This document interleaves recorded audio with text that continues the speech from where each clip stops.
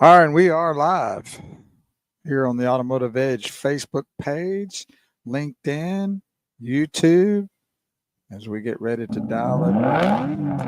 Are you ready for the show? I said, are you ready for the show? Ladies and gentlemen, the show you all please welcome Kurt Chase and the Automotive Edge.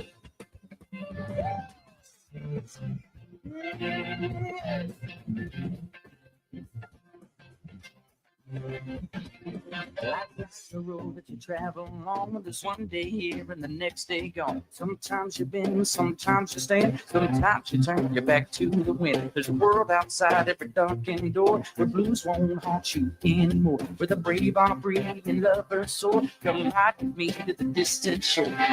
We don't hesitate to break down the garden gate. There's not much time left today.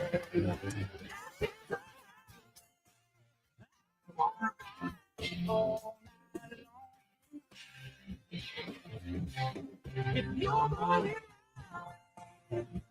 wanna try it on. We're going. We're live. Welcome, everybody, to the Automotive Edge radio show. Right here on Talk Radio 1190 AM KFXR. And the star of the show is being escorted in by his bouncers. So make way and Bouncers. his, Well, that's an old term. what do they call it now? Security guards? Yeah, security, bodyguards, Yeah, they just brought him in, set him down, bouncers, got his legs covered so he like we're in won't, a nightclub. he won't get cold. Bringing him his coffee. That's right. Welcome. There he is, the star of the show, Kurt Chase. Another edition of the Automotive Ed Radio Show today live. Where are we? We are 35 and Rut Row, Renfro Drive. Burleson Nissan. That's right. Home of the Justin Crane, That's him right there. General Manager, Managing Partner. He'll be joining us here later in the show. And we're here to open up the dealership and get things rocking. And I got our new sweat tops for people to come by and test drive. There you go. Come by and get a nice new Automotive Edge sweat top and take a test drive. The new Armada's here. The new Murano is here. The new Kicks is here. The new. And here at Burleson Nissan, they've got 4 vehicles less than the price of an average used car, brand new, with a 3-year, 36,000-mile bumper-to-bumper warranty, less wearable. We always got to clarify that because I get people going, well, you said bumper to bumper. Well, there's no true such thing as a bumper to bumper unless you're buying a Rolls Royce. There never was there? No. But that's why they advertised it forever. Yeah, but you got to read apply where Yeah, but I'm not applicable. talking about what you read in the such a fine Well, yeah, print that you got to have. There's always fine print. But back in the day, they Your thought- Honor, I didn't read the final paragraph. That's how they advertised it on TV, though. Like, it's bumper to bumper, 1,000. Yeah, but then they put years. that little tiny writing. Yeah, nobody can see. You know, I used to put that in my advertising ads, and you know what it always said on the very bottom? What? Does not include any additional dealer installed options. Let me go with this. Now I got to work. Yeah, we're not the doorman here. You know, they can walk around. We're doing a live radio show, and he needs to get in. What's up with that? Yeah, well, we just got to charge him $50 for interrupting the radio show. So, we used to put there, does not include any additional dealer installed options. Oh, and wow. so people would show up and go, hang on a minute here. I thought that, and they would come up and go, you'd have whatever your advertised price was on the vehicle. So what would be the dealer installed options? Like maybe the Well, tent? when I first started in the car business, you know what a dealer installed option was? No. Air conditioning stereo. So it didn't cover that, right? Oh, Yeah. wow. Good morning, Will Sakala. And we got people starting to pop on here on our Facebook live feed. And if you're on the radio and you've just never heard us here, you just happen to turn it on and somebody drove your vehicle before you got in or changed your station at the house, you are tuned into Talk Radio 1190 AM KFXR, an iHeartMedia Network station. And we are the Automotive Edge radio show, and we're here every Saturday morning from 8 to noon. Then we're live on social media sites on the Automotive Edge Facebook page. We're on the Shifting Gears Facebook page, which is our sister Facebook page. We're on Kurt Chase LinkedIn, personal LinkedIn page. And then we're on YouTube. We added that recently, and it's the Automotive Edge Radio Show. So if you go and search YouTube, make sure you enter the radio show part of that entrance, the Automotive Edge Radio Show. Then there we are live there as well. Huh. So a lot of places. Yeah, we were at the Sakala's estate for the Super Bowl.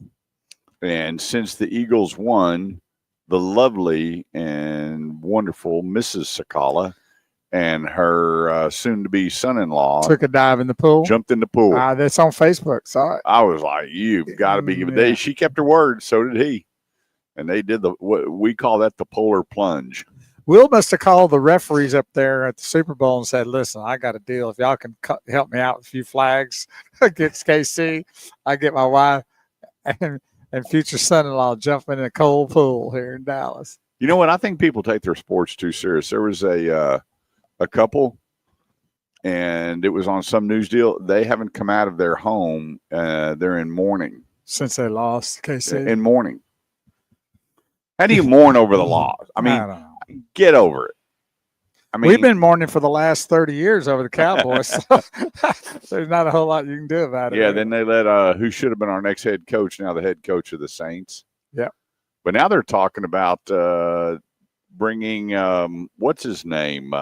What, the The offensive quarterback for the Jacksonville Jaguars up there to Pittsburgh in a mega deal. coordinator? Oh, really? Bring old Lawrence up there to Oh, that'd be cool. yeah, and they got their backup quarterback who I thought was going to be their next player, but anyway, the Cowboys don't have a quarterback. They won't for the next 4 years. Good morning, Ty Gentman. I need to go by and see Ty. You know, I got caught up between building my fence, and I have never gone and booked so many cars. And he picked up a gift for me, and I would just be ashamed of myself not getting over to see one of the best men in the whole world coming up. Have you seen those trophies he's been working? Oh. Bad to the bone. That's amazing to have a mind just to go, let's build this. So I just redid my office, and I've got 4 of the coolest Ty Gentman trophies. Creations, yeah. I've got 2 tarantulas. I've got one that's a piston, and then I've got the Star Trek Connor. Don't you have a spider one too? Tarantula, spider, right. yeah, whatever. Yeah. And then I've got the USS Connor Trek. Oh, yeah. It's true. That's good. Yeah, that's a bad boy. Yeah, they're fabulous. And I had a buddy come over and go, "You want all these?" I didn't win anything. I bid them. I wanted a something special for my office every year. Right. So I got 5 trophies out of, I think, the 8 years we've been going. Well, the big car show is happening March the 12th. Yep. Or is it May? April. No. It's April 12th. Sure. Positive. Okay. April 12th. I was all over the map with that one, wasn't I? Yeah. April 12th. Yeah. Keller Go to Townsend. Connor's Car Show to verify. But Don't trust us with those dates. yeah, it's amazing. Last time I saw Connor, he was growing a beard. I know. I'm like, how did that happen? Well, it happens like when my son, when I was changing his diapers now, he's about to be a senior in college. You know, the women all, they just goo and gaw over Bo, but man, at Connor's Car Show, they line up for Connor. Oh, yeah. He's a star. He takes it over right there, man, and he should. Oh, no He doubt definitely about should. it. So it's a great time to be out there. There'll be probably over 600 vehicles out there and helicopters, motorcycles. It's an event that you don't want to miss. If you think you've been to a car show, but you've never been to a Connor's Car Show, you haven't been to a car show. And here's the great thing is, you know, that Ty Gentman has a heart of gold. All that money goes to the different hospitals that helped Connor and helping others 100%. I mean, he gives it all. He said, yes, it's April 12th. You should have bet me a Dr. Pepper. You owe me a case anyway. I owe you more than a case. You I owe can you a afford one truckload. more Dr. Pepper. Yeah, no doubt about it. But it's a great time of fellowship, and everybody out there is happy. Yes. And you don't see people with all their cell phones unless they're taking pictures. Everybody's talking and looking at cars. And, Well, there's a lot of events. There's like the crawfish crawl, I guess they call it. yeah, got all the food They got trucks, music. They've got all the the people live auction, They silent auction. vendor vending people out there with their booths and different things. It's a wow, Yeah. dynamite event. So mark your He doesn't calendars sleep down. for 24 hours. No. I was out there last time, like close to midnight, and there he was. They were just having a time of it. He's probably gets prepared. Yeah, and he teases me all the time. Here, come look in the trailer. I'm like, stop it. Every time I do, man, my American Express just starts shaking. You get a notification. Is this what you really want to spend on? Yeah, well, he showed me the USS Connor prize, and I went, you know what? That's going home with me. And sure enough, this guy goes, hey, Ty, I want to let you know the auction's starting. I was like, I'm going to get it. Well, we got a lot of people. I tried to buy you that base. I know that was bad. That thing went over. But he made me a little special one too. Oh, did he? Yeah, you remember that? With the plan that I showed it to you. The trophy you gave me. See, people love me. Ronnie Swain, good morning. Katina Fields, good morning. Michael King, my brother. Dave Martin, the Psycho Dave. Thank y'all for tuning in this morning. Julie Crosby. Yeah. Cool. Say good morning to Julie. I don't have that. She's one of our first viewers this morning joining us. Hey, coming up, we're going to do a donut test. Is this a good donut or not? Well, there's very few donuts that are not good to me. But you know what, everybody, when I was talking about, a good place to pick up donuts, because, we moved a couple of years ago for the 200th time.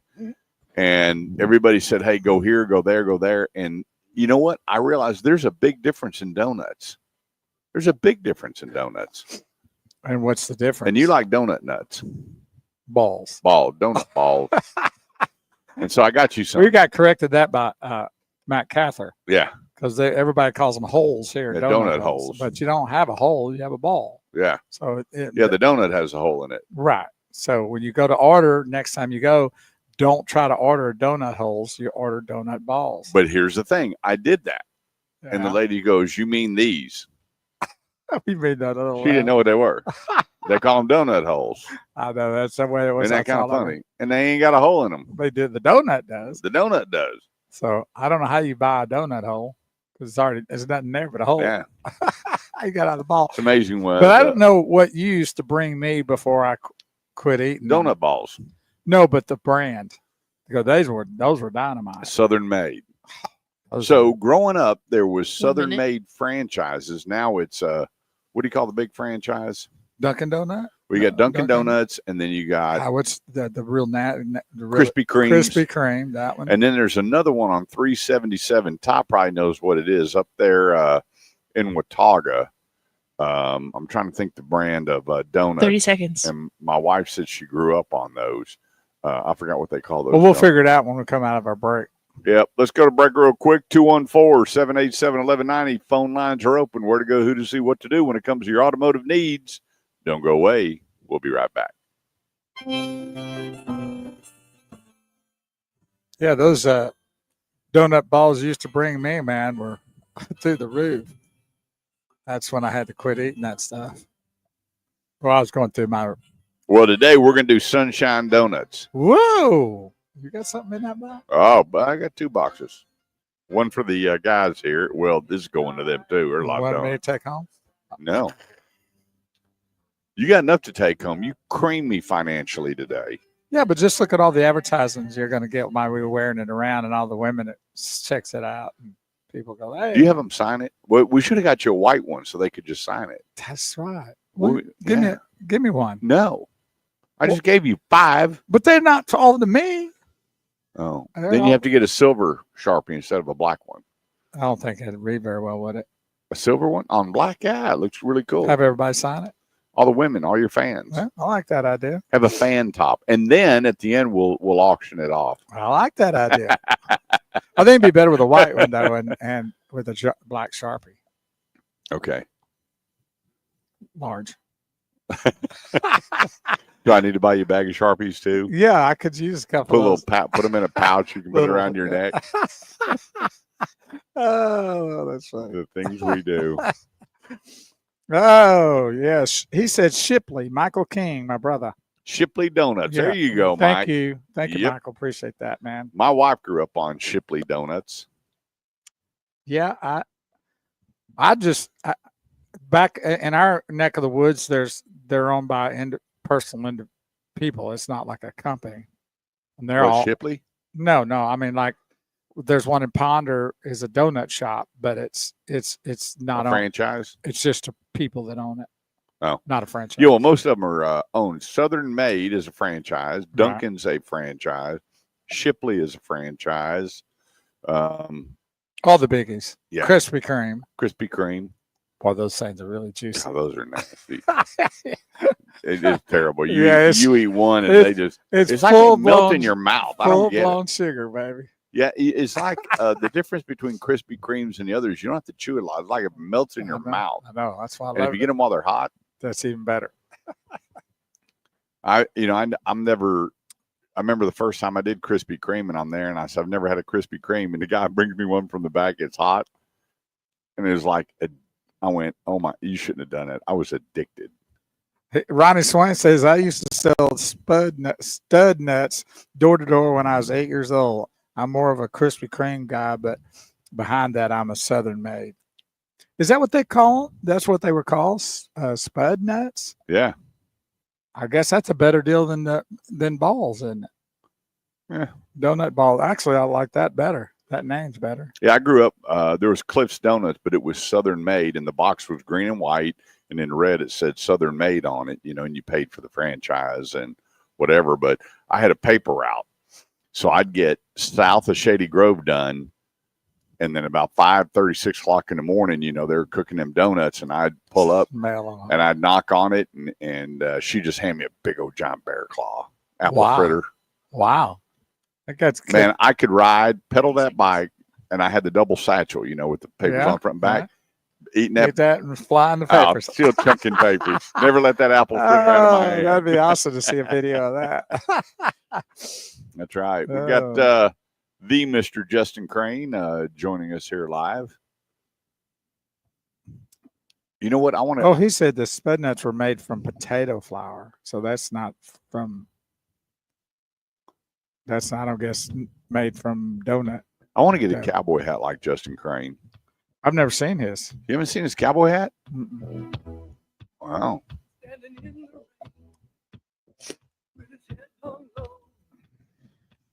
Couldn't get a ticket. It was a school. You know what this is?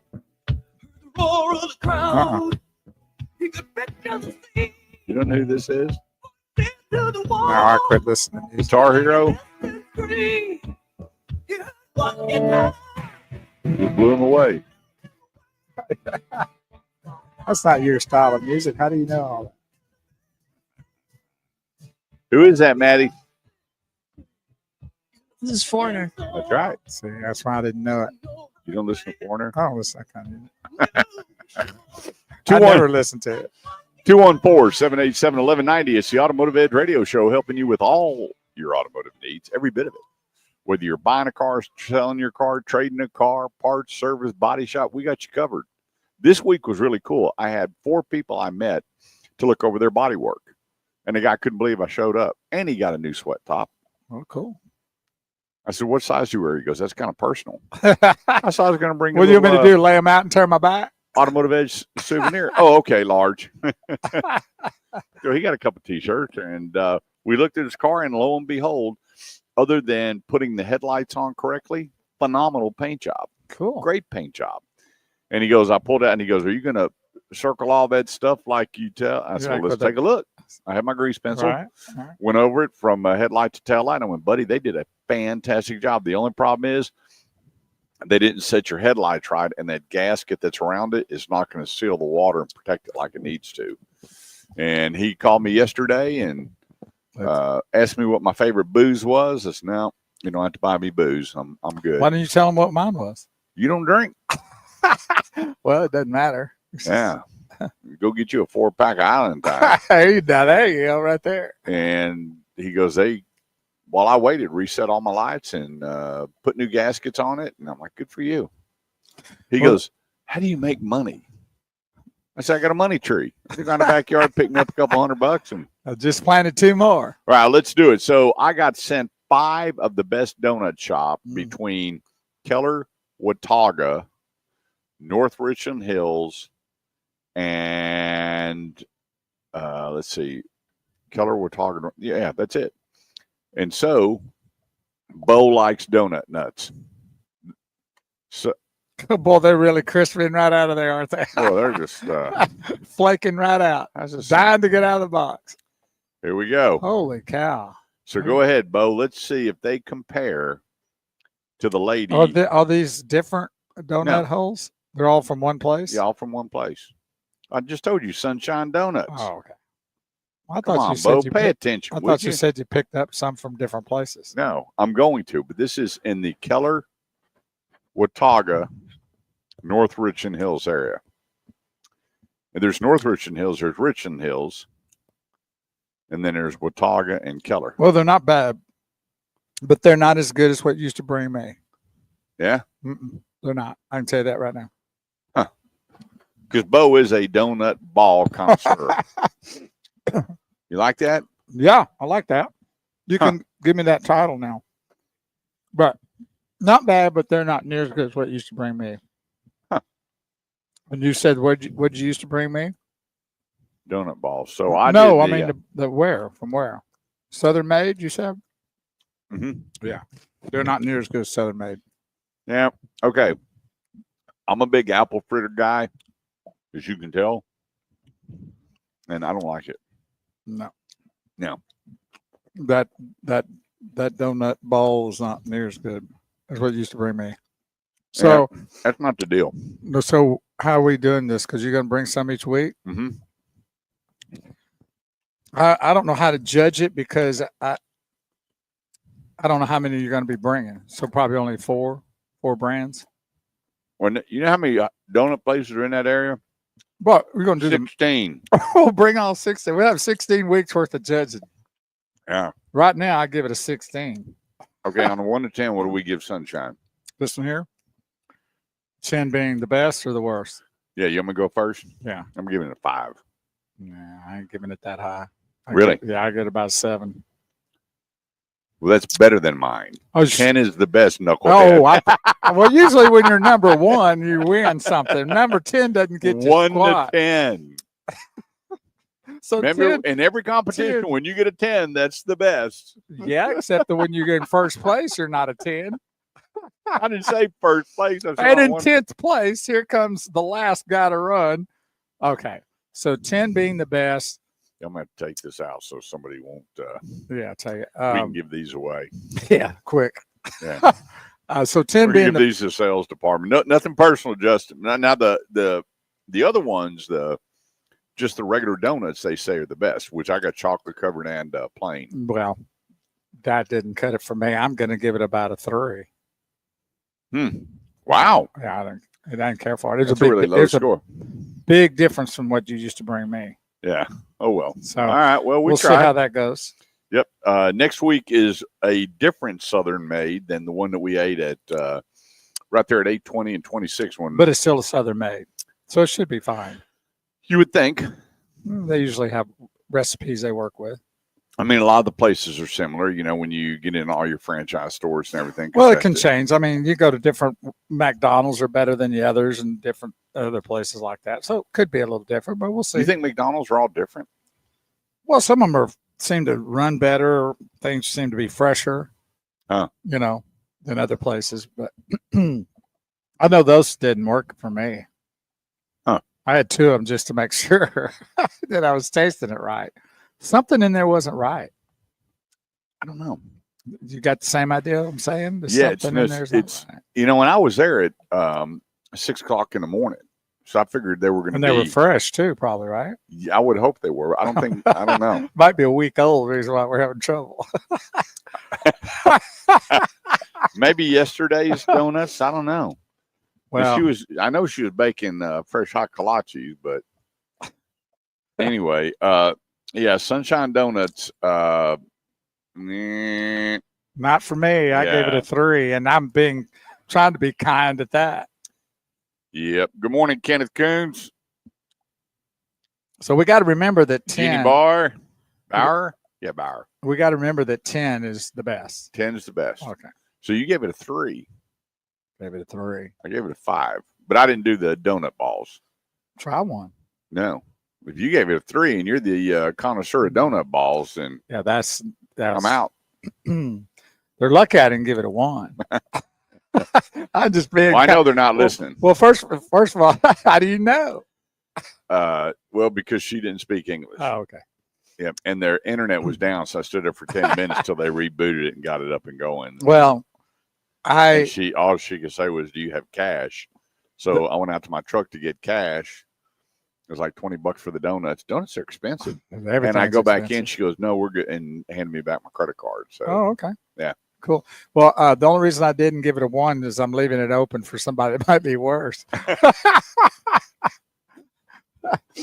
But no, that's not good. I wouldn't go by there and buy anything. I wouldn't buy anything. I won't be stopping there again. No, that wouldn't be for me either. I was waiting for a nice, fresh, whatever.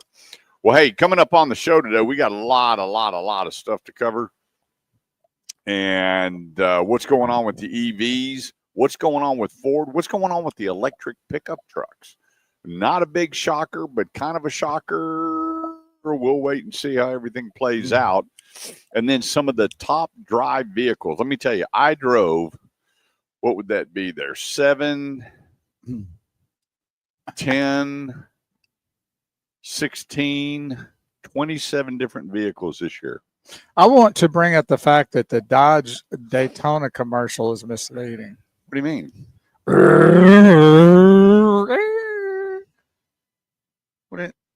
That was pretty good. I know. I heard the commercial quite a bit for the series I'm watching. But come on. They're trying to sell you on that? Well, here's the thing. You're going to see that X amount of this electrification coming out is going to be where they transpose the car to a car that doesn't have sound, but they add it through the software.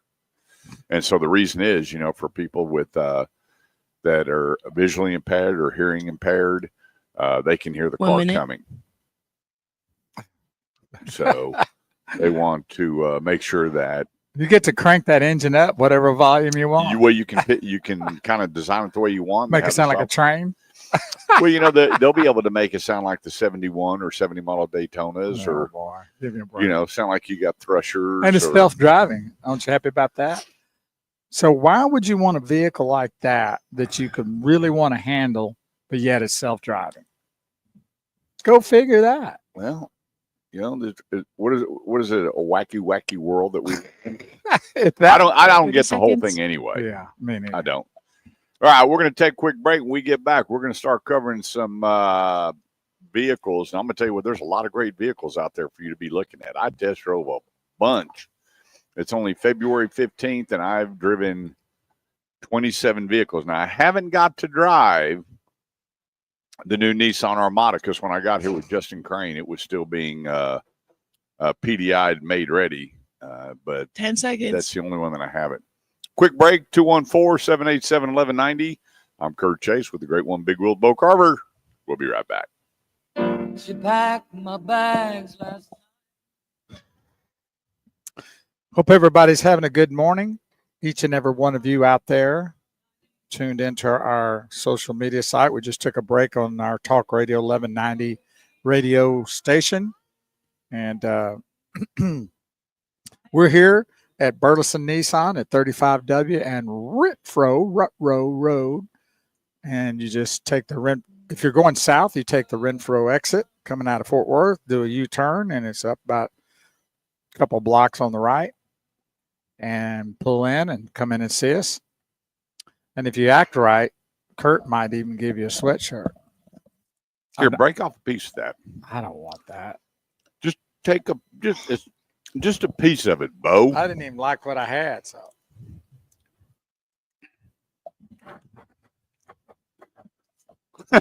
Nasty. Not good. That's worse than the donut ball. Man, I don't even want to know what they were making that with. You gotta be careful what we're saying because we're giving them to the employees here. Oh, yes. Oh, they're awesome. God, that was delicious. And that's the center of it. That's not, that's not good because you like that stuff, don't you? apple fritters are my best, Mm-hmm. but I like the chunks of apple. I can't even taste the apple in it. And Can you? I can't even taste the apple flavor. well, I don't know what that is. We could be a cow patty for all I know. That's the underside. The top looks good. You didn't pick that up out there near field, did you? That's too funny. Oh boy, that is rough going there, baby. Now that's Were they busy? nobody there. That's a good reason for it. I'm the first one there. You might have been the last one there Yeah. too. And then this lady walks in. I'm just standing there. She goes, "Sir, is everything okay?" Like I was robbing the place or something. Right. I said, "Well, the internet's down." She goes, "Oh, I got." I said, "Well, hang on. I think it's going to work here." And sure enough, it did. And you know what she said? She had the coolest response. What? She said, "You have a good day." I said, "You have a blessed day." She goes, "I received that." Hey, that's very cool. I went, Now I'm gonna be choked, Dude. So I need to Man, get some that water thing- now. All right, you want a glass of water? I need something Coca-Cola or something to wash this out of my mouth. It's not that bad. I mean, you know what? It's it tastes like a cinnamon donut. Yeah. I don't know what to redo that. So if you're in the Watauga, North Richland Hill, Keller area, and you know of a good donut shop, because this one did not work for us. There may be a lot of people that like it, but I don't. Morning, Jeff Butler. How are you, buddy? Thanks for joining us here on the Automotive Ed Radio Show. Ronnie Swain. Hey, I tell you what, I'll give you $5 if you finish that. 30 seconds.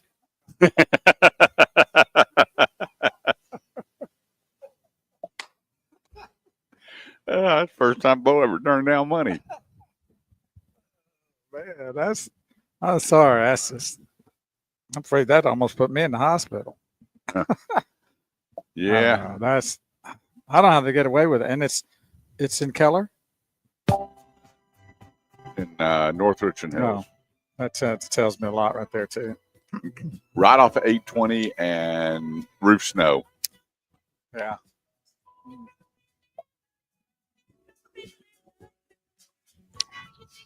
I'll pick up some stuff some morning when I have a chance to from Ponder, just an independent store. See what you think. We're going to do a few more donut places. Then we're going to do the pigs in a blanket. I like pigs in a blanket. Yeah. But I like it with the croissant, not with the regular. Really? That ain't a pig in a blanket. It is too, with the croissant roll. Like No, it's not. It's a croissant with sausage. All right. Well, you call it what you want. You don't make pigs in a blanket is a biscuit. It's not. But I like it with the croissant instead of Well, that ain't a biscuit. pig in a blanket. Well, what do you call it then? Croissant with sausage. All right, then that's what I want. You like the flakiness? Yes, I like the soft of the dough. Pigs in a blanket are soft. But the croissant breading has a better taste. Oh, okay. That's what I've I never like. had it with croissant. Well, you need to. I'm not French. Well, there Oui, you oui. go. See, now you're calling me French. Okay. When you say I'm not, now you're doing it. Which is it? Come on. Yeah, you're none of that. Well, my DNA says I am. Yeah, so. you didn't have no DNA test done. You came up with your own. Hey, well, no. I guess I have to bring it and show it to you. All right. We're going to reveal it. We're going to do the Reveal- envelope The revealing. reveal. That's When right. I start speaking Cajun, you'll know. Yeah, I'm going to have it done. Hey, Daddy, what you doing over there? Gotta go read that. I'm gonna have it done. I'm gonna swab you and send it Something off. come over. Yeah, I can Give it tell. over. Fighting over there. 214-787-1190 is the number. This segment of the show is brought to you by Driver's Edge Auto Repair. I don't know if you saw the weather coming up here next week. It's ugly. Get your swimsuits out. It's time to go. Kind of So, dive in. Go by Driver's Edge Auto Repair. If you go to mydriversedge.com, that's mydriversedge.com, get your batteries checked, get your tires aired up, make sure you got the proper coolant in your vehicle, that you got oil in your car. Because I'm telling you what, they said it's going to be the coldest winter we've seen in a long time coming up on Tuesday and Wednesday Well, morning. we've had worse. Well, you know, And it's not as long. Remember it's not as cold as the ice storm. Remember, we went a whole week about 2 or 3 years ago. Remember? Yeah, but And I it mean, was when we had the power outage and Right. everything, they said it's going to be colder than that, but without all the ice. I don't think it's going to be colder than that. We got down almost 0 degrees. They said we're going to get there. No, we're not. How do you know? Because I saw. It's talking about like 12 degrees. Lick your finger and put it in the air? Yeah, I know. My dog lets me know what the temperatures are going to be. So anyway, go to mydriversedge.com. That's mydriversedge.com. You got 23 locations here in the DFW area.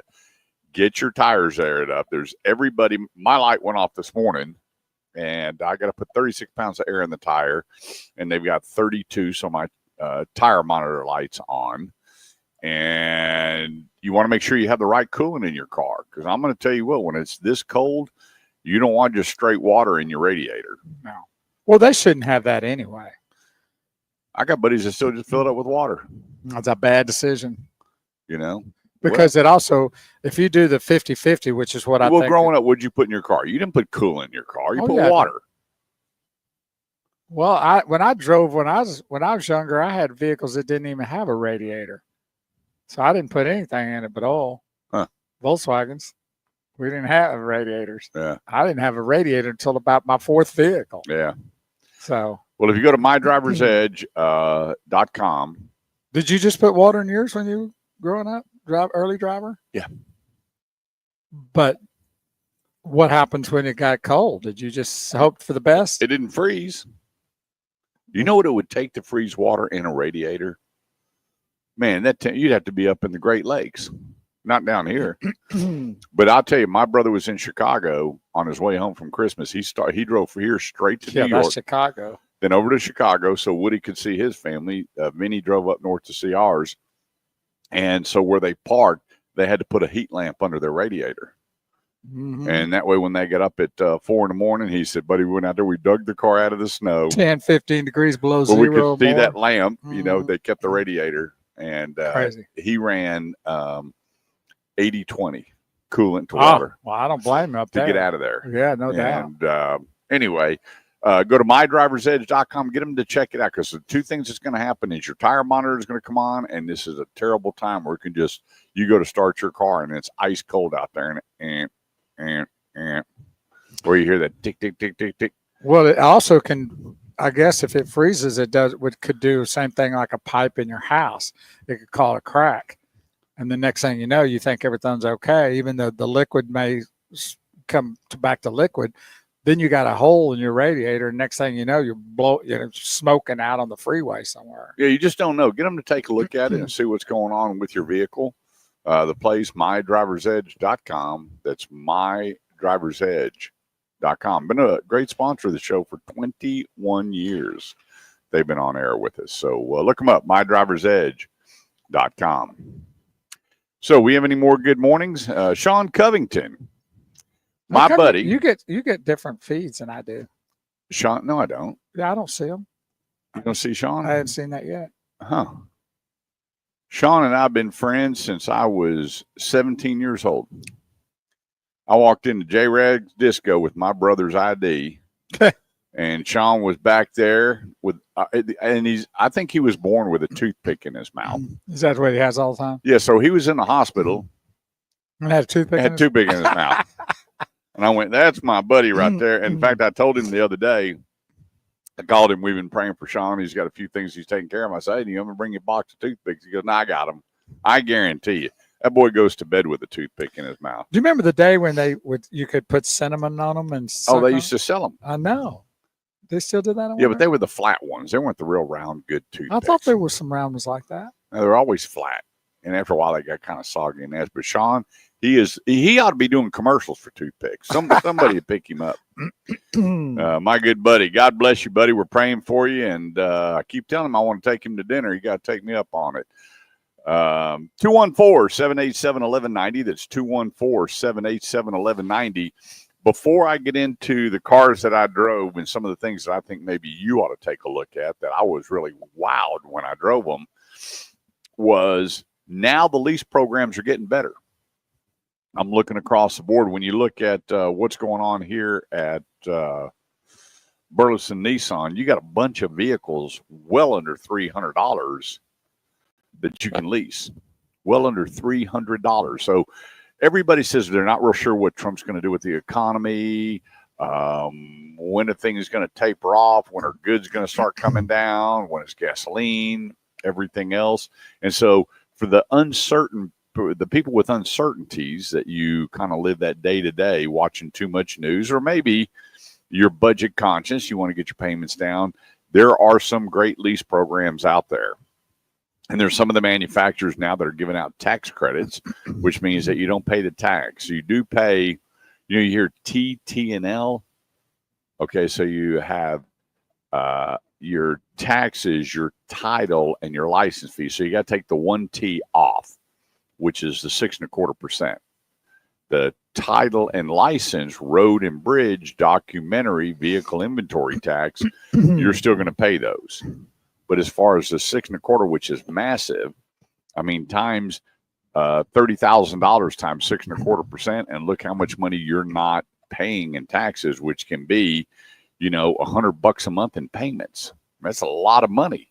And so there's companies out there, not all, that do have tax credits, and we can help you with that. If you go to theautomotiveedge.com and click on Ask Kurt and leave me your name and number and tell me what you're looking for, I can tell you every company that has tax credits, where the best lease programs are, and how we can direct you. Because the lease programs now, they're all closed-in leases, so you're protected. Once you sign, you'll see closed-in up at the top right-hand corner. You're fully protected. And there's some great programs out there. And with some of these massive, massive discounts for the people that bought their car during the virus that have a lot of negative equity, a lot of that can be absorbed into a good lease. And at the end of 3 years, you got a clean slate. You start back over and you're rocking and rolling. Let's take a quick break. 214-787-1190. That's 214-787-1190. We get back. I have my 7 SUV picks that you just might want to take a test drive here on the Automotive Edge Radio Show on 1190 KFXR, part of the iHeartMedia Network. I'm Kurt Chase with the bazillionaire, Big Wheel Bo Carver. We'll be right back. Huh? I'll tell you what, that needs to be turned into a Frisbee. We should have apple fritter Frisbee day. I don't get it. I get it. It sucks. That's what I get. I don't know, man. I don't know how they get away with that. We should call them up and ask them if that's their normal tasting fritter or donut balls. They say, yeah, that's our normal. Yeah. Okay, well, thank you. The center of it's really good. I don't even want to try it. I'm turned off to it. I mean, the center of it's really good, but then they need to cut the edges off and leave it. Call it apple fritter balls. Trim it up like crustless bread. Yeah, exactly. That's disappointing. I love apple fritters. Well, that one, yeah. You can have all of that. And we are on a short break here on Talk Radio 1190 here every Saturday morning with you on the Automotive Edge Facebook page, Shifting Gears Facebook page, and don't forget YouTube. Please go and subscribe to our YouTube channel. We appreciate it if you do. Soon, possibly, you might be getting some notifications if you go to YouTube, because I think the great Kurt Chase is going to start putting some little, what they call quickies on there and helping out with your different things. And yeah, what are you doing? You dancing? Clean up all this. I've never seen anything like it. Huh. Yeah, it's pretty rough. I'll tell you that. Justin's going to come in and go, what'd y'all do to my showroom? I'm like, buddy, it came off the donuts. Yeah, right. Well, that's the way it rolls. This is not a good start to the donut world, is it? No. So I'm not going to say who told me about that place, but they're going to get a really nasty comment about They're probably laughing if they're hearing us. Ron Weiss. Hey, guys. Where does Ron live? Ron lives in Keller, doesn't he? No, Ron, I'm not sure. Hey, tell Kurt I got a new Jeep Wrangler last Saturday. Where'd you get it from? Just type it. You don't have to say. Well, he came to see us up there, didn't he? Huh? Wasn't it Ron that came to see us up there? Mike came to see Oh, us. Mike. I'm sorry. Sorry, Ron. Oh, you went to the wrong place, Ron. Frisco. Why did people do that? 1 minute. They listen to you every week. And Listen to me every week and then go somewhere else. What's going on? Well, Ron. Jeez Louise. Well, I hope you got a good deal. It's all right. Enjoy it. That's right. Nothing like a big old Jeep Wrangler. Let me and Bo take it mudding. Make sure that thing works good, and we'll bring it back to you. We'll leave a little gas in it, but we ain't going to clean it. Not where we're going to take it. We're going mudding. We're going to start at the donut shop. Yeah, he's the one that came down to shop. He came to Great Ryan Dodge to see us. Oh, that's right. He did. Him and Yeah. Michael both came by. Yeah, exactly. I knew that. yeah. Michael went and got his trade and came back. I don't know what they did with his trade, but Well, it's good to meet you, Ron. I hope that vehicle works really good for you. We're all for promoting new vehicles being purchased. And Dorothy Noon, good morning. what you say, cuz? Love you, love you. Don Carl Neer says, love, peace, and soul. Okay, guys, we're here at Burleson Nissan today, 35 in Renfro Road. Ruh-roh. Come by and see us, test drive. I'm telling you, it's like everything here is new. The new Nissan Kicks, the new Armada, the new Murano. I saw that new Murano over there. I was looking on the inside of it. It's pretty slick. Slick Willie. Those are all new. Totally redesigned. All of them, right? Yeah, you look at the Kicks previous to this one here. That's the new Kicks. That's insane. Yeah, it doesn't even look like the Kicks. In fact, my son told Justin Crane, could you call my dad and tell him I need a new Kicks? So you'll be driving that home today? No. I keep buying my kids. I mean, I've got all but one off my payroll. Yeah, right. And that happens to be my oldest. Oh, okay. Yeah. So every time I turn around, in fact, she got a new Nissan. There you go. She got a new Sentra, and she just absolutely loves it. It's funny now when I talk, she goes, my car's clean. I'm real anal about that. So she takes good care of it. You better. That's right. I know how you are about that. Yep. So come on out and see us. We got some new Automotive Edge radio show sweat tops. If you come test drive a car, we'd love to have you out. Hey, this segment of the show is brought to you by Classic Buick GMC Arlington. I'll be heading over there just as soon as I get off the air. I get off air today. And I got two people going over there for pick 'em up trucks. The new GMC AT4 on one, and then the other one is a Yukon Denali, and I can't wait. And I already asked. I said, "Hey, can I take that Denali and drive it?" You know what he said? Yes. We're going out of the country. You can have it for 2 weeks. No. I'm like, stop it. Really? I wouldn't do it anyway. I don't like driving other people's cars. I'll take it. Don't. Okay. We'll just send Bo over there. My buddy Jermaine Pearson, general sales manager over there, stopping to see him. He's. I'm going to tell you, he's good people. When you meet Jermaine Pearson, you'll meet somebody that has a great attitude every day. He's filled with energy. He's got a great spirit about him, and he moves inventory right there at Collins and I-20. If you go to classicarlington.com, that's classicarlington.com. Ask for my buddy Jermaine Pearson, and I got to tell you, I moved it right there to the top of my list, the new Buick Enclave. If you're looking for a luxury SUV, I mean a luxury SUV, not the big bad boy, your midsize SUV, I don't know they can make one any nicer. And I had a Buick Enclave before, loved it until the porter wrecked it and took out the whole right side. But the valet driver, we liked everything about it, even when it was repaired. And so they've gone to a whole different level with their Buick line. There's a Buicker for old people. No, it's not for, I'm not old. Am I old? Do you have to answer that question? Okay, never mind. Anyway, it's classicarlington.com. That's classicarlington.com, and see our buddy Jermaine Pearson. We'll be out there March 8th. So, but stop out there today and see him. 214-787-1190 is the number. That's 214-787-1190. So I'm going to go down the list here and tell you a couple of vehicles that I drove, and a couple of them are really out of character for me. I've never been a big Volvo fan. Always thought Volvo was very conservative. I didn't really like it. I didn't like the boxy look. But I got to tell you, I drove the new Volvo XC40. This thing is darn impressive. How about that, huh?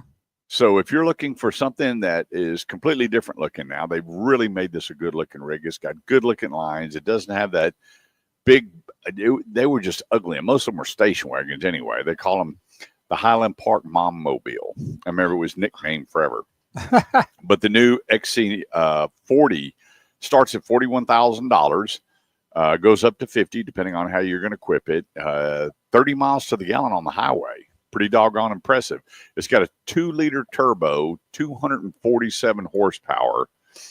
And the impressive part is this thing weighs 3,500 pounds. So You're going to get a big, heavy feel, but a car that gets great gas mileage and great acceleration. And so the Volvo XC40. Next is the Volkswagen Taos, however you want to say it. And this thing starts only $26,000. When I got there, I was, figured, $35,000. And so I walk up to a vehicle. I'm a visual guy. I don't even look at the window sticker. I'm looking at the headlights and the wheels and the bumpers. And there's a lot of manufacturers that finally got and quit building ugly wheels and putting ugly rims on car. We call them rims. Now they're called wheels, cast aluminum wheels. But anyway, they're just ugly. Now they're putting some good looking stuff on the vehicles. Well, you don't like black wheels typically. No, I don't. Or the gray, dark gray or granite or whatever. You're a chrome guy, aren't you? Yeah, chrome polished. Right. Yeah, I don't like the See, I like black wheels on certain types of colors. I'm not against the chrome or the polish or whatever you call it, but I like it when, like on the Purple Haze's car with those black wheels. I like that. Yeah, there's cars out there that when I look at it, I like it. Right. But it's got to match. I've never understood why you put solid black wheels on a dark blue vehicle. Yeah, I've never understood that. Well, because black and blue, even when you're dressing, black and blue don't go together. I agree with that. And it's now these are black, but they have all the polished enhancements to right. it. There's so it really makes it look different. Right. But if it was all black, I'm just out on it. But the Volvo Taos, $26,000, 1.5 turbo, 174 horsepower. And it's so funny when you talk, you only got 174 horsepower. You got to look at the torque. You got to get in driving. It has a lot to do with the weight of the vehicle. And if you back up many years ago, 250 horsepower, you had the cat's meow. And so it's all about the engineering. When you start looking at Indy cars and these different ones that are running 4 cylinders and V6s, pretty doggone impressive how they can maximize race cars with smaller motors. So don't let that fool you. The Volkswagen Taos, $26,000. Take a look at it. Nice little ride. Did you say go to break? She's wanting us to. Oh, yeah. Okay, let's go to break. When we get back, we'll 30 finish out our seconds. SUV list here on the Automotive Edge radio show on 1190 KFXR, part of the iHeartMedia Network. We'll be right back. She packed my bag last night. We fly All right. I'm done that second. 0 hour.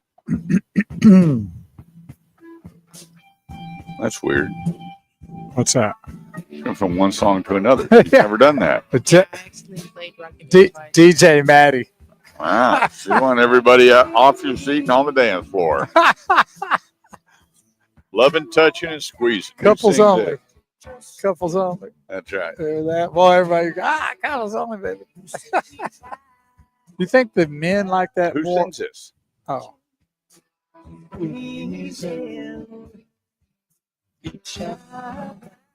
I don't care either. Remember, you think the women liked it more when they said couples only or men? Couples only. You know, on a skating ring? Yeah, like if they said, okay, this next song is just for couples only, did you think the women like that or the men like that more? Oh, the women, for sure. Okay. Yeah, they got to hold their honey and roller skate. Right. Well, I would think maybe the men, because they could go pick the girl they wanted to go as a couple with. The guys like when they said backward skate only. They could be Yeah, cool. right. That was the guy. I couldn't even skate frontwards. they say backward skating only. I was gone. Yeah, I stood on the side. I was on the side, baby.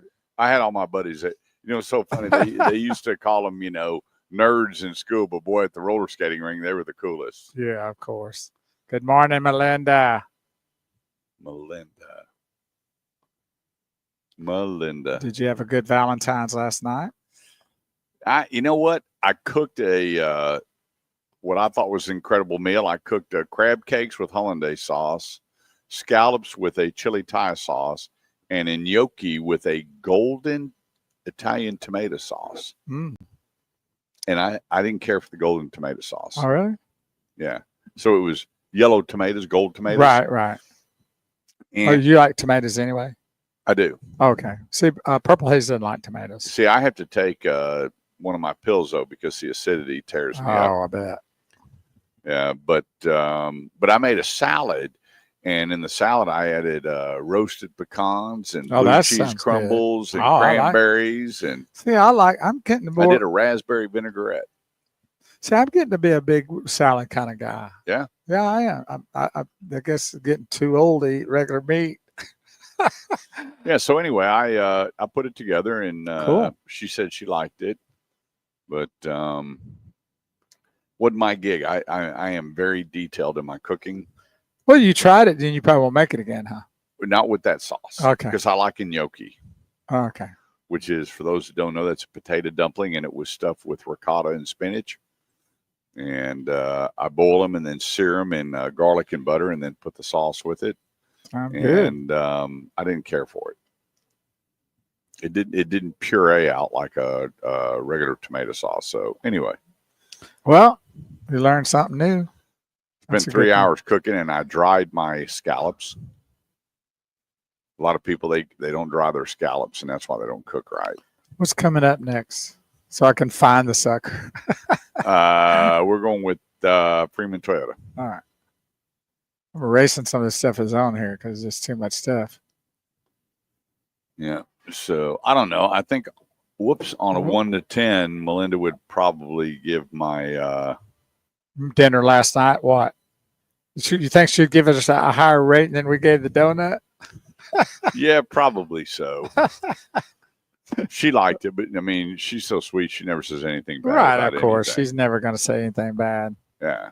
She's always. So she's not a good representation of when you want some real true a fact or a number on something, right? Oh, no. Yeah. She's not going to say anything bad about it. If it's like we were thinking something 1, she'd probably give it at least an 8. She finds good in everything. Yeah, exactly. Well, I tried that in these donut balls too, but I couldn't find it. That's the first time I ever threw an apple fritter away. Yeah, boy, I took that first bite and then knew right off the bat it wasn't good. I didn't have to take another one, even though I did. Yeah. Crazy. So we're in the midst of donut hunting and tasting and rating over the next few weeks. Yeah, that was the worst apple fritter I've ever eaten. And 5 was beyond generous. Yeah, that's what I'm going. I gave it a 3, and I thought that was generous. Yeah, the center of it was okay. The rest of it was. No. I couldn't have even gone that far to even taste the center. So, good morning, Art Naismith. Marvin. Hey. Oh, my brother. Where do you see that? That's cool. I don't get that. You get stuff I don't get. I don't know why. Well, because Marvin doesn't like you. Probably true. I know Marvin. Good morning, Marvin. No, you can't say good morning if he's not on your deal. Well, I'm saying it because you said good morning. Well, because he's here with me, not with you. All right. I got Art. Is Art with you? Art's with me. Okay. Good morning there, my royal purple brother from Do what? Lufkin, Texas. God, why is she just yelling at us? Lieutenant She's not the Maddie. sweet little Maddie we had last week. This week is 10 seconds. She must have had one of those bad No, donuts. I'm in a good mood. Are you ready for the show? She I cranks said, up the are you volume. ready for the show? Ladies and gentlemen, the show you've all been waiting for. Please make welcome Kurt Chase and the Automotive Edge.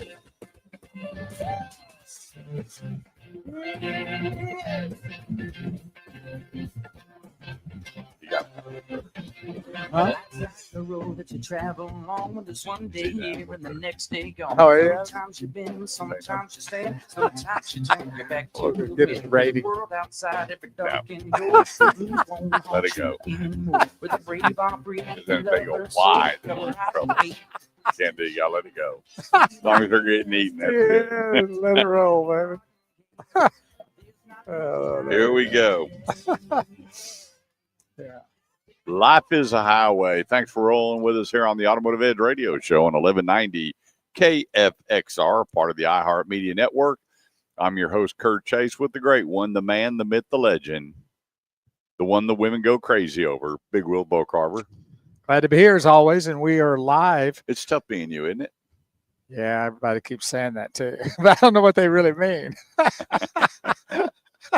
I have to agree with her because I don't really know. Your brother says good morning to you also. Oh, thank you, my brother. I love my brother.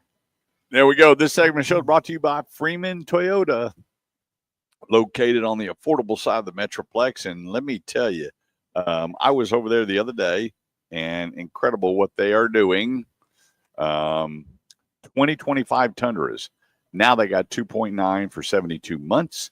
Tacoma double cab. This SR5 loaded up $269 a month, or save a ton of money and get a new 25 Corolla LE $219 a month.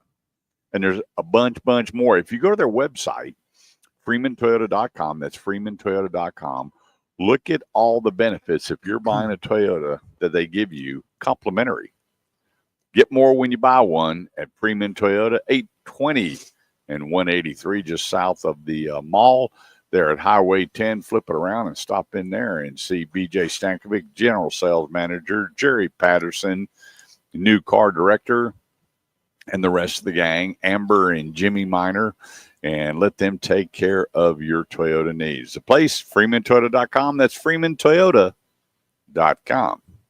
All right, so we covered the XC40, the Volkswagen Taos, the Hyundai Tucson. I've always liked one thing about it. The Hyundai product years ago didn't have much resale value. They pull up, and it was just a bucket of bolts we didn't want to trade for. If we could get it for cheap, we took it. Now, Was it because it wasn't that great of a vehicle, or people just weren't the quality, interested into buying that the quality. brand?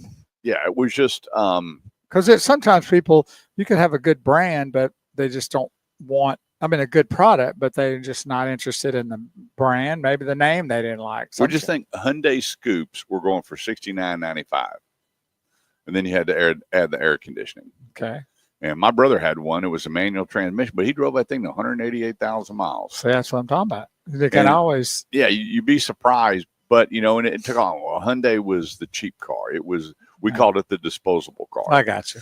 And as time has progressed, Hyundai just continues to get better and better and better. And it was that way with Kia, too. Yep. Same way. Now, the Santa Fe, I think the front end of that, whoever designed that needs to be fired, because Hyundai really had that really cool, aggressive, aerodynamic looking vehicle. It's like somebody fell asleep and just pushed the front end in. I don't get it. But the Tucson still has that good, aggressive Hyundai look. I don't know why they did what they did with that vehicle, but starts at $34,000. It's got gas electric motor on it, up to 38 miles to the gallon. That's pretty impressive. 231 horsepower as well. That's the Hyundai Tucson. Then the Mazda CX-50 coming in around $34K. It's got the CVTT transmission. It's so funny when people drive the CV, which is continual various transmit. It does not have the gears in it. Okay, so the transmission is smooth. It's belt driven, so it goes through the gears, and the belt, the pulleys on it expand and contract as the continual variable transmission turns. It's incredible how this, but a lot of people are waiting for that. Waiting for, and you're not going to get that with a CVTT. And some people just don't like it, even though it gets great gas mileage. It's tried, true, and proven. When Toyota came out with the CVTT, and then Honda with the CVTT, I liked it. It didn't bother me that I wasn't feeling the gear. Sometimes I had to look down where, to get used to it, to realize I was in overdrive or I was in drive, because it was going through all the gears and it was showing it was going. But I had people driving go, man, I can't get in that CVTT. But they're going, what about that belt? What if it stopped? They haven't been building them for this many years, and you hear nothing about recalls on the transmission belt. The Mazda CX-50. Next, here's one that I'm going to tell you what, I got a need for speed. You know that. And that Porsche Macan coming in starting at $64,000. It's got a 2.9 V6 turbo. And this thing is a machine. 25 miles to the gallon on the highway. Wow. And this thing rock and rolls. I drove it. Oh, let me tell you, I drove it. That salesman Did they actually want it back after you brought it back? That salesman said that was the coolest test drive I've ever been on. You? Oh, yeah. So he goes, you mind if I ride with you? I'm like, no, tighten up your seatbelt. And he goes, and he got this grin on his face. He was happy about it. Let me tell you, I broke that puppy in, and he was going, are you a professional driver? I'm like, no, I just have fun driving at speed. And so I liked everything about the ride, the driving, the handling, and some of the Italian sports cars or German sports cars, your overseas sports cars some of them used to have a lot of blind spots. This thing had no blind spots on it. It was the deal. Now, why is he wearing that jacket? Of everything that he could have worn in today, when I was signing paperwork with him, he still had all that New York stuff. Come on, man. I know. This is Ranger country. That's why Justin hadn't put his name on the glass, because he's wearing that New York stuff.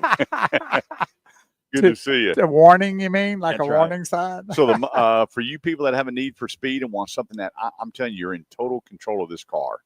It has a very aggressive steering wheel.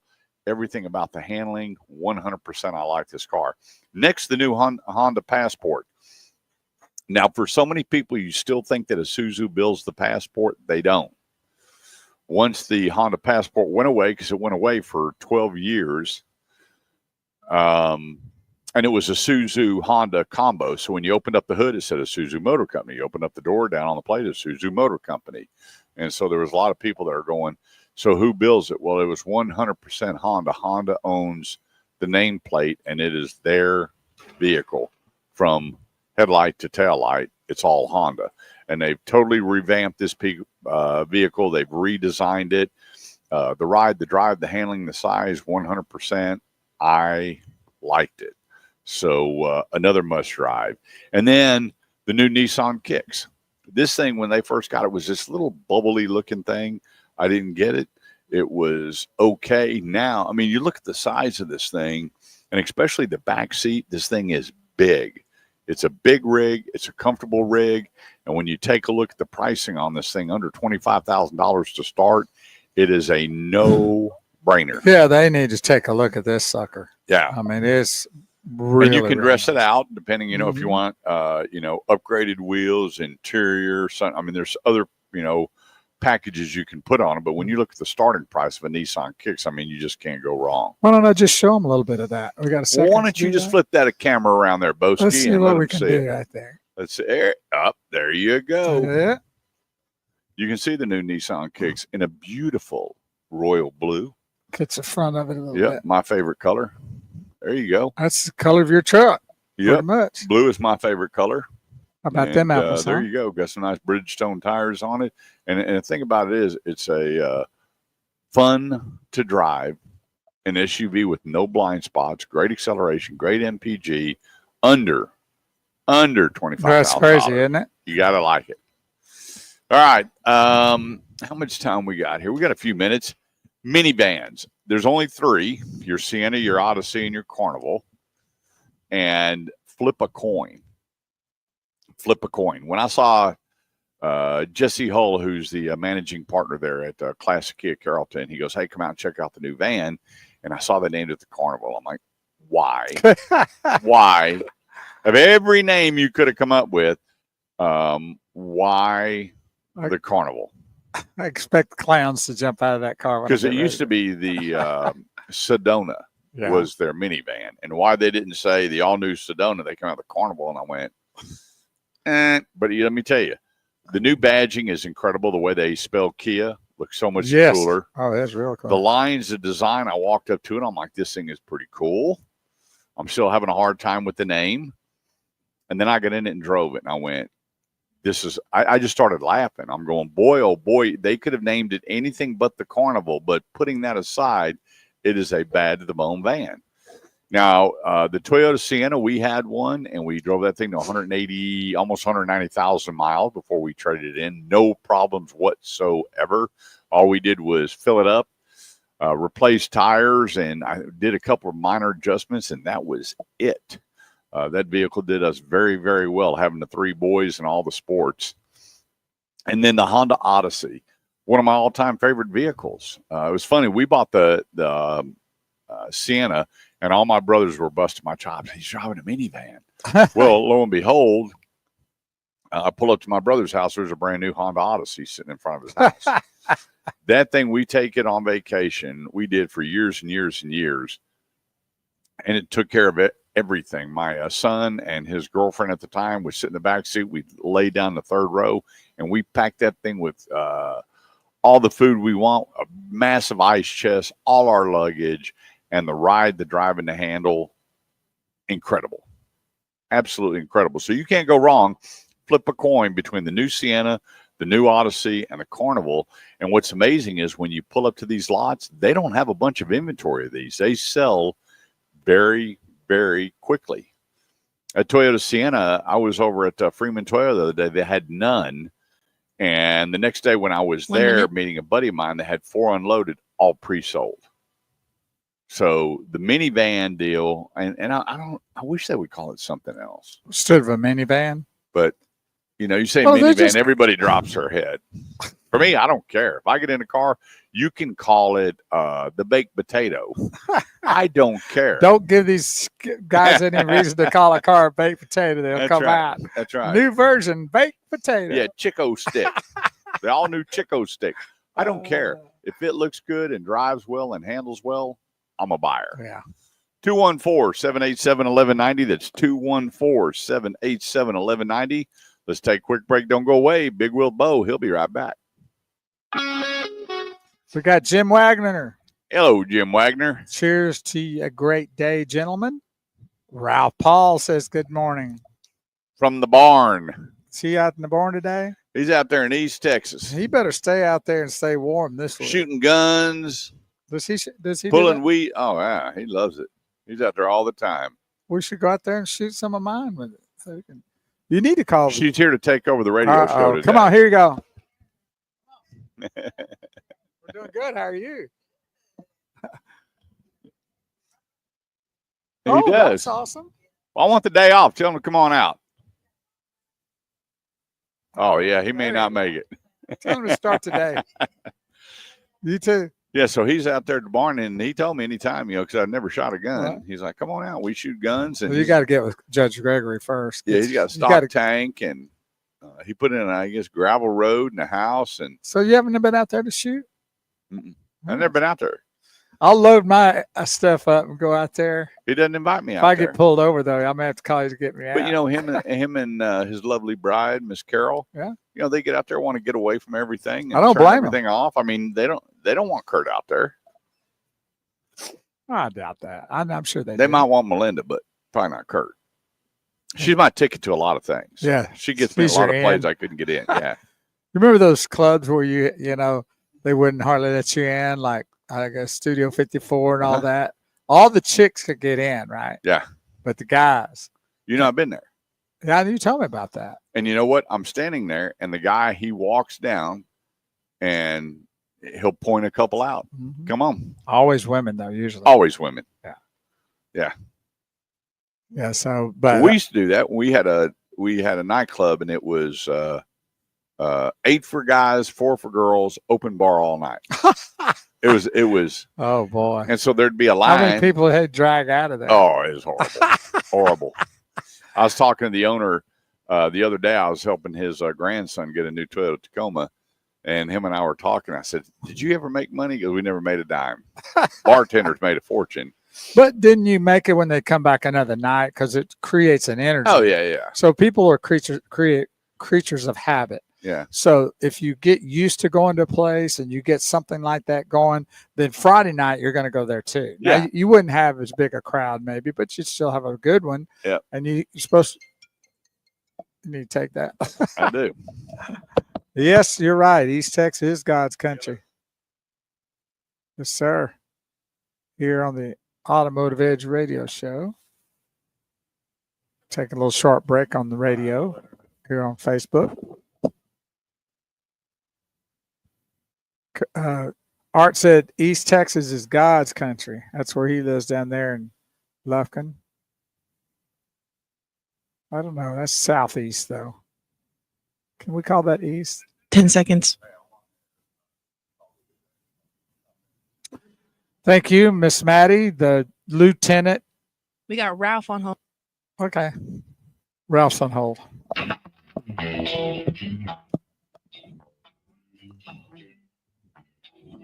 What did it say? East Texas, God's country. My whole family, well, not my whole family, but my brother and his whole family, his daughters, everybody all moved to East Texas. Well, you Out know, in the Tyler, out on Cedar Creek Lake, Longview, they're all out in that my area. bonus daughter lives in Nacogdoches. Bonus daughter. Well, I don't get that. Well, she's not my blood daughter. But she's your bonus. That's a new one, Bo. Where'd you come up with that? I came from her. She Is that calls me what the she bonus dad. Bonus dad, bonus daughter. I correct her. I asked her, "Are you sure that's a bonus?" I want to make sure that she really means it.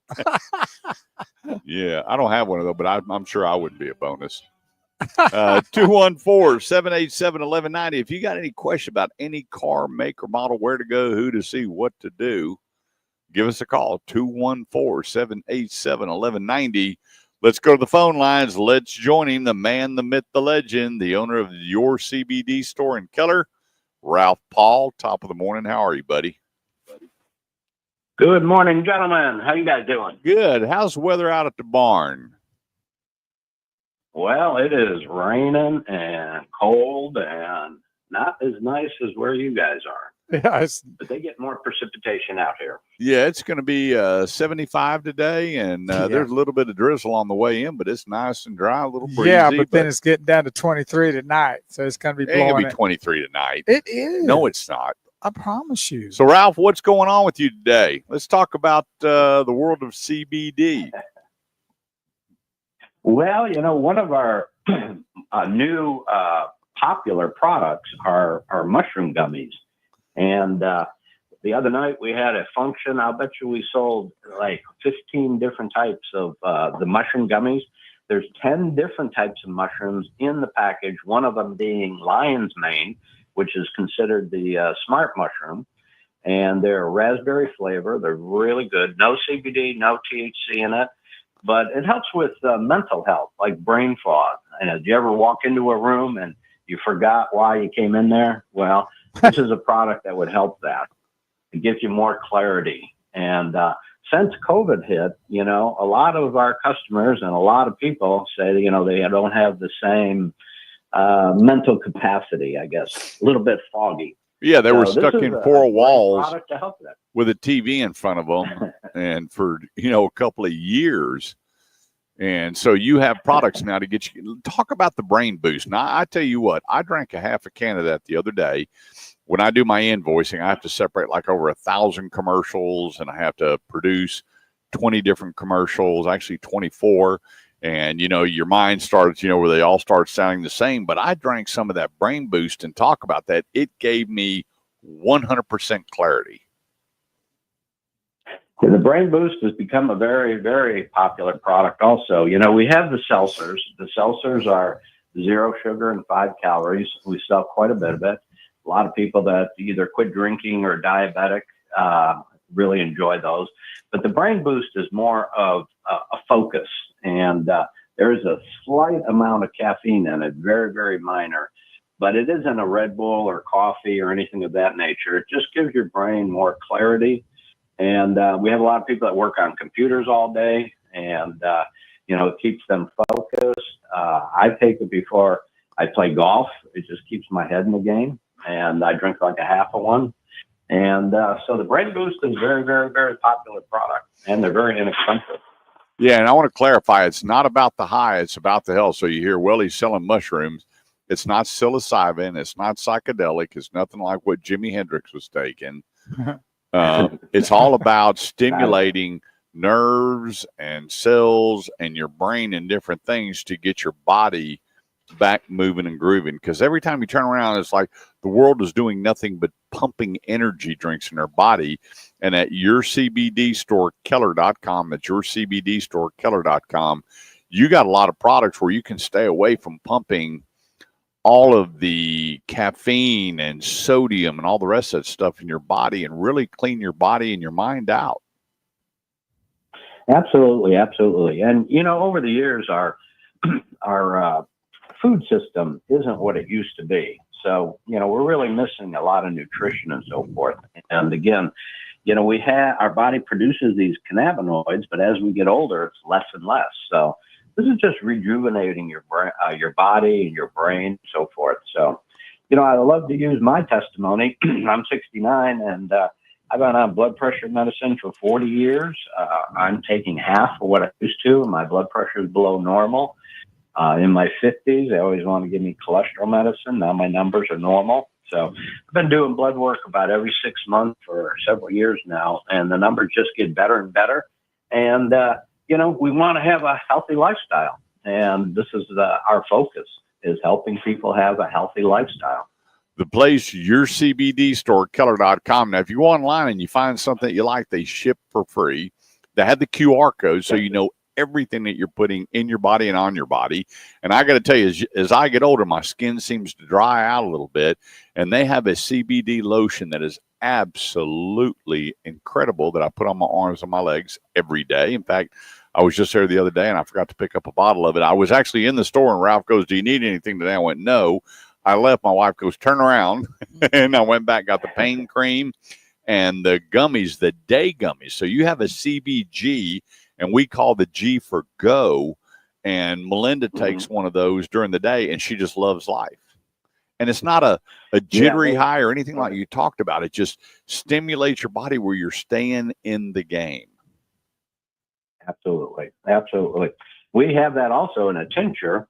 And you might suggest to Melinda that try the tincture next because it stays in your system longer. Kind of the truest form of CBD. There you go. It's your CBD store, Keller.com. It's your CBD store, Keller.com.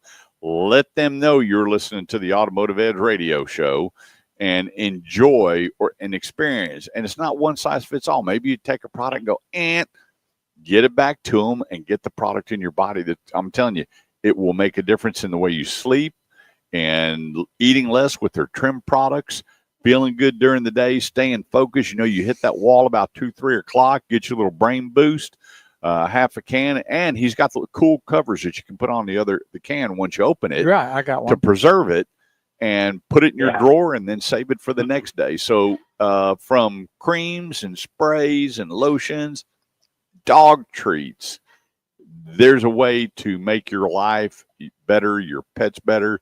The place, your CBD store, Keller.com. Ralph, you and your beautiful bride have a great time out there in East Texas. Stay safe. We'll be seeing you Tuesday night, and we'll talk to you soon. You got it. Thank you, gentlemen. You guys have a great day. Stay dry and warm. You bet. I got to tell you, I've been on that CBD now for 2 years. And it's incredible what it's done for Melinda and I. And when we go on vacation, she's like, I know. Don't forget the gummies, because she takes a half a gummy and sleeps like a baby. We have these 3 dogs that, I mean, no telling. It's amazing.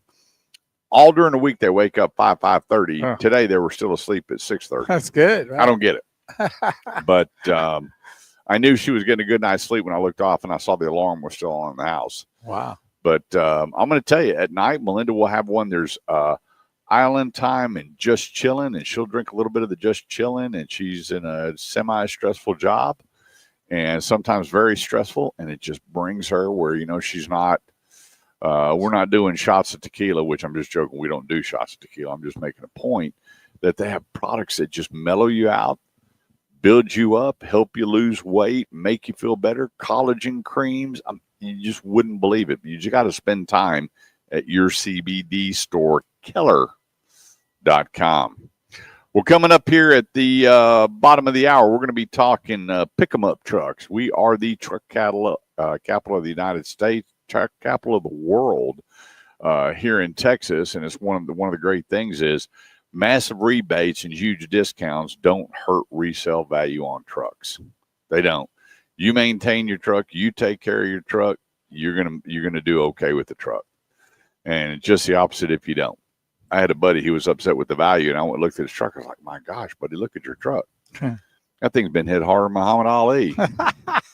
He wanted all the money. I'm like, He goes, but you said they had great resale. Yeah, but this is, buddy, 247,000 miles on it, and you tore this truck up. It don't mean that you tow it in on the back of a wrecker and expect top dollar. Oh, not even close. All right, we get back. We're talking trucks and a whole lot more. And, Bo, you got any good jokes for today? I should have asked Ralph. Ralph's always got a good joke. Well, We have 30 seconds. those donut holes are a pretty big joke. Or donut balls. That was a big joke. Yeah, that apple fritter. That was the joke. Yeah, I almost want to go by there and go, look, y'all shouldn't have done that. Yeah. That was terrible. 214-787-1190. Don't go away. We got a whole lot more here on the Automotive Ed Radio Show today, live. Burleson Nissan, 35 in Renfro Road. Come on out. We got some free sweat tops. Just come out and say, go Cowboys, say hello. I've never heard them call And, that. yeah, sweat tops. That's what 10 they are. seconds. Gotta go. We'll be right back. Oh, look at me. Huh? Oh, the man, the myth. No cowboy hat, though. You don't wear a cowboy hat when you're driving a Corvette. Why not? You just don't. JR would, I bet. Oh, he would. There he is. What's going on, big guy? I'm glad you brought that so we could swap after the show. See, he never tells me no. I love that guy. No. Coming in like he owns a He's the joint. only one that can pull off that hairdo. Comes in like he owns a joint. Who does he think he is?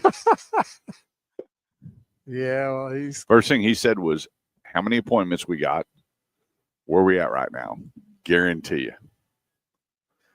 First thing he did was look at the appointment board.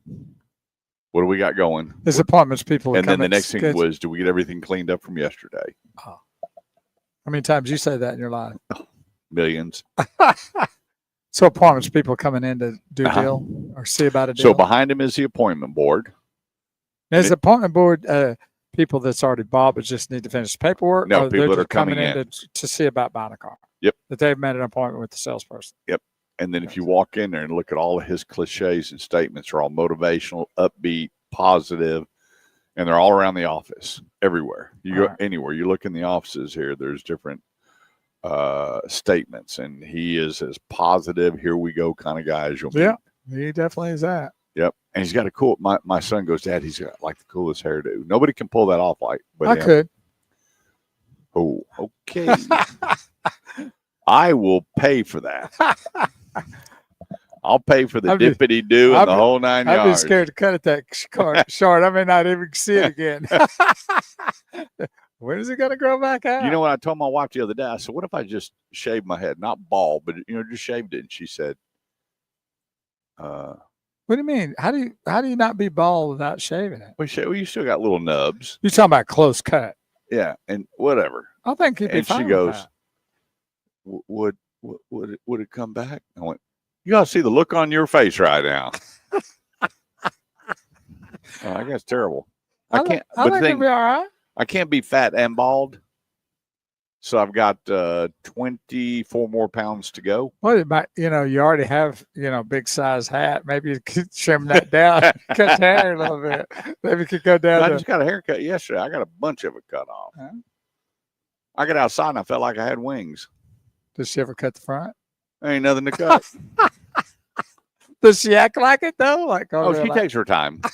I told her quit cutting my hair so quick, and she started laughing. She goes, "Well, Kurt," I went, "No. Stayed in front and try to act Slow like down. you did Yeah. it.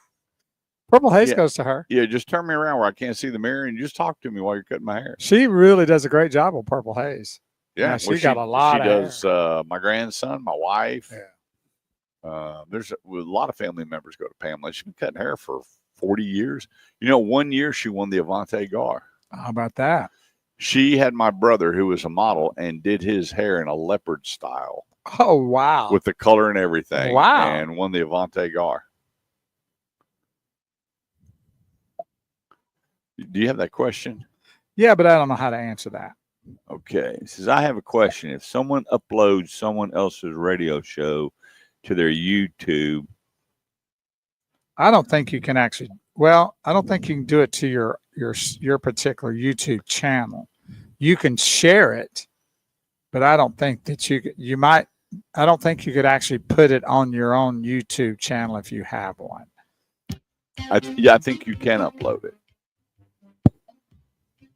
I don't think we could take somebody's other YouTube channel and put it on the Automotive Not Edge the channel, but you could take a show. I Well, think you can well, you up can or share download it. or whatever. Yeah. And then have the show. Right. But I think you can share it to individual people, but I don't think you can actually share it to your channel. Eldorado. So sorry I don't have the total answer to that, but that's the best we got. Yeah, great question, Gerald, but I don't know. He likes the other guy better, though. Gerald does. He goes back and forth. Yeah, he likes the other guy better. 214-787-1190 is the number. Remember, if you have an automotive need, whether you're buying, selling, trading, leasing, parts, service, or body shop, go to theautomotiveedge.com. That's theautomotiveedge.com. Click on Ask Kurt, leave me your name and number, and let us help you with your automotive needs. And there's nothing we can't help you with. Whether you're buying, selling, trading, leasing, parts, service, body shop, it does not matter. We can help you out. And last week was a big week for looking at cars that have been in the body shop.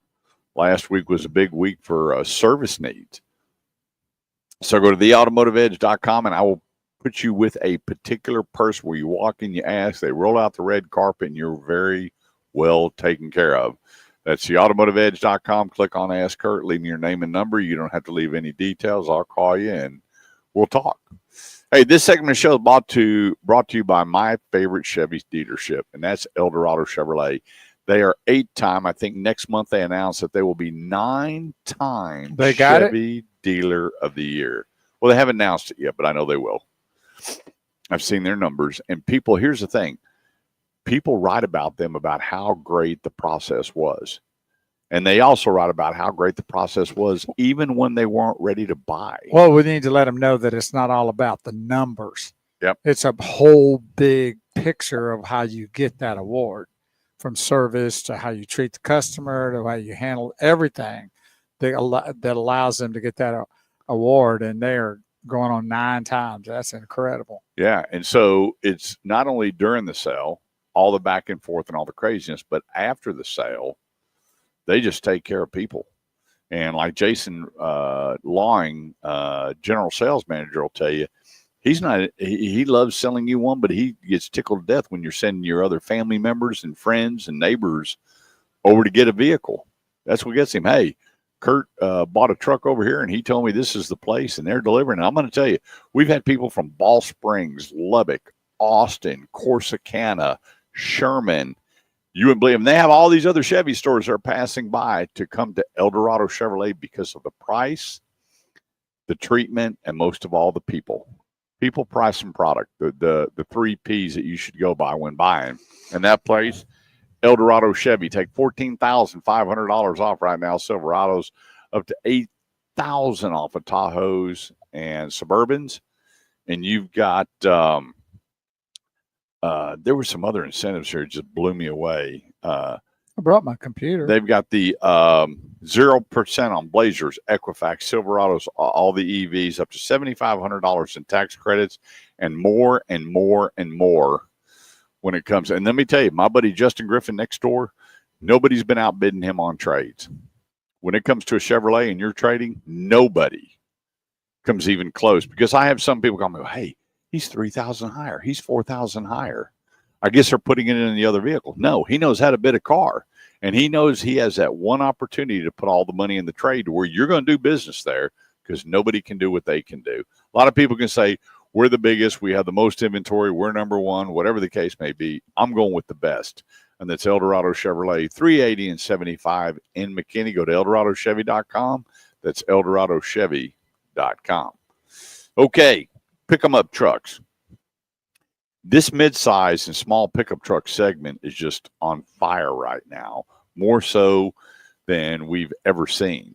If you back up, let's say 8 years ago, you had the Ford Ranger, you had the Chevy Colorado, you had the GMC Canyon, the Nissan Frontier, the Toyota Tacoma, and then it faded away. And the only two that stayed around was the Tacoma and the Frontier, because all the other vehicles, they were pricing them right there with a full-size truck.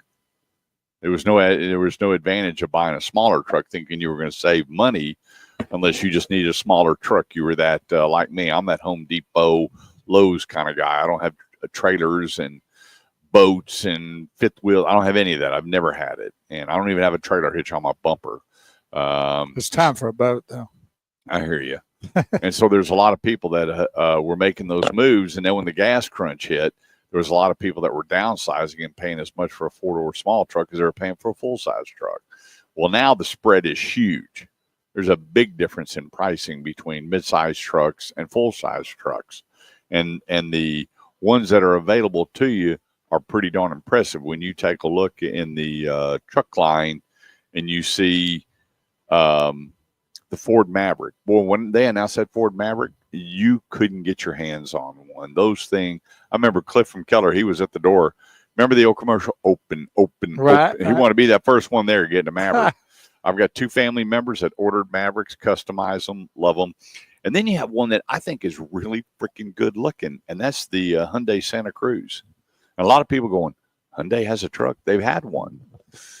And a lot of people don't even realize that Honda still has the Ridgeline. Mm-hmm. Now, that one jumps up there in the, with the big bad boys in the 40s and 50s, depending on how you equip it. But the Hyundai Santa Cruz, that thing's just good looking. It reminds me, you remember the Subaru Brat? Yeah. Had the seats mounted in the truck, right. in the bed of the truck. Right. There's something about that design that was so far out there that nobody would. I mean, scared of it. If you find one now, they bring a lot of money. Well, of course, it's always that way. And now the Hyundai Santa Cruz has that eye-popping, cool-looking pickup truck. And then you have the Colorado, you have the Ford Ranger, the Ridgeline, the Tacoma, the Canyon, the Frontier are all back. And they're doing really, really well. That segment is on fire, and it's because of the price point. When you're buying trucks in the 20s and 30s, the average pickup truck is $48,750. That's a big spread. That's a real big spread, depending on how you equip it. But that market and the resale value on them is absolutely fantastic. If you drive around and you look at the car lots, you barely see a mid-sized truck, but you see plenty of full-size trucks. Now, obviously, they sell, 50 to 1, whatever that number was. I saw the other day. I'll have to look it up, but I'm just throwing a number out there. Those trucks are killing it. They're on fire. They're doing really, really well. As quick as they're coming in, we're selling them. And I'll tell you a funny story. I had a lady call me and said, hey, I have a Ford Ranger that I want you to look at. Now, what's not funny is, unfortunately, her husband passed away, and it's been sitting in the garage, and they backed it out of the garage and put it back in the garage. And so I drove over to Dallas and looked at it, and it was a 1996 Ford Ranger XLT, and I was the salesman. Oh, wow. She had the buyer's order. That is incredible. And pulled it out, and I looked at the back of it, and it said Prestige Ford. And Randy Reed, when he bought it, he screwed his company logo in there, so you couldn't take it off. You had holes in it. And a lot of people were getting mad. I bet. So he went to the ones that stuck on. But anyway, she hands me the paperwork, and I'm reading it, and it's a salesman, Kurt Chase. It's insane. And I went, guess what? She said, what? And I said, She didn't even know. I sold your husband this truck. Oh, wow. And she's like, I pulled out my driver's license. It was so cool. It was so cool. This truck only had 27,000 miles on it. Holy smokes. Mint. And it had, some just wear from the age. Oh, of course. But a manual transmission. Wow. Extra cab, not a 4-door, extra cab. Perfect truck. I called a buddy of mine and I bid it. And he goes, buddy, I'm $2,000 higher. And I had him on speaker. She looked at me. She goes, sold. He brought her a draft. She didn't know what that was. She goes, he's handing me. I said, yeah, just take that envelope to the bank. They're going to give you cash. And so her daughter took her up. And I said, look, I'll guarantee the money. I know I grew up with this guy. The money's good. Right. And she couldn't believe, but yeah, what a great story. I drive all the way to North Dallas. And I'm looking the truck over and it was that old, really odd looking green color with a gold stripe down the side. And the stripe was kind of faded. And I look around, I saw the emblem screwed in. I went, well, I remember this. It could be me, right? No, I wasn't even thinking that. I just remember Randy was screwing in. It was a star. That's what got you was the fact I went, boy, I remember when he did this. So many people were mad. Because it rained and then they'd rust over and you couldn't get it off because there was holes in it. A lot of people like to pull them off anyway. Yeah. They figured if I'm not getting paid for advertising, I'm not going to do it. Exactly. So anyway, I saw my name on it and we connected. I left there with a banana nut cake, one of my all-time favorite. Cool. So anyway, the small pickup truck, if you're looking to buy one, the prices are great. The pre-owned prices are great. And you've got a huge separation in these vehicles now to where you can't go wrong buying them. And once again, as you're driving around all these car lots, you're not going to see a bunch of small trucks. Some of those mid-sizes are 1 minute. Almost as nice size as almost a large one. When you'll go to El Dorado and compare those ones that I know Jason Loring likes to drive the Colorado. Boy, his is special. Then it's decked out to the max too. So, you can do a lot of things with those mid-size as well as the big one. Yeah, and no doubt about it. 214-787-1190 is the number. That's 214-787-1190. Quick break. Don't go away. We'll be right back.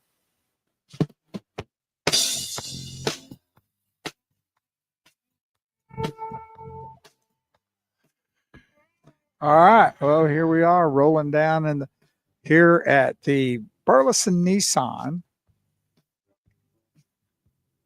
in Burleson, Texas. Here at 35W in Rutrow Road, which is Renfro. And if you're going south, you take the Renfro Road exit, do a U-E, come back up about 2 or 3 blocks. It's on the right-hand side. So if you're coming north, then you take the Renfro Road exit and go through the stop sign or light, whatever it is. And it's just north of the new, I guess that's new. What? A Waffle House. What Waffle House? Right down the street. That ain't new. I don't remember ever being there. Well, you got to quit doing whatever you're doing on the way in. I've been there a long time, buddy. I need to start taking some mushroom. Yeah. It's funny. I always pay. I thought there was a gas station there. There is. Well, that's still there, but I never remember the Waffle House. Yeah. Well, you don't eat breakfast, so you don't pay attention. Probably that's what happened. You don't even know where the House of Pancakes So when you joining us, brother? Well, no, the question is, when are you ready? Yeah, you're the boss around here. You're the boss. They keep telling us you're the boss around here. So I said he walked in, and there's always a couple questions. How many appointments do we have today? What do we got going on right now? And do we get everything cleaned up from yesterday?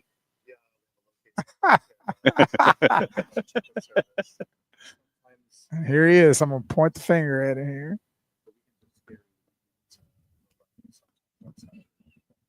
I dig your statements you put in up there. So, okay, so yeah, that's a crazy story. So I have this book on my desk. I'll show it to you. But for the 25 years I've been in the car business, I put important articles to me and important statements that meant things to me through the years. And so about a month ago, I just decided, hey, we need to have a really big February. Like all these statements have meant something to me at some time in my career. So I, only share them one at a time, so I put them all up. Yeah. I literally hung every statement that I've ever loved through the years, and some of them are way old and some of them are new, and some of them are just kind of. But the meaning's never tarnished. That's right. Yeah, and there's more on this wall, but the the great Steve Martin, he said, "Be so good they can't do it without you." There you go. Where we put our X's, and there's some men that say either the day runs you or you run the day. And as a salesperson, there's nothing more true to that statement. Sure. So yeah, that's my wall. Nice. Yeah. I see some of the salespeople brought them to their offices. I put those around for our salespeople, and I gave each one of our managers a different quote that I thought affected them, because they're all a little bit different. Yeah. Angel, he's kind of a leader for he's like my rogue dude. So I gave him a quote that says, there's two paths to take, one that's already been taken by someone else, or you find your own. Is he like your landman? Well, maybe, yeah. Like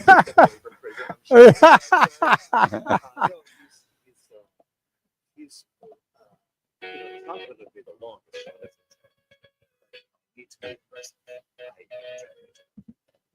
When do you want to jump on with us? Whenever you're ready. We're coming back on.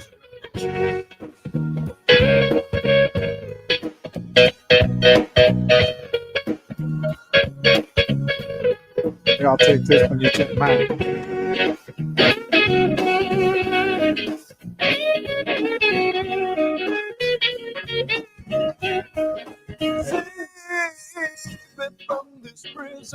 One of the greatest songs ever. Los Lonely Boys. Los Lonely Boys.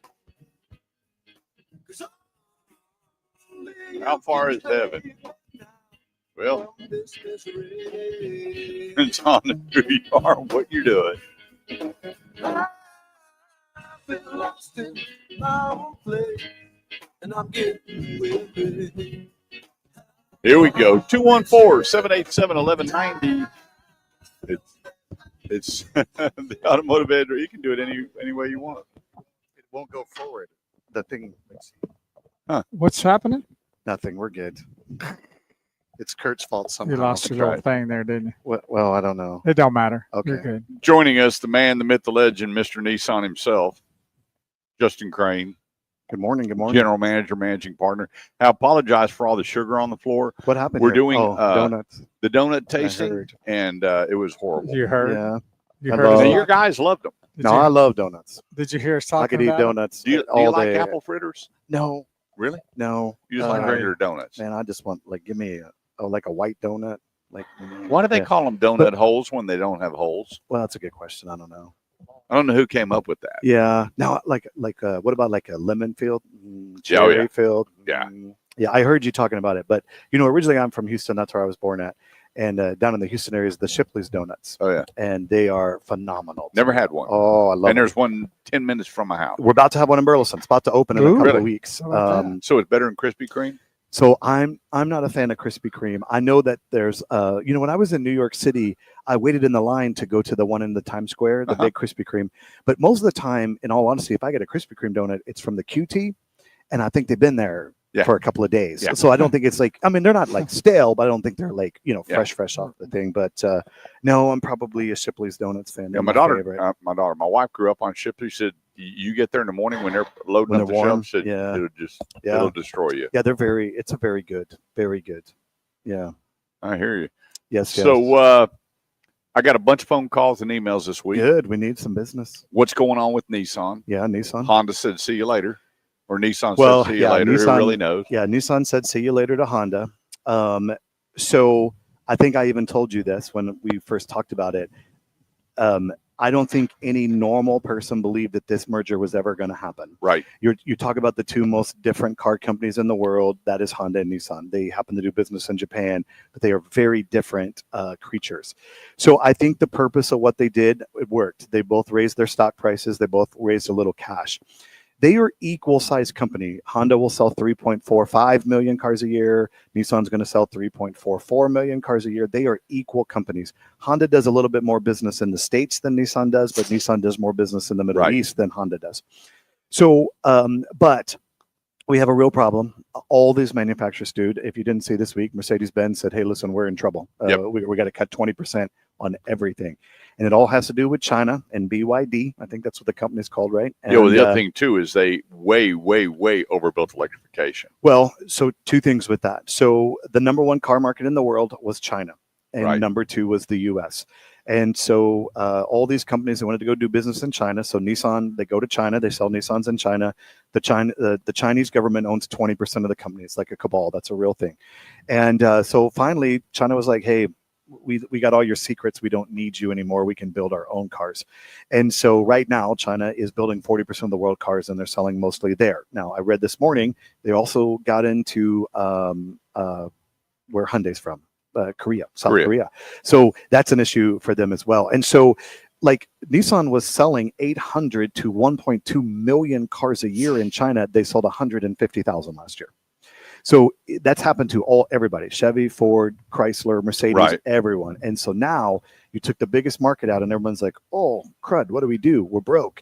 And then part B is they have been chasing extremely unrealistic targets from the federal government of being at a 45% all electrification. And then if they couldn't get that, they buy the credits, but now the credits are so expensive, they can't buy them. All of these manufacturers, they're in trouble. They need help from the government, not financial bailouts. They need regulations into the next 10 years. We cannot, obviously President Trump has given some relief. He says, you drive what you want. But the problem is these manufacturers, they can't go shelve these electric cars, because if we have a new Democratic president in 3 years, they're like, nah, back to electric. And then we're starting on this thing again. Well, the other point is when, Crane Motor Company and the government comes in and says, hey, Justin, we want you to hit this target. And you get with all your suppliers. Remember, Nissan is an assembler. Right. They have all the suppliers.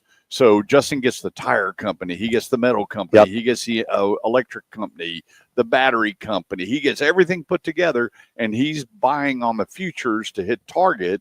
And all of a sudden that got lifted. You still have those components still coming to you. Yes. It's not like they go, we're going to turn it off. That's exactly They've already started production. So you have X that you have to go ahead and run through, that you, to your point, you just can't put on a shelf and go, we're going to hold up. Just hold on to it for a little while. That's exactly because that technology will pass by very quickly rather than a long-term shelf life. And we have real problems within the actual United States. So we have 50 state admissions, then we have California admissions, and now we have these PHEV commissions, which is like Washington, Oregon, I think Virginia. I could be wrong on that one. And so it's this craziness, and they're like, well, insane. So not only are they having to they can't build a car that can go to every state. Like that car, I don't know about that particular one. That car cannot go to California because it doesn't meet California emissions. Right. So they built it. So it's they need help. I have been in Nashville all week with Nissan. And something next week is happening. Every manufacturer will be in Washington, D.C. with our Congress leaders, and they're going to get a representative from the president's team. Some very big things need to happen. They need to get some clarification. They need the EPA rules to go back to the 2022 standards. Right. And that is what they're going to be pushing for. And frankly, as consumers, we need that to happen. Right. Because the biggest problem with electric cars is not the technology, and it's not people wanting to go away from it. It's the price. We have 30 seconds. And they're expensive. So let's take a quick break. 214-787-1190. Don't go away. We got a whole lot more coming your way here on the Automotive Edge Radio Show on 1190 KFXR, part of the iHeartMedia Network. We'll be right back. Yeah, one of the articles that was in it's not the EV, it's a price. Yeah, no doubt. They're going, hang on a second, everything's great, but my gosh, the average EV sold in Q4 was $86,000. Yeah. I mean, and ours are 50, and we're struggling with those. The Aria's in the 50s, and we're struggling with those. It's a challenge. It's a real challenge. And I mean, these companies, they have big money, but we're going to see tremendous consolidation in the next couple of years. I'll tell you, you can write it down, and when it happens, you can come back and give me $100 later. But Okay. watch BMW and Mercedes merge. Watch some of these companies. They're going to have to survive. I think it's going to happen much quicker than people realize, because they have to fight a world with all these crazy standards. We had this discussion this week. We said the NV 200 cargo van was a big seller for us. People loved them. Small businesses love them, but it couldn't meet emissions. They pulled it from the States. Nissan's 3rd or 4th best-selling car in Europe is basically the NV 200 van with a little bit different style and a little bit different name in Europe. And we're like, man, can you just please bring it back to the States? Like, no, we can't. It doesn't meet national crash test. We're like, when we were over in London, I was such a beating. blown away how many Nissans I saw. Yeah. The NVs. Yep. They There were were a ton of them. And we love them. I mean, we miss them. But I think, morning, Sean, I think that Nissan is, I think they're navigating the storm well. They will get a new partner. It does look to be. Is it KKR or was it? It's Fox. I'm going to say it wrong. It's it's a technology company. It is a Taiwanese technology company. Yeah. Their ties to Nissan is the dude. That sounds inappropriate, but the dude who is the CEO of the Fox, whatever it's called, company, used to be the COO of Nissan. Right. So he's very familiar. It's like KKR or LLR, whatever it is. Bukus of money. Lots of money. They would love to be in the car business because they would love to put their technology into cars. And they think it would be a very good, manageable situation. Nissan's going through a lot of change. Nissan has a new boss in the U.S., a new chairman, Christian Meunier. I was with him for 2 days this week. He is on a mission, and he's not going to be defeated. And Nissan's going to be on the move. I think they're going to do some big things. I'm very optimistic about it. Yeah, I had a guy call me, and he's like, I know you talk a lot about Nissan, but how come they just don't bring Gossen back and just not let him have a pen? Yeah. And I went, you know what? He did great things for Nissan. Yeah. The back end of it, obviously, not so good for Nissan. So more for him than anything. So, Goins, it's unfortunate because Goins is the greatest car CEO that's ever existed. Okay. You talk about saving a company from bankruptcy. He did it with Nissan Altima. And like Iacocca did with the K car. Yes. Came in and just flipped things around. Very similar. But Goins, he pushed the organization past their limit. He had this vision for 10% market share in the United States, and he hit that 8% with Nissan and 2% with Infiniti. But he did dangerous things to get there, and we ran it as hard as we could push it. It was more than the body, the dealers, the factories, the actual organization could handle.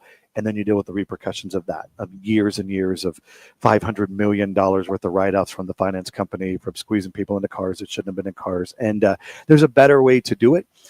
We need to grow very fast. We need to get back to around 6.5% market share. We have 1,087 Nissan dealers in the country. We've got to go. We have to go to get there. This 4.5% market share we're at is starving their dealers. We're okay in a metro area, but some of these guys in the non-metro areas, they're struggling. Yep. And we have to grow. Yeah, I've got some buddies that they wish they didn't have the Nissan and the PMA they were at. Yeah. And I'm going, what do you mean? He goes, well, this PMA, it's not advantageous to have Nissan unless Nissan did more. Everybody could kind of massage that crystal ball on, sure, what they'd like to have. And, we'd like to have that piece of the pie of maybe that maximum luxury vehicle. Well, then you're kind of fighting infinity. You're kind of fighting the purpose of the whole deal. But, one thing I tell people is when you hear something didn't make it in the auto industry, you don't understand how detrimental that is when the auto industry is by far, without a doubt, the largest employer in the world. Right. So when a company fails, right, you don't understand the devastation that trickles down, not only the car company, but the employee, the suppliers, the advertise. There's so many things that go away when we saw Saab leave and Hummer leave and even the smaller companies like Yugo, Daewoo, when you start backing up and looking at them, that is devastating to so many areas of people's lives. And of course, the biggest one I always talk about, and of course, they didn't really go away because they were owned by GM, but there was a time in this country that people would have said, well, Oldsmobile is the future. Oldsmobile will never go away. Oldsmobile was a very large company, very large dealer. I never network. understood why Buick stayed and Oldsmobile left. Yeah, I don't really know either. Because Oldsmobile played when you had the Cutlass Supreme. Yes. You look at their cars, everybody could play in that. And when people say Buick, they go 70 plus. That's right. In Oldsmobile, you never had that stigma. And, you know, Aurora, some of these cars that we were, if you think back now, man, they were so ahead of their time in the way they looked. And it's amazing that they made it. But, I don't know. I don't think we're going to see any big players go away. But I do think these big players are going to lean on each other a little bit more, which they need to. And, you know, Honda and Nissan, 5 seconds. They may broke up.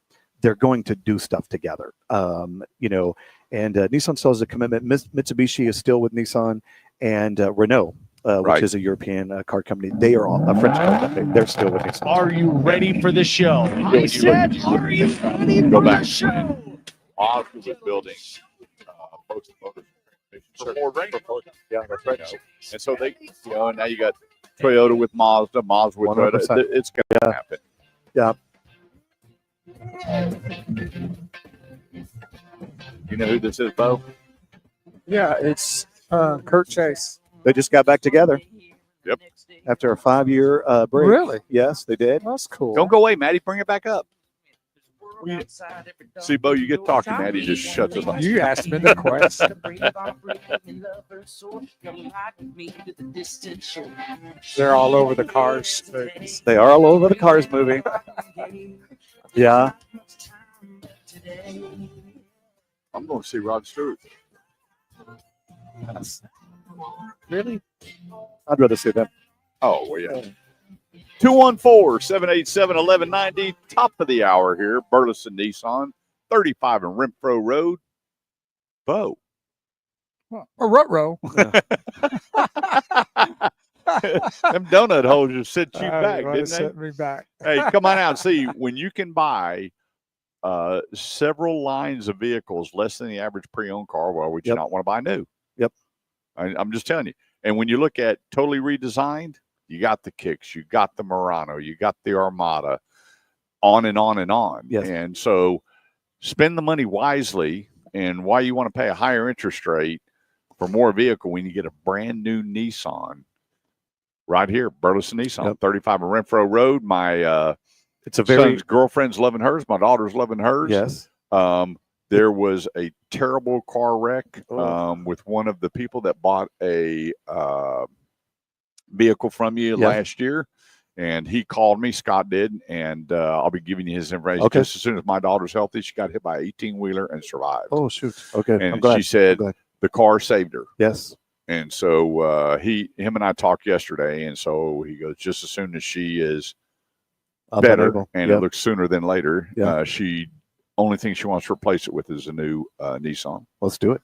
Yep. Let's do it. So we'll get you and that info. God bless them and the family that she is okay. Yes, for sure. And made it through all that. Joining us, Justin Crane, Managing Partner, General Manager here at Burleson Nissan, 35 Renfro Road. Go to burlesonnissan.com. Yes. And look at what you can get for less than your average used car right now is 27.8, and average interest rate is 7.85. Average. They are getting better. Rates have started to get better. Yeah, but when you look at a brand new Nissan, yes, it's you got some that are 5, 6, 7,000 less than the average new car with a better interest rate. 2.939s. Yep, got to like 100%.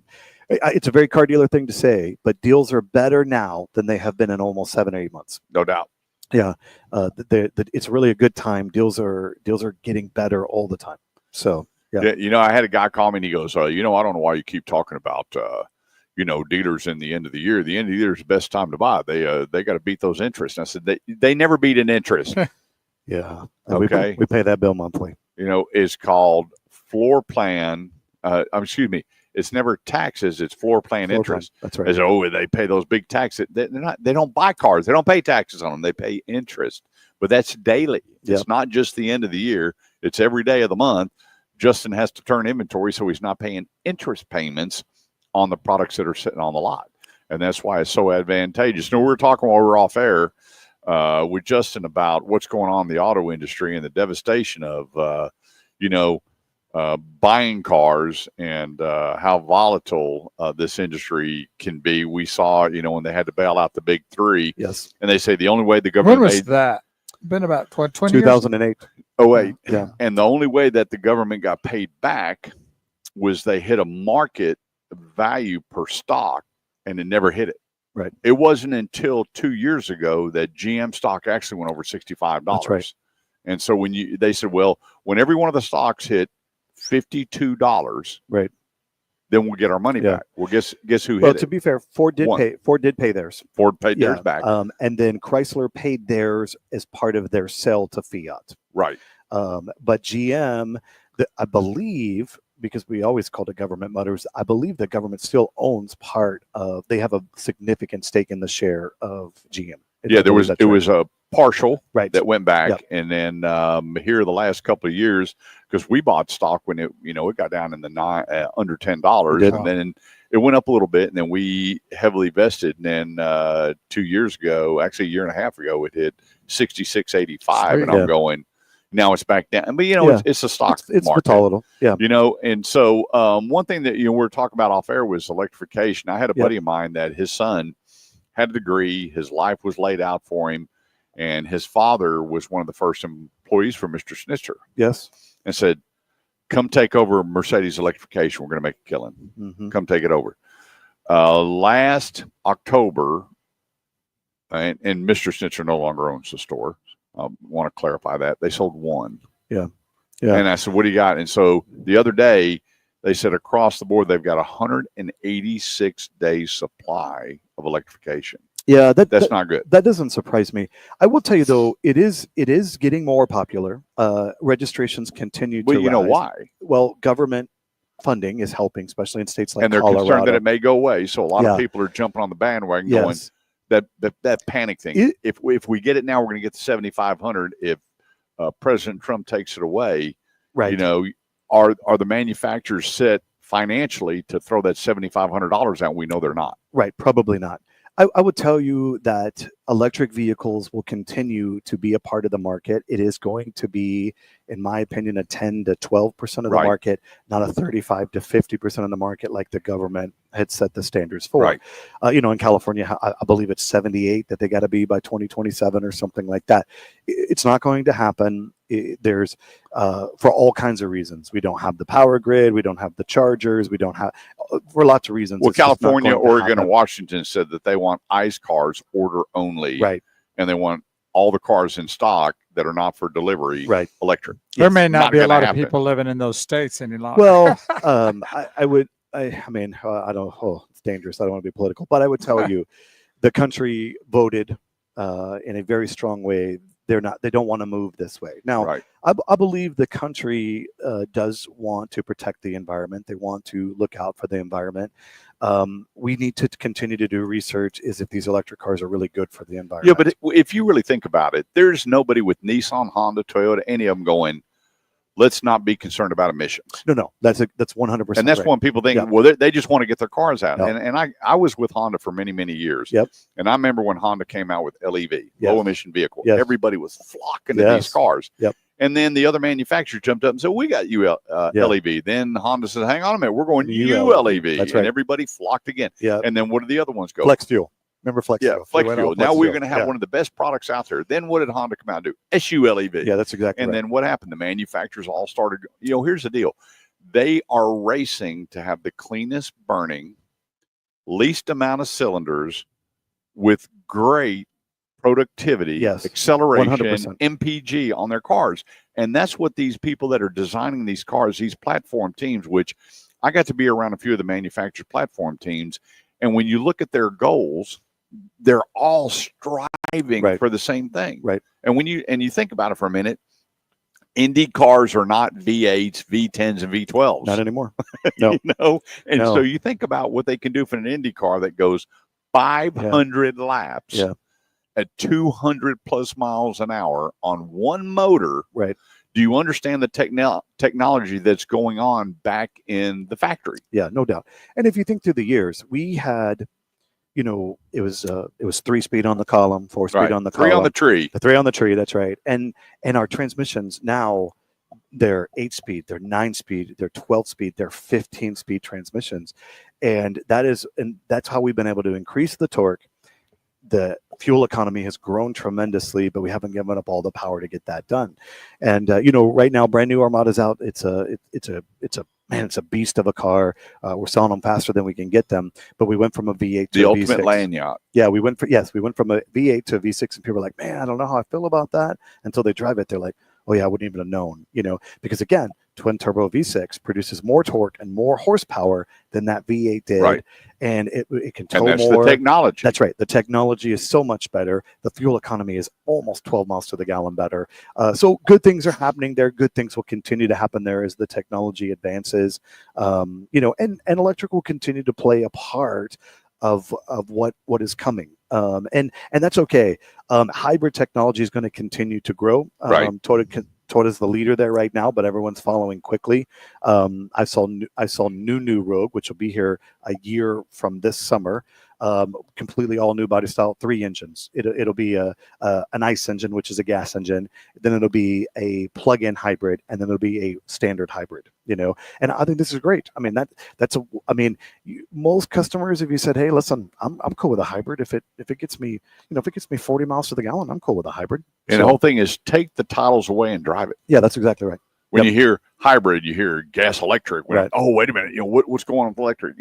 When I think about it, and while I'm thinking before I say this is, you remember watching the Flintstones? Yes. That's the reason why both Bo's feet are prosthetic, because he had the original floorboard. hybrid. Yeah, original hybrid. And that's how he started his car. Yes. He didn't have what we had. So, yeah. You kind of got to give him a little bit of grace, because he doesn't understand that technology. Well, after that, it went to mule power. Yes. Yes.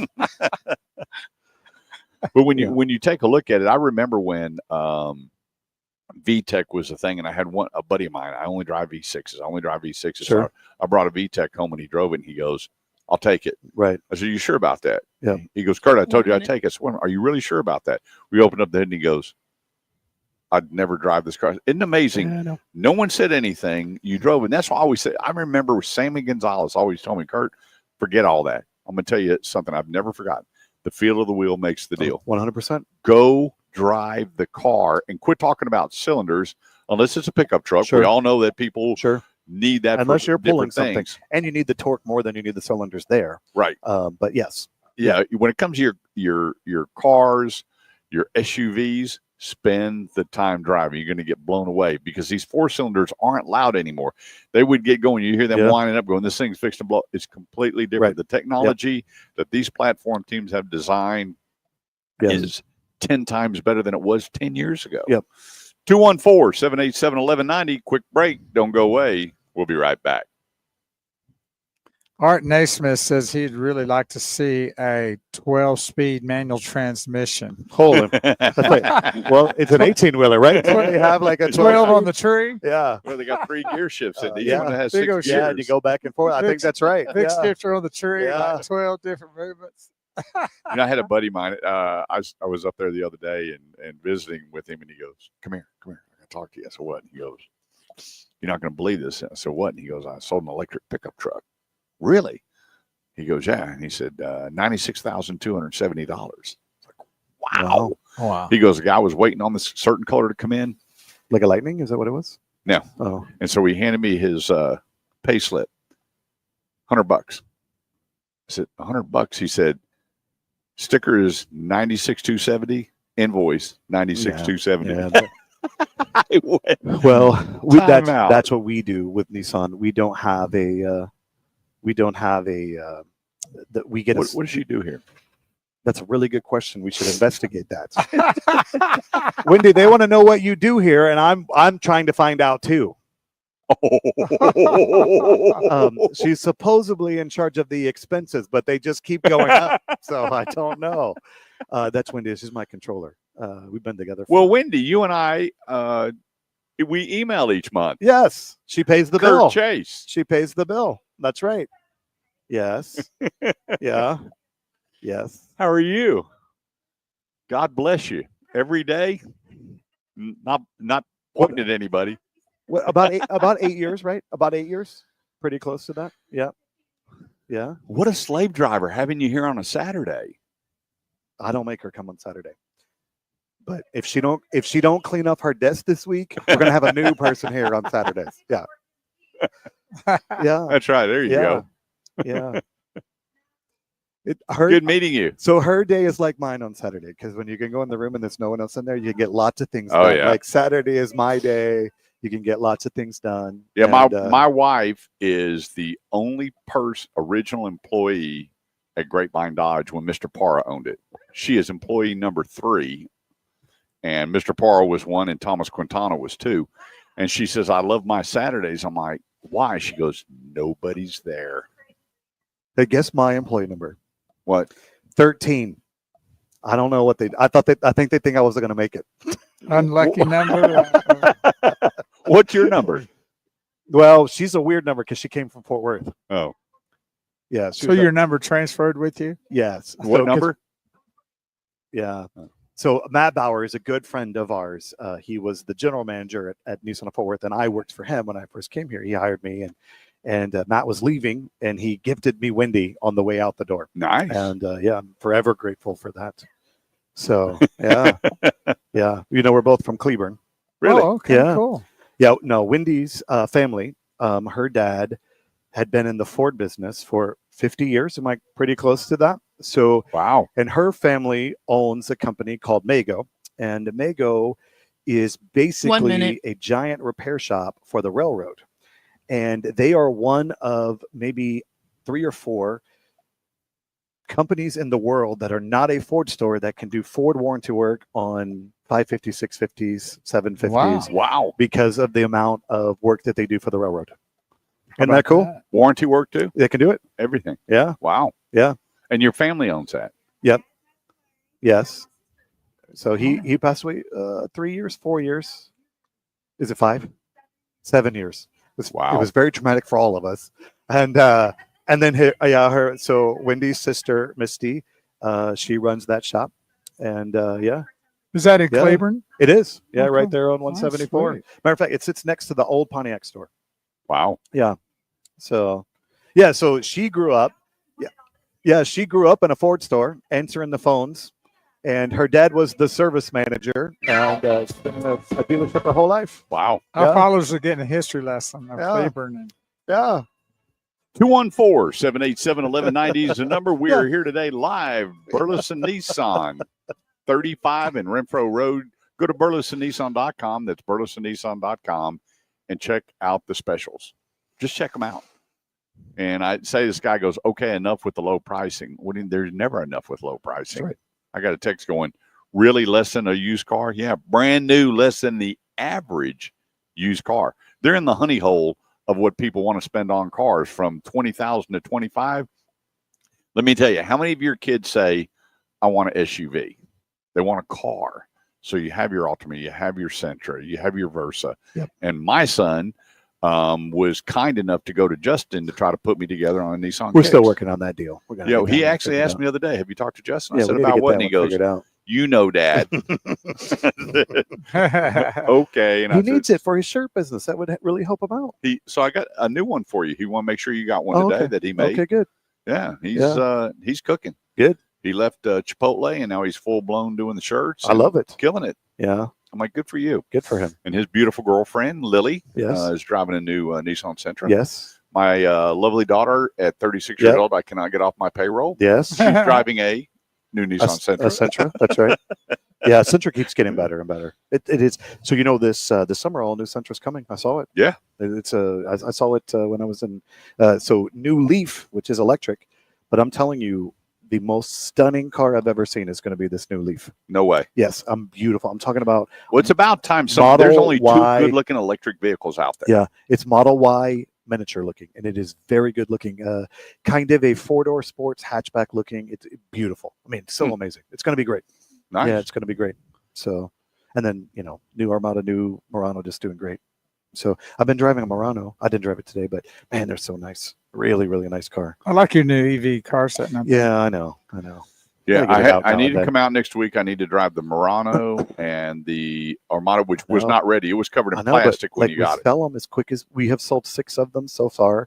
We had one come in yesterday, and it went out the same day. The customers drove Awesome. from Brownwood, Texas to And pick I it got up. a comparison Oh. show coming up, so I think the chances of getting a Armada in one is probably going to be slim. It's going to be tough. Yeah. Maybe hopefully I have 2 more due this week, but I think we already got one of them sold. So Go figure. yeah, hopefully they can. I'm telling you, Well, it when is the- a when stud of a car. When the customer comes in, call Kurt and maybe he can ride around. Yeah, with maybe them for that's a little right. bit. Yeah, Like- actually, a funny story. So these people, they drove from Brownwood to buy this one yesterday, a beautiful black Pro 4X, and another customer was here, and they're like, "Can we please drive your car?" And the people are like, "No, no, no, thank you. You know, I have a lot of people that do that and say, "Hey, can I drive your car?" I'm like, "Are you nuts?" I know. Let me I think know. for a sec. Well, Yeah, see, I they're know. missing out there. Yeah, $100. Yeah, Yeah, Yeah. I need a 2025 SL in gunmetal. Okay, for show. I have some SLs coming. So I have a platinum and a Pro 4X due this week, and I have an SL due the first week of March. Yeah, it's gonna be too late. When is the show? The 28th. Of February? Who Yeah. does the show on the last day of the month? This company, Obviously. and they're comparing. Okay, They're so let me comparing it see. with the Tahoe LT, Yeah. the Sequoia. Okay, I might have a friend. We might can borrow one from a friend or something. We'll figure it out. We'll find Cool. one. You're the Yeah, man. We'll find one. 214-787-1190. If you got a question about where to go, who to see, what to do, phone lines are open, 214-787-1190, or go to theautomotiveedge.com, click on Ask Kurt. Leave me your name and number. You don't have to leave a dissertation. Yesterday, I got a 4-page email. I like it. 4 pages. Mhm. And when I called, I asked 2 questions, and you could hear the wife go, "I told you that was ridiculous." I went, no, that's fine. You got Yeah. all your emotions and feelings exactly out in right. the email. You know, we're Yep. good with it. So let's talk. One of the big questions I got all week long. Yes, sir. I have my thoughts on it, on what's going to happen with the tariffs. Yeah. And Yeah. a lot of people are It's going, important. do I need to jump on board now? Which, here's the thing. I will just tell you that from January 20th moving forward, there's not a bad time to buy. I always push February because it's the shortest selling month.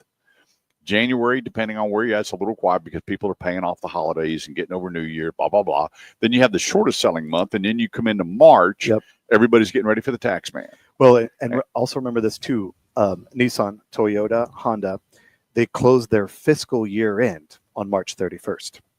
So getting all those Where it sales used to in, be June 1st. That's right. It's March 31st. And so that's a big, important time. Tariffs are interesting. I'm getting a lot of calls. We've talked to a lot of customers about them. If you have never read The Art of the Deal, that is a very famous book written by Donald J. Trump, you should go read it. And then you will understand this tariff situation a little bit better. Right. I will remind people, we had tariffs for less than 3 hours on the country of Mexico. And that affects a lot of car folks. A lot of our cars, they are assembled in Mexico. It was less than 3 hours. And the great country of Mexico said, hold on. We don't want you to do this. What can we do? And he said, send me some troops to the border and we're good. And so we are good there. And then the tariffs in Canada lasted for about 6.5 hours. Right. And then Canada said, what can we do? I saw the lady. Mounted guard are now at the border. Yeah, that's exactly right. I saw this lady. She's the head of the EU. I'm sorry, I don't know her name. And she's the prime minister. I don't know what Prime she Minister. is. She's the head of the EU, and she was talking about the tariff situation. Are they worried about it? And she says President Trump always says that tariffs are unfair. For an example, most people don't understand what the tariffs are, but if a European car comes to the United States, we charge $0 on top of that. If an F-150 goes to Europe, they charge about $2,500 to Ford to ship that car Right. to the Europe. And she even admitted we're probably a little lopsided and we'd be willing to work with them. So the compromise is okay, they charge $800 for an F-150 and we charge $800 for a BMW, which comes from Germany, Right. from Europe, and then we're fair, and that's this tariff situation. And some of them, he's not going to back down on this steel tariff, but he's doing that because he wants people to use American steel. He doesn't want them to buy steel from China, Japan, Right. Russia for cheaper than what they buy it here in the States. And so some of these things that we have to pay attention to. Mr. Trump, President Trump, he's a negotiator. He's the greatest car salesman that has ever existed. He would have been a phenomenal car salesman. He likes to negotiate. He's going to get the best deal for America, and we should feel good about that. We need to watch the tariff situation. I know the manufacturers are worrying, and as consumers, we need to worry about it. But I feel like we're going to come out fine in this deal. Well, if you look back, is that how you feel? Am I close to what you think? 100%. Yeah. 2 weeks ago, Donald Trump was President Trump.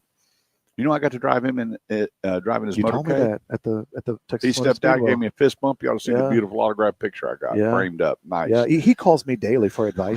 It's nice. I'm not surprised. Yeah, he really looks. That doesn't even wow me. I understand. Yeah, he likes to know how I I'm feel on about his things. most wanted list. I didn't know if can I call you for more advice? You can. Sure. Beautiful. Yeah, sure. So he's standing at the podium, and there's a gentleman in the audience, and he goes, "I want to let everybody know something. I was so upset 4 years ago, then 2 years ago, then a year ago, hearing that there was going to be the largest mega plant ever in the world built in Mexico. Yeah.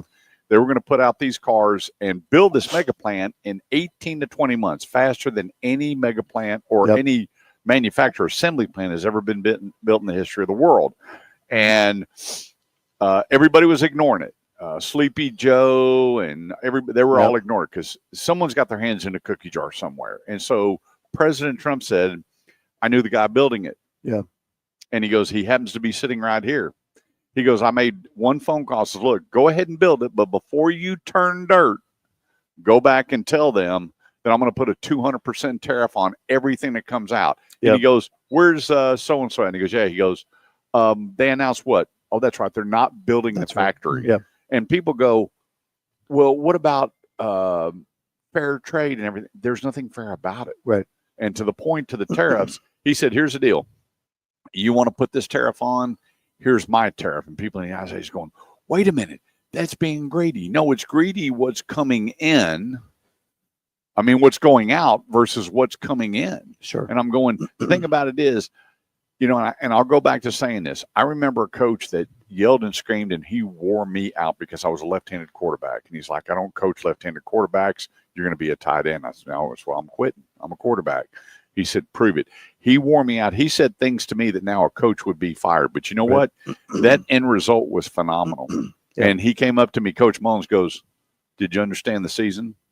I went, now I do. Right. He goes, I knew your capabilities, what you could do, and I pushed you to the limit, knowing that I was going to have to mentally change and you were going to have to work harder to help me mentally change what we were doing.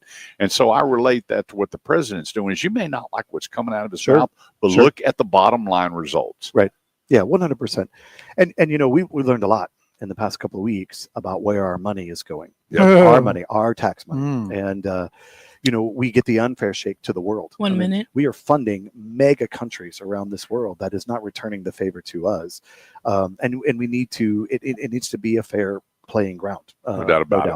Yeah. We're going to take a quick break. Coming up, we're going to dig into Justin's mind for the future. Coming up here on the Automotive Edge Radio Show here on 1190 KFXR. Good morning, James Garrett. Hi, Mom. I love you. I got to have lunch with Mom the other day.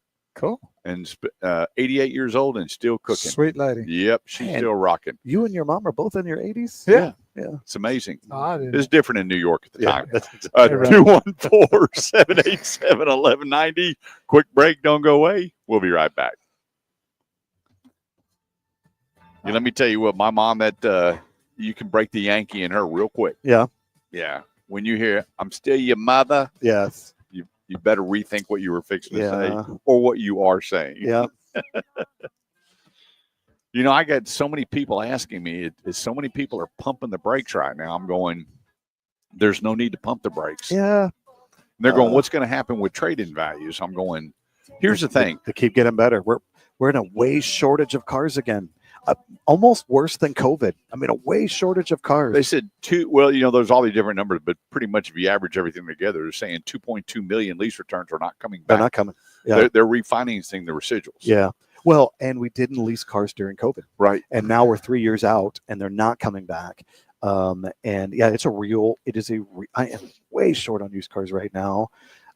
And to go buy them, it's just a really unreasonable numbers. Well, when you figure when COVID hit and there was a shortage of cars and the resale values got up in excess of 18 to 21%. Yeah.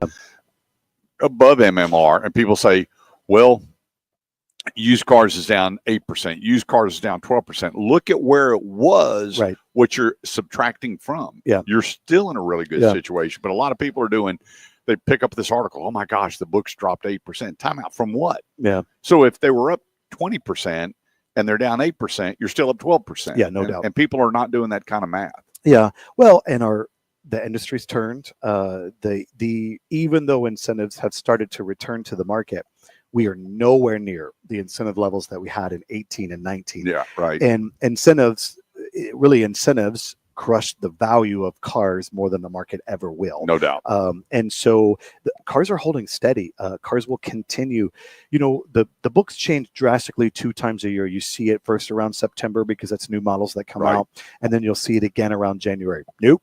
The books continue to go up a little bit. There's no big changes. It's going to hold steady for I think another 2 years. Yeah, last year the average incentive cross board was 2280. Yeah, and right now it's 24 and a quarter. Yeah. So it's not that much. It's $200. 19, you could get 10 grand on an F-150, 12 grand on a Tahoe. That's just not there anymore. Of course, manufacturers are better too. That we don't have the demand, we don't have the supply. Even the supply is starting to creep up a little bit. It's not near. Yeah, the only thing that you're seeing the big discounts on is Chevy Silverado 14.5, F-150 14.5. Yeah, Ram, who's in But trouble, That's 16,000. but that's previous years, right? That's not 25 models, right? That's 24 models still. Now 25. Oh, they are 25. Oh, yeah. Yeah. Okay. But it's your LT1. They're meat and The potatoes regular ones for everybody chasing the crown. Yeah. But when you get into your obviously your 01, 02, Yeah. your off-road, your AT4s, you don't it sure see looks nothing. like Chrysler's making a turn. It looks like they're going to be okay. I mean, they got a long way to go, but it looks like they're Well, turning yeah, the now ship that a little Tavares bit. is gone, Yeah. good riddance. See you later. They've restructured in a pretty favorable 7 way. of the 12 executives are back. Yeah. That really had a vision on what to do, Yeah. and Tavares was that no. And they got money. They'll figure it out. Yeah. They'll be okay. Yeah, So, they're not going belly up. Ram is a beautiful truck. They'll be fine. Yeah, they'll be fine. Yep. Yeah, and the thing about it is their advertising. I drove that Hornet the other day and was blown away. I never drove one. I drove the RT, and I Yeah. enjoyed the heck out of that Yeah. thing. And I went, why are they not advertising? And they said, well, Tavares. And I'm Yeah. going, wow. Yeah. And everybody now they say that the people are back. The 6 or 7 that was Yeah. really Most looking at the importantly for better them, future. the American executives that Right. understood the market here. Yep. Yeah. So I was in Nashville this week, and I know a guy that works for Nissan, and we were just having a little conversation. Go straight. I was just making some jokes with him, and long story short is I'm going to get a GTR. No way. Mm-hmm. And GTR's done. They're done Yep. making them, and so I have the second to last one that rolled off the assembly line, Wow. and be here in about 2 weeks. So I'm real excited. For sale or for you? I'm going to keep that one. Wow. Yeah, I'm going to keep that one. I'm going to put it with my Z. So it's kind of cool. Are they trophies or drivers? Yeah, it'll be trophies. Yeah. Yeah. I mean, I drive them occasionally, but not very often. I mean, I have like 1,200 miles on my Well, Z. you live in the country. it's 2 Are the years roads old. conducive to drive them? No. When I drive this car, I got to go all the way around to You get go here around because the my world road's to get under home. construction. Yeah. Mhm. Yeah. A little Boston bringing in the bottom of the hour. 214-787-1190 is the number. That's 214-787-1190. This segment of the show is brought to you by Grapevine Ford. If it's a Ford, it's home with a love it or leave it promise. Right there on Highway 114 between Texan Trail and Main Street. You got Cameron on the desk helping you with your Ford needs. And some people were asking me about the Mach-E. They're in stock, and that's the Mustang Mach-E. And now the Mustang Raptor, a lot of people are asking me about the Mustang Raptor, is right now a vision. It's not been carved in stone. And I got some of my old gearhead, musclehead buddies. I'm with 16 different clubs, I think, or 14, whatever the number is. They're going, how do we get the Raptor? It's if you look at the very bottom and read, it says for illustration purposes only. And it's a mock-up. I didn't know that. Now, when you look at it, it's got all the Ford stuff on it, which I guess they can print it that way, but it has not been announced. They're saying 2026, 2027. But right now, you got your full lineup of Fords. without all the hassle, without the back and forth, and the home of the love it or leave it promise, which we had another one. They bought a vehicle, they got home, it didn't work. They brought it back, no questions asked, and they put them in the one that they wanted. See Cameron or Cameron there on the sales desk. Let them know you're listening to the Automotive Edge radio show confusing. at the true home of the love it or leave it promise, GreatVineFord.com. Man, I saw the other day, we were at a basketball game. I walk out, full-size Bronco in the most beautiful blue that I've ever seen, and the top was a painted hardtop. Man, it was a good looking full size, like big Bronco. Man, it was really good looking. They say you can change that up more than a Jeep. Really? I love it. I mean, it's beautiful. All the options. I don't like the small one as much. No. I mean, I know Ford didn't call and ask me, but I don't like it as much. But the big one, I love the big one. Now I drove the Bronco Raptor. Oh yeah. Oh my goodness. I'm sure it's something You talking special. about getting in trouble? Yeah. I'm sure it's something special. You know, I got pulled over for the first time the other night. I couldn't believe it. Oh. And the cop, he lit me up.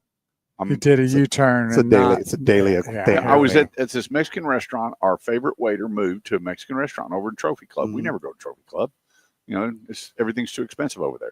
So anyway, we pull out, and I get to the left-hand lane. I make a U-turn, and man, I hit the bridge, and boy, he's got me all lit up. He walks up and he goes, "I'm Officer So-and-so, Trophy Club Police Department." "Yes, sir. How you doing?" He goes, "You know what you did?" And I went, "It's something to get you to pull me over." Mm-hmm. He goes, "You did a U-turn. There's a huge U-turn sign right there." And I went, yeah. He goes, "What are you doing over here?" I always wonder why cops ask that question. Where are you going? What are you doing? Yeah, I don't know why they ask. And I said, "Well, a friend of ours got transferred to this Mexican restaurant here. We come to have dinner. We don't ever come over here to eat." And I can tell you honestly, I didn't see the sign. I am a law-abiding citizen to a point. Depends on what kind of car I'm driving. Sure. And he goes, "License and insurance." I said, "Well, let me pull it up. I can keep it on my phone here." He goes, "All right." So he runs it. And so I'm already on the phone. I'm going, "Well, you know, Steve Woodard's the captain of the police department, who I grew up and went to high school with. Oh, wow. Let's see if I can bail on this one." Well, we're sitting there. I'm like, Alvison's it's taking a long time. I'm like, this guy's writing me a ticket. And he comes back now. "Here's my issues." He said, "You're good, Mr. Gave me a warning slip. Oh, yeah. I know. I'm telling you what, he killed a tree to give me a warning slip and had this thing all wrapped around my license. He goes, "Slow down." We got in Burleson, the great city of Burleson, which I love. We have the motorcycle cops, and I've had to get to know a few of them. And they have the thing, and they just scan your license, and that ticket just print out right there. Oh yeah. Then you got to go back. Nothing. It's like right, like it's like when they check you out of the table with your dinner. Yeah. Right. I'm like, man, you can't, no talking, you can't, because normally I'll try to talk my way out of it, but they just give you that thing, scan it, prints it out. Well, maybe you might next time hold that license a little longer. Like, I just can't find it. Let me look for it here. I know. Well, I'm in my I sports might be in my car. glove compartment. Yeah. And I'm flying up a road that's 30. I don't know how fast enough to get a cop. And he walks at me and goes, "Really, Kurt?" Yeah. My next door neighbor. I went, "Hey, Steve." And he goes, "Look, slow this thing down."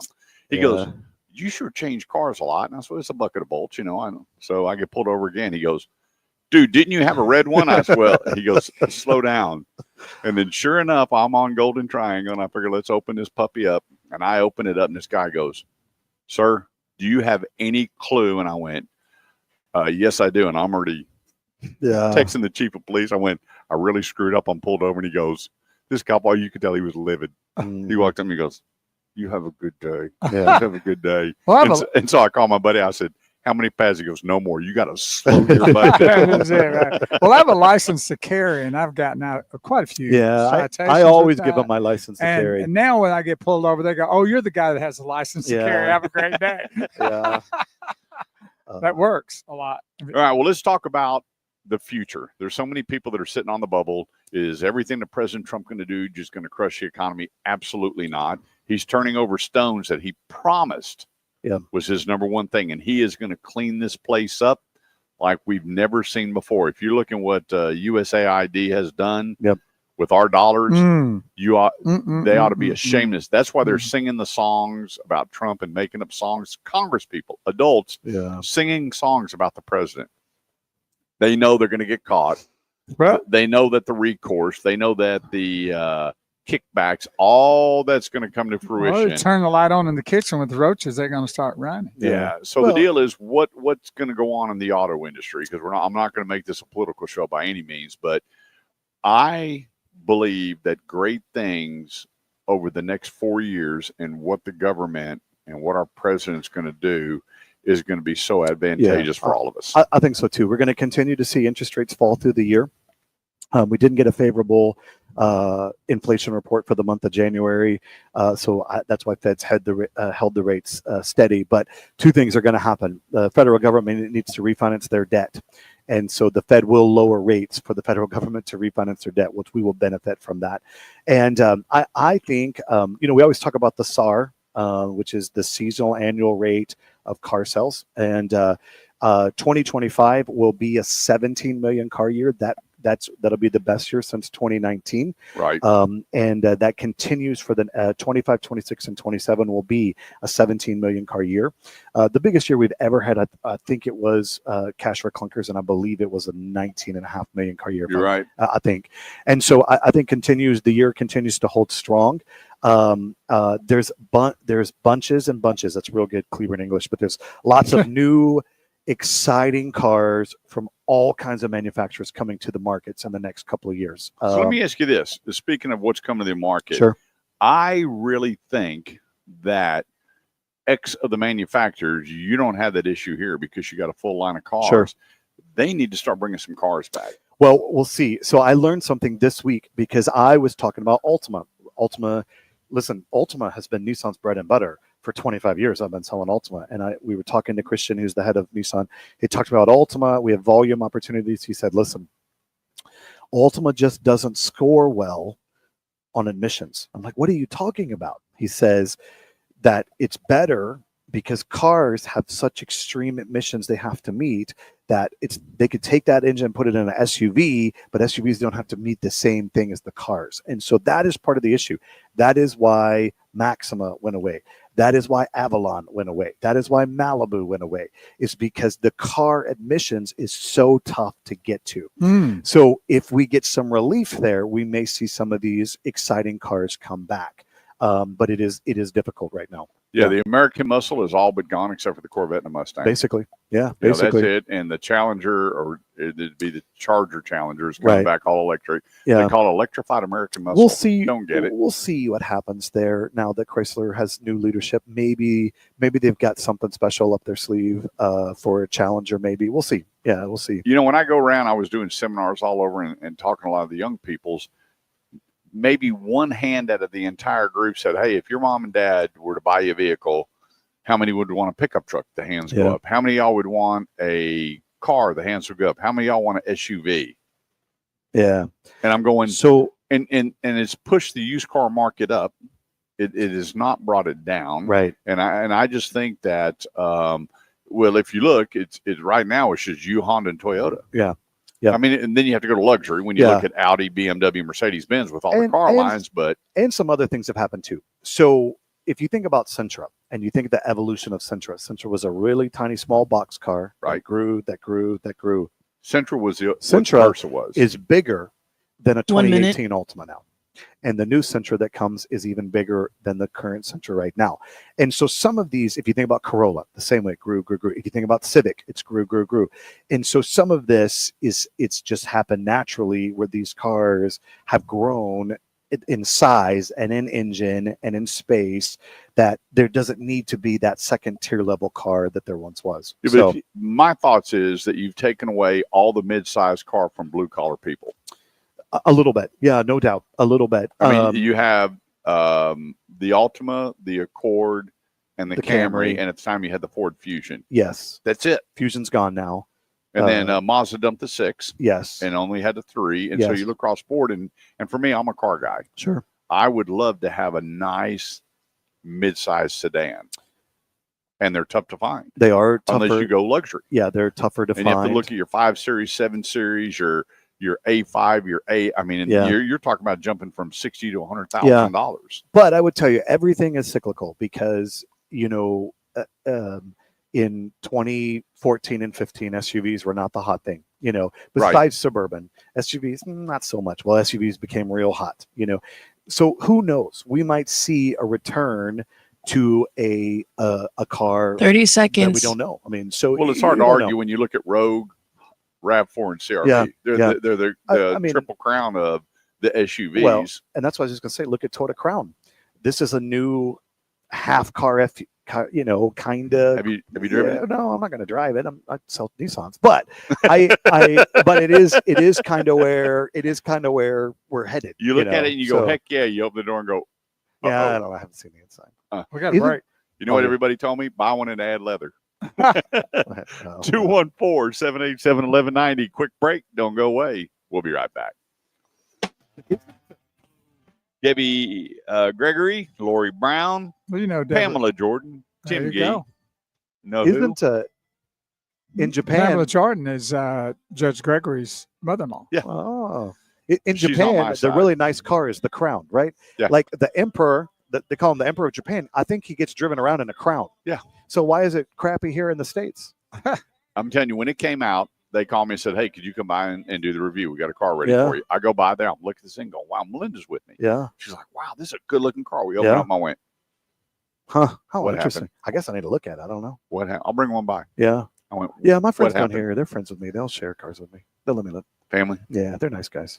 I went, Now, a buddy of mine bought one. The first thing he did was take it over to my friend over at ASE, Yeah. loaded up with leather, and completely changed the It's a dynamic of the car. four-cylinder. A four-cylinder engine? 6. Oh, it is a 6? Yeah. Mhm. And you open it up and go, Was it their replacement to Avalon? Is that? Yeah. Yeah. Mhm. and I was hoping they were going to do something with the Avalon. Yeah. Their last year Avalon was a good looking rig. And they came out with the Avalon, the TRD and the Camry TRD, give a little sporty. Okay, with the That's black what helped wheels. it. Okay. Yeah. But it said Avalon on it. Yeah. And Avalon is a turn off. It's like Buick. Yeah. People go, well, how old do you got to be? Is the Yeah. age starting at 70? Yeah. And it's such a mindset for today's. I remember my grandfather, my great grandfather. Well, and this is the last year, I believe, of the full ICE engine Camry. I believe next year it is 100% hybrid. Yeah, you can only, Yeah. and then the following year, Corolla only hybrid. Yeah. And then the year after that, all Highlanders. Yes. By Yep. 2028, their full lineup Yeah. will be hybrid. Okay. That's all right. Yeah. That's a good path to be on.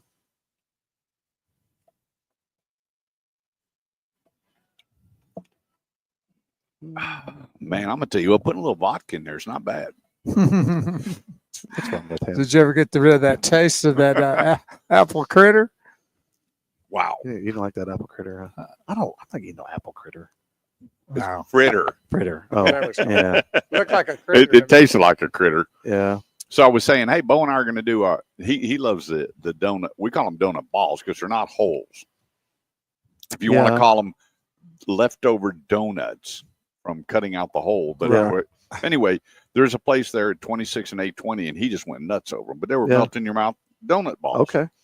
So I said, we're going to start doing a donut taste segment 2 of the show.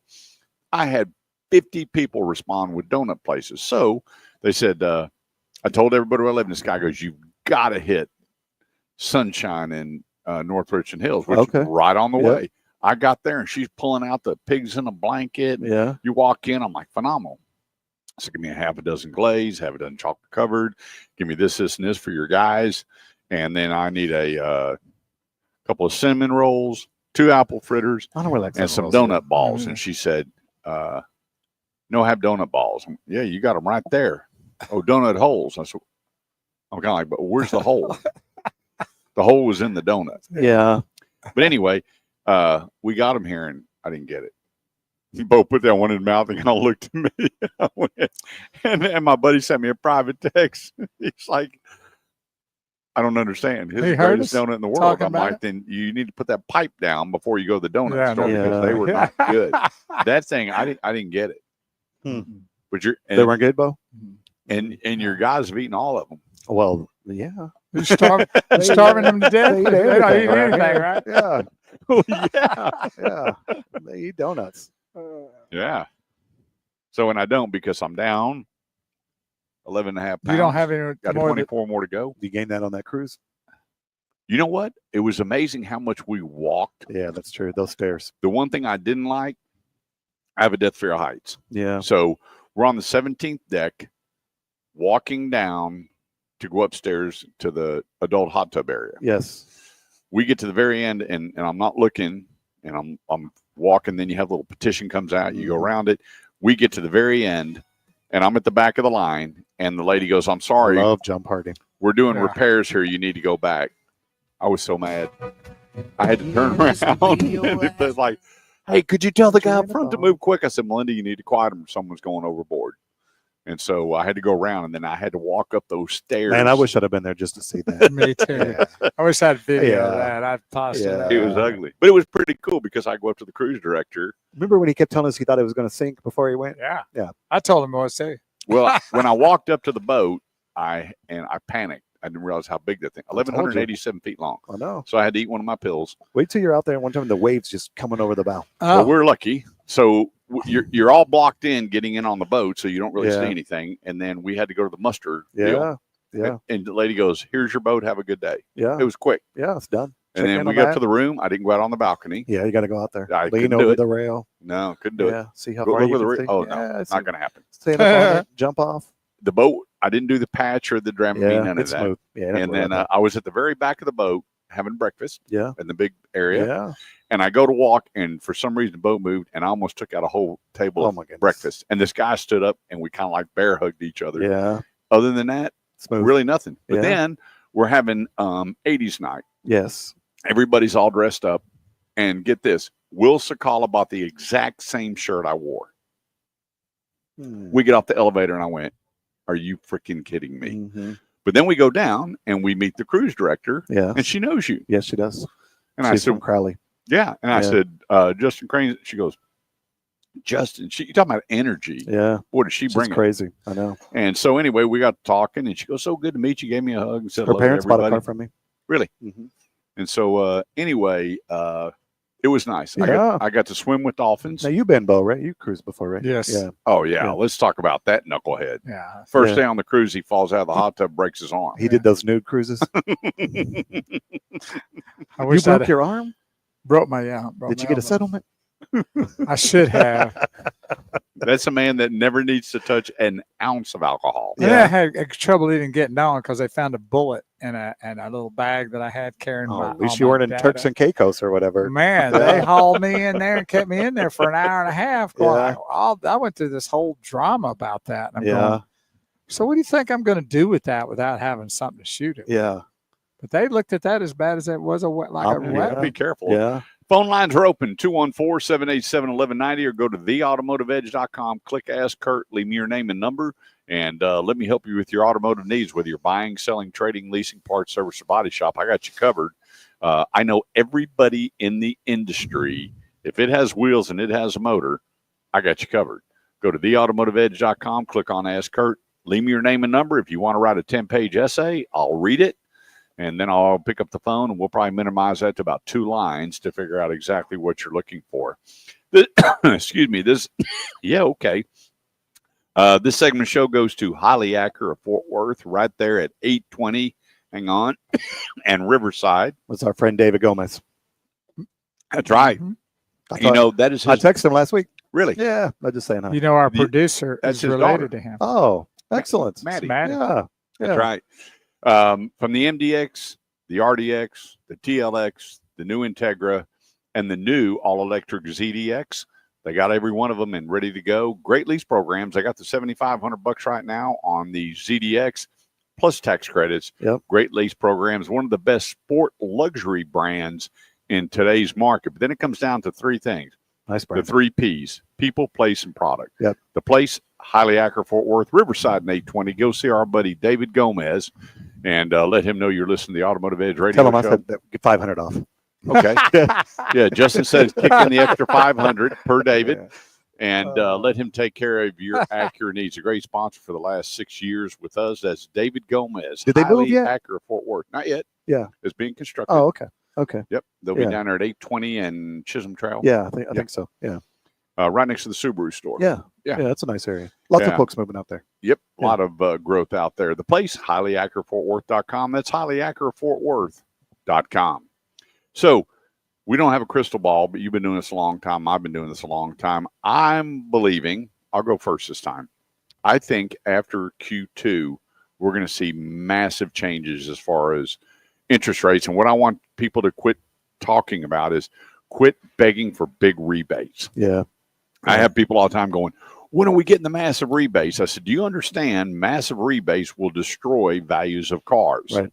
And a lot of people don't understand. If they're going to give you, let's say that you're buying brand A, whatever that is, and they have a $5,000 rebate on it, and your car was worth 19, what do you think your car is worth now? So would you rather have all the money and big trade difference tax savings on your car and a very low interest rate, or give up $4,000 or $5,000, pay more in the taxes, and get an okay rate? Which one do you want? Because you don't get the rebate and the zero. It's going to be one or the other. So be careful what you're asking for. And a lot of people say, one guy goes, well, you're just trying to protect the dealers. Look, I have I have nothing to do with what the dealers do with their money and the rebates and incentives. I'm just telling you. Neither do we. Rebates don't make us any money.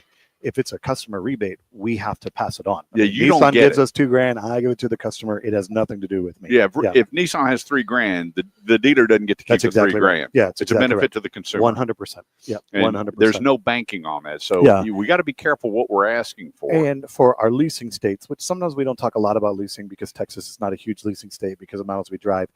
Rebates affect leasing residuals tremendously because they are set by third-party companies and they drive down what these cars can lease for. People say all the time, man, I remember when I used to lease a car for $250 a month. Yes, until they started rebating these cars. That's right. And then it drove down the AGL values of them, and that's why we can't release for them as much. Yeah, when you see ALG come out and the leases and the residuals dropped, that's a bad thing. Yes. That is the resale value of your car, whether you're leasing or not. Yeah. What it's doing to the market. And I always tell people, to be clear, they all drop over time. Right. You know, a new 25 comes out, it's higher, it'll go down through the year.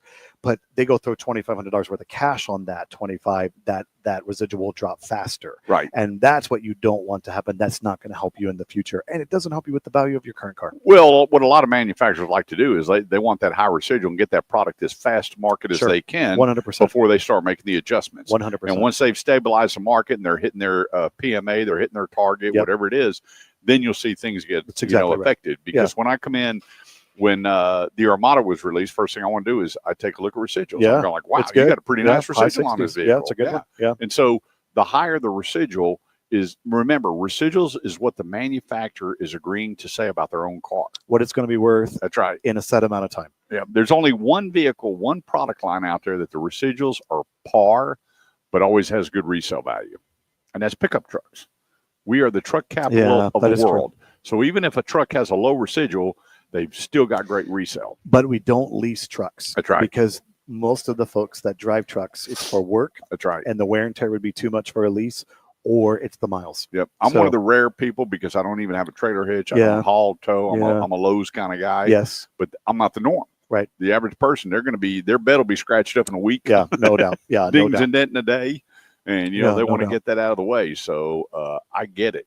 But everything else is, I look at it and people say, why do you keep talking residuals? I'm not leasing. Because residuals is the value of your car. Still the determined value. Yep, no doubt. It doesn't matter. When they look these things up. And more people should be leasing than what there are. We have leasing discussions with our customers all the time. They're like, oh, no, I want to own this car. I want to own this car, which I certainly understand. We got to go. And they finance it for 72 minutes, and then they we've been 72 months way overdue. We got to go. Top of the hour, quick break. Don't go away. We'll be right back. We'll blame that one on Bo. I thought we were on a break already. Sorry. I thought we were already on a break. Way to go, Bo. What are you doing over there? I'm over there. I'm going to show you. That's my fault. I was reading an email and I lost track of time. But anyways, Fox News cut you guys off. I'm sorry. That's okay. At least it was Fox. I told you we were. Who do they think they are? Yeah. We got to At least be it out wasn't there. MSNBC. You know about that? What is this? Which way you need me to go? This way? Further. Yeah, because I have my far contacts in. No, I don't know what that is. So this is going to be a car show in Burleson on Memorial Day, May 25th. Where's it at? And it's going to be behind Hoots, the nightclub in Burleson. Yes. Okay. We got a big You got a old nightclub in Burleson? Well, It's been there forever. You know, It's the really- crazy thing is the guy who cuts my yard is named Hoots too. I don't think it's his nightclub. though. I think it's Hoots. But he's like Hoots Lawn Care. I don't think it's 1187, Yeah, I know where that's at. and it's a big space in the Yeah. back, 3 or 4 acres. Are we going? Well, this is the bands are having, Okay. and I like it. Then the Why car don't you shows. contact them, see if we can do the show out there? Well, I got somebody on that already. Oh, okay, good. Let's put our cars in it. If we can get on. Kurt's got an ugly Corvette, but I have a nice one. So the car show's from 12 to I 3. do have an ugly one. And then they have Why do you got to do that? I know it's ugly too. and all these entertainers are going to be there, Yes. and it's all outside, even Okay, even I like the it. music.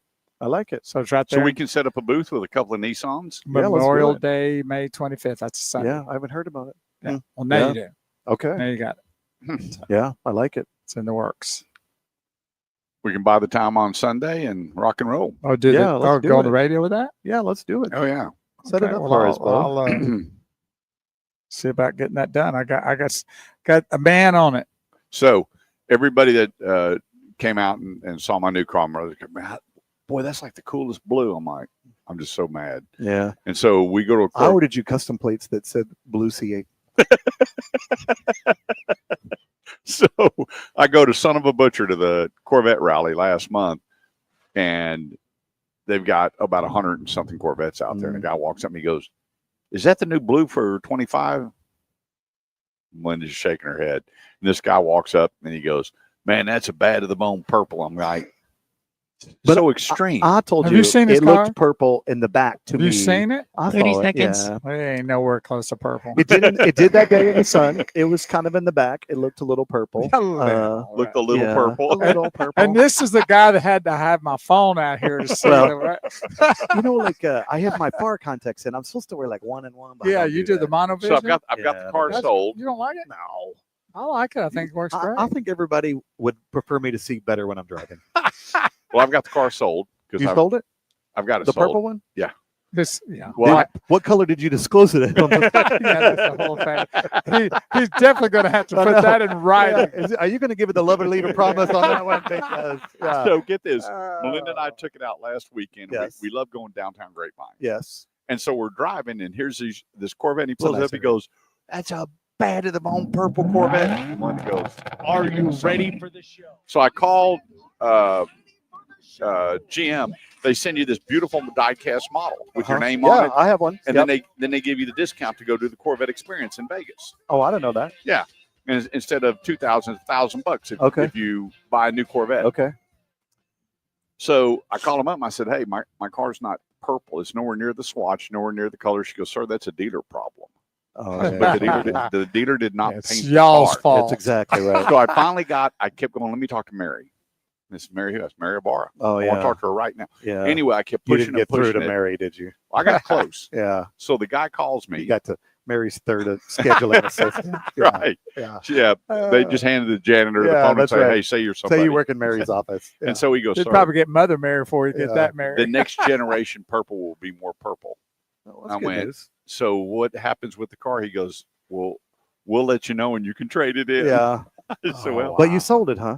well, I have to keep it for X amount of time because I can't broker Yes. with yeah, if you had a that's true. specialty Oh, car. because did you get employer discount? GM employee discount? No. Oh, you didn't. Okay. No, but I paid nickel over. Yeah. But this guy saw it and he goes, "I'll give you MSRP." Okay. Well, I can't broker. Let's say that I bought one of your Z's. Yeah. I have an agreement where I don't buy a car to broker it and make money. Yeah. I don't care if you do though. You can And buy then- mine and sell it. It's Okay. fine with me. I don't care. All right. I And wish so, you'd buy one of these. I got 2 left. Ooh. yeah, I saw them out when I know. pulled in. They're nice. What of Yeah, them? the Turismo, isn't it? The Nismo. Yeah. Nismo. Yeah. I like it. It's nice. Got it in purple. Actually, we do. I probably.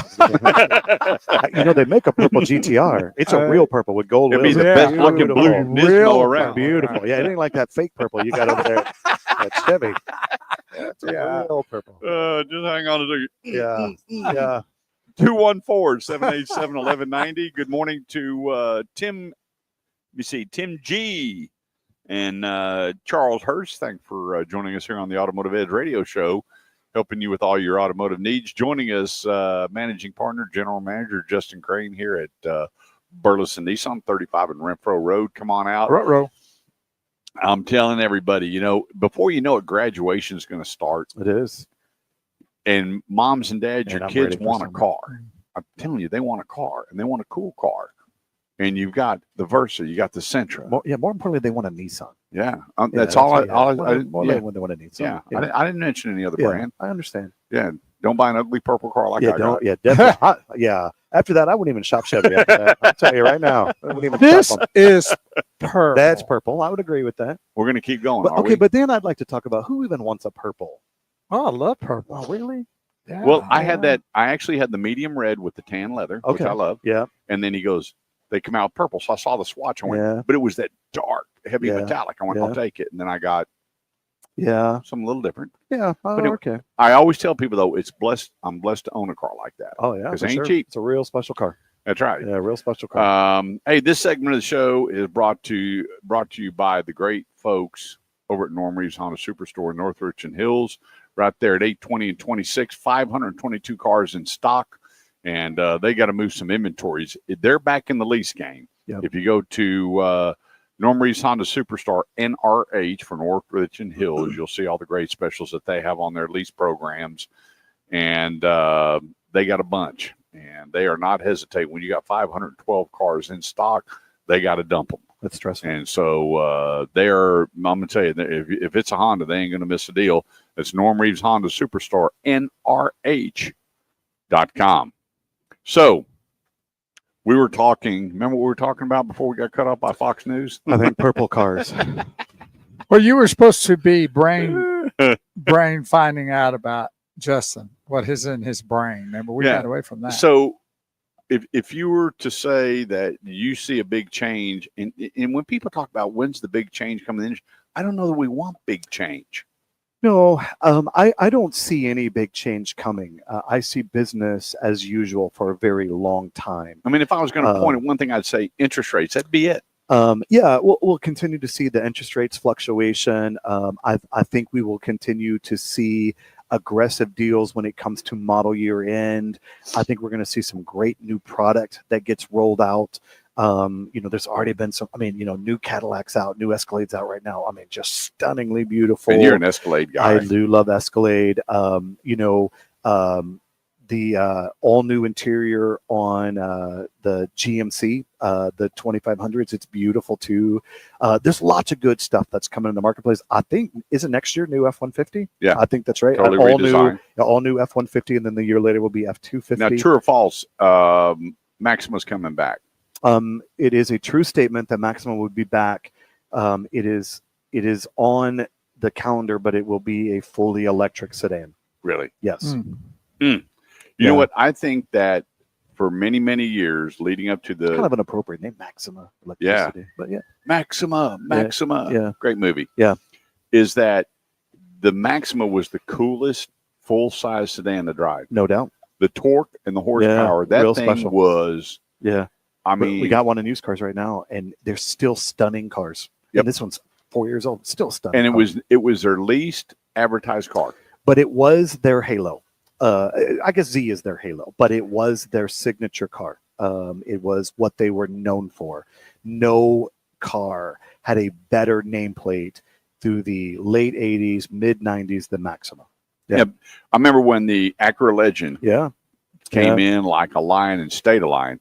Honestly, and then the Maxima was right there with it. And honestly, it was probably Acura TL that started to put the nails in the coffin to Maxima because they were a very similar car. Yeah, Yeah, but I very love the similar Maxima. car. Well, Yeah. the thing about it was, though, the torque of the Maxima, nothing competed with it. Right. You could put Yeah, whatever no you doubt. wanted next Yeah. to the Maxima, but if you look at the lineage of Nissan, their big thing has always been torque. But it was the Z engine in the Maxima. Right. So it was the four-door sports sedan, which is what that's what that car was built for. Yeah, that burgundy one with the tan leather was my beautiful. favorite all-time car. White with the silver wheels and the beige inside. Man, just beautiful. Yeah. So your big truck, down the road motors, Titan, it's over. and no more. No more. And so the Frontier here to stay. So if we're always honest about the truck market has one king, it has one queen, and it has one that tries really hard. And the king of the truck market is F-150. Every 60 seconds in America, an F-150 is sold. They have 27% of the market. Chevrolet tries very hard. They're the queen. They try very hard. They build. Are you talking about in Texas or all over? I'm talking about globally. Okay. Globally. I got you. They try really hard, and Dodge really tries to make an impact in the Dodge market. I mean, in the truck market, but honestly, they don't really touch the first two. Yeah, and it was amazing. 4 years ago, they actually passed GM for a short amount of time. For a very short time. And then stopped, and I went, when I was going, what's going on? They went, it's too expensive. Yeah. And really, that's what it came down to, Nissan. It's too expensive. First of all, we have a tremendous truck in Frontier. that mid-size sedan mid-size truck that we have ruled that nation for a very long time. Frontier is a tremendous truck, still with the V6, unlike its competitors. I heard you talking about Ranger earlier, and Tacoma. They put a 4-cylinder. We're still the V6, and they're about to do some very cool things with that truck. I saw it. I don't know if I can be in trouble, but Frontier Night Armor. That's what it's going to be called. Frontier Night Armor is on the way, and it is stunning. 3-inch lift, just a super stunning truck. You know, one thing I've noticed here in the last 2 years, Cool. everybody is going off-roadish design. I don't know where they're driving them at. Their but they trucks got 'em. and their SUVs. Yes. $80,000, When you look $90,000 at vehicles. your in the Rock mud. Creek? Your Rock Creek. Yeah. I remember. I'm trying to think who I sent over here, and she had picked out The young lady. picked out the road. Her name started with a T. She bought a Pathfinder. and she goes, "I saw that Rock Creek. Yeah. Man, that totally blew me I away." think Tanya. I think her name was Tanya. Yeah, that's right. And so everybody is going, well, how come they're talking about Rock Creek? It's And amazing. when they I show up know. going, I know. it just covers every angle. If you loved your wife, you'd put her in a Rock Creek. And if I love my son, I'd put him in a That's Kicks. exactly right.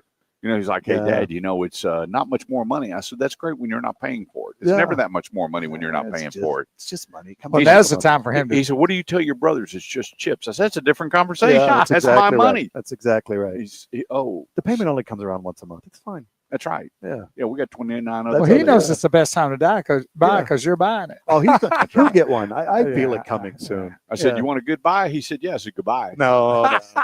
No, And he goes, no. and so Yeah, what I know happens- what Mama's going to say. That's to that. exactly right. Well, I was fixing to bring Yeah. her in the picture because she goes, "Honey, Yeah. you know what her question was? This was the greatest question of all time. Just want to appreciate it. How much more can it be?" That's Yeah. exactly right. Mhm. And it's newer technology. It's safer, Yeah. better fuel economy, Warranty, cheaper insurance. It's just, man. Better call him Yeah. quick and tell him to come pick it up. You know what? Yeah. We did a poll. You remember we did the poll the other day on the radio, and we were asking people if you could have a car, a truck, or an SUV in your driveway. Mm-hmm. We're not talking about brands or price or anything. The Just model. an item. Yeah. a car, truck, or SUV. What do you think number one was? Truck. Truck. No Just doubt about by it. the hands. Yeah. 10-1. Every household needs a truck. Yeah. Because you just, like I don't personally own a truck, but I have access to trucks. But you Right. just like, oh, I got to pick up something. you Cardboard always- And or what a was piece number of two? wood. Car was number 2. SUV. Oh, it was? I'm surprised. by Now- that. Yeah. When I told everybody, and did you get my newsletter? I don't get your newsletter. Ty just did, and I put together a beautiful. I have- newsletter. I've you sign for the requested I that- newsletter? signed up, but I didn't get I've it. requested that thing Y'all need to 20 check your junk times. mail. We But put I'm a about to beautiful newsletter. together. That's my full-time job. It's unsubscribed. Unsubscribing from newsletters. I get so much junk mail. And like they don't even know their audience. Like they're sending 1 me minute. stuff, like here's home cookware. They don't know me. Like that is not helping them. Well, Yeah. get this. When I told the parents, talk to your kids, I have this survey this company puts out for me. Uh-huh. 90% of the kids wanted a car. Yeah. But And the you know, other 10%, a truck. I think like we were all at the age, like remember, like I will never do what my parents did. Right. My parents did this, I won't do that. Like I remember, I grew up in Cleveland, we joke about it all the time, but I'm like, I will never live in Cleveland. Now I live in Grandview. I mean, like it's worse than Cleveland. I'm like, I mean, 30 seconds. yeah. 214-787-1190. That's 214-787-1190. Quick break. Don't go away. We'll be right back. When we're coming back from Galveston, boy, Grandview, this is going to be long. That thing's just I going to know, blow up. it already is. It's going to be I just. know, it's such a great How, place. how much property you have there? Well, we have 60. Yeah. But you have other family members Yeah. living out there. Yeah. And Yeah. how cool is it having family living right there with you? So my brother-in-law and my sister, they live next door, about 50 feet away. And those are Yeah, the kiddos you with spoil My rotten. ponchos. Where's yeah. Grandview? So just go south on 35, Okay. past Burleson, through Alvarado, Okay. pass over 67, then you get into Grandview. Okay, I got you. I think there's like, 5,000 people that live in Grandview. So what do you got? Home of the 4 zebras. nieces and nephews? So I have 3. I have way more than that. So I have 3 that my one sister has. 3. I have Okay. 4.5 that my other sister has, and then 1 more that my brother has. Got it. Yeah. I'm believing this newsletter doesn't exist. You know how many I didn't nieces and see it nephews either. I have? How many do you have? 52. Wow, that's a lot to buy for And Christmas. 2 more coming. Yeah, My mom will have 58 yeah, grandkids come May. man. When did this newsletter come out? We sent it out on Wednesday. I didn't see it either, and I did sign up. I went and signed up. I've signed up 20 times already. Maybe send it to me later today. I'll read it. I'll proof it. Would- See what I'll see what you missed. I got it. Yeah. I'm looking. So I knew it went out because I got the ding. Yeah. And what's it called? The Automotive Edge newsletter? February 2025 newsletter. Yeah. Y'all know I almost wasn't here today. I forgot to tell y'all that, I almost took another job. Did you? Yeah, Jerry Jones. He wanted me to. He called you? He wanted me to be the head coach, but it just couldn't work out the pay. He didn't ask you to be the Pay plan, quarterback? Yeah, no, he wanted me to be the head coach. Well, the Yeah. problem was Well, we need a quarterback. He's got his quarterback. well, he's the bonus was getting to the Super Bowl, which you'd never get. Yeah. Well, you didn't see the news this week then. Dak says we're close. That's right. I saw that. Yeah, he says we're close. Yeah, they were talking to him when him and Troy were doing the ball Yeah. thing or whatever, and he said, "We're right there." Yeah, but I mean, let's be honest. If you gave Dak the Eagles' offensive line, we're close. Yeah. I mean, we are close. Yeah. I mean, Dak is every bit of the quarterback that Jalen Hurts is. He maybe cannot run quite as good as Jalen Hurts could, but with that offensive line, I could be the No doubt. quarterback. And that's our. I mean, we were an offensive line away from being a good team. Yeah. And Yeah, of the course- last time we had it, we had Larry Allen. Yeah. I mean, go down the Well, list. Witten. I mean, we did have we had a couple of good lines for a couple of years. Yeah, we did. Yeah. We just never had, now we've got a quarterback for $240 million we're Yeah, stuck with for the yeah. next 4 years. And now I got to be a Lakers fan because of Luka. That's right. I'm I didn't think it was that big a deal. gonna be like Dirk. I'm just gonna fly out there. Did you see how many people they kicked out Yeah. for having fired Nico? Now, okay, but now that's my issue. Okay, you're right. Did you see the video yesterday they released on Cuban? Yeah. Sit the F down. I'm Yeah. like, Yeah. Mark. Listen, you pay your money and you can boo your team and you can cheer your team and whatever you want to do. I personally don't ever boo my own team. But I don't know, restricting people from coming out of your place with that, they're going to regret that. Yeah. They've handled, okay, the trade is done. It happens. There's big trades that happens all the time, but they have handled their PR so poorly. right. This guy's I don't know about this Nico guy. He's not. Yeah, he doing was an well. executive for Nike. He was. That- And he when they- couldn't and they get brought him Steph in. Curry signed on the. He didn't want to sign Steph Curry. He didn't think he was going to be good enough for the shoe. Yeah.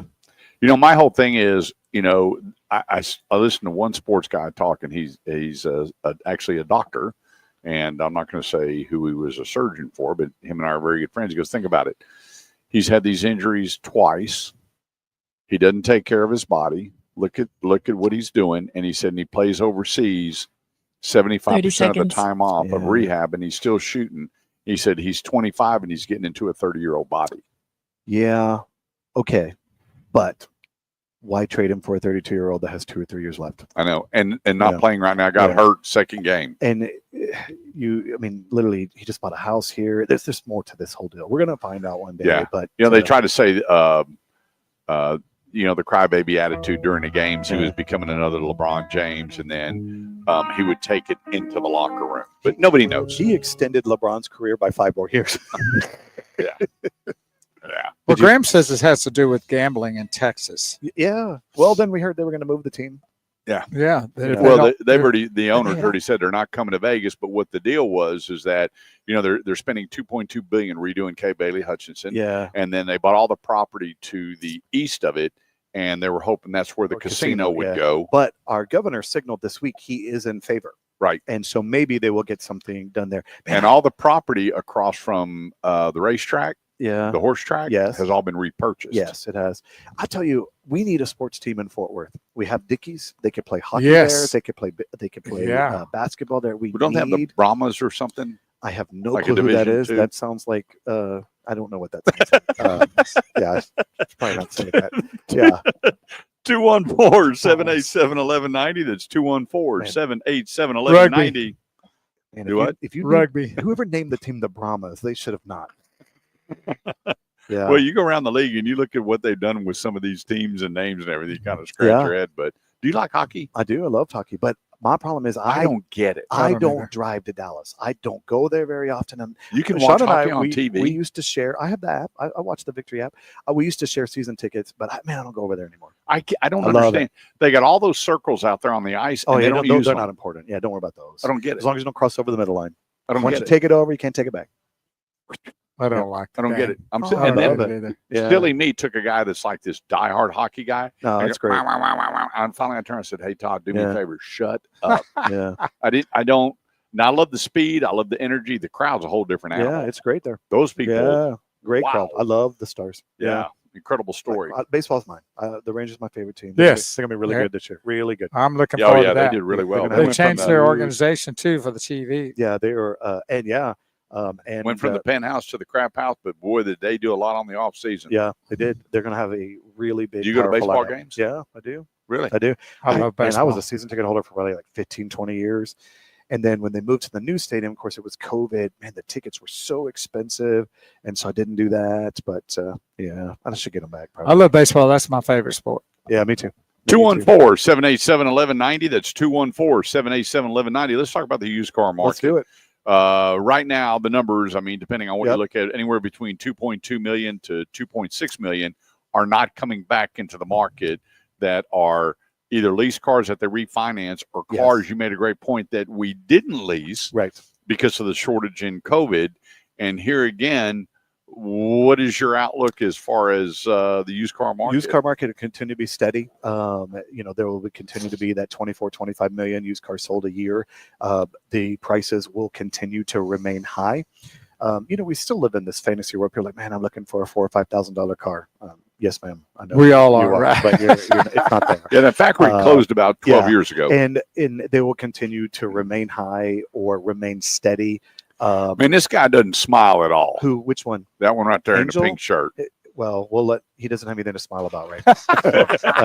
He's wearing pink. That ought to tell you something. But the used car market, it'll stay great. The average used car, you said 27,000. I'm seeing it a little bit less than that now. Closer to the 25 range. The top 25 percent of really stout used car dealers, they're 23, 24,000. Because obviously the cheaper the used car, the better. But yeah, used cars it'll continue to be a strong market. Yeah, they say the honey hole for the next 2 quarters at 18 to 24 Yeah, it's really is tough. going to be the deal. Yeah, it's but really tough. to getting get. them at auction Yeah, it's tough. or getting those cars in, that's a tough old How are sport. you doing getting them in? We're okay. I'm probably about 20 cars shorter than I would like to be right now. So Do you you're in spend the much market. time at the auction? I do. I'm probably buying about 5 or 6 to 10 a week. I prefer not to do that. And So what are they this is sitting a on good MMR? time, right, for Um, them to bring a car to you. Yes, I would That's much what- rather buy from a customer Right, than to buy correct. from the auction. Exactly. I would tell you that we're still MMR, which is really this I know. make-believe number. But I would still tell you we are north of MMR of $1,500 on average. But the How about problem with that? MMR, if you say, well, the car's a $20,000 MMR and you pay 21 grand for it, then you pay the $800 auction fee, and then you pay a $300 inspection fee. Mhm. You really pay $2,500. and then you got to buy over. the insurance on That's it if right. you don't want it. Yeah, $2,500 over MMR. It's not a way to go. I would much rather buy from a customer. And So one what thing I he's found out saying about MMR, right now is it's a good time Yes, to bring your 100%. pre-owned vehicle to right here at Burleson Nissan, and he will make the Yeah, deal. 100%. well, the thing is, Justin would rather put all the money in a car that he can touch, feel, and look Right. at. Yeah. And he's going to know right And up know front the what his owner. Yeah. reconditioning Well, costs you are can gonna ask be. the owner right straight up questions. Yeah. So what are you seeing on your average recon? I've- Let me ask you. Sure. Twofold: auction versus somebody pulling up on Yeah. the lot. Both good questions. Obviously, if it is a Burleson Nissan customer bought new here, serviced here, when I trade for that car, the whole history of it's there. And if That's you just top put notch, filters in it, yeah. I don't need to put filters in it again. I would tell you the average recon is somewhere around $1,700 to $2,300. Depending, CPO, if it's a CPO unit, certified pre-owned, it has tougher or more stringent recon process, so Right. it's more expensive. Recon it's not cheap. Yeah, not cheap. When I look at MMR, the one thing is that's deceiving about MMR is you could have a car with a lot more stuff on it, Yeah. and then not book out the way you would think MMR is. Yeah, and you need to look at transactions, and you need to look at places.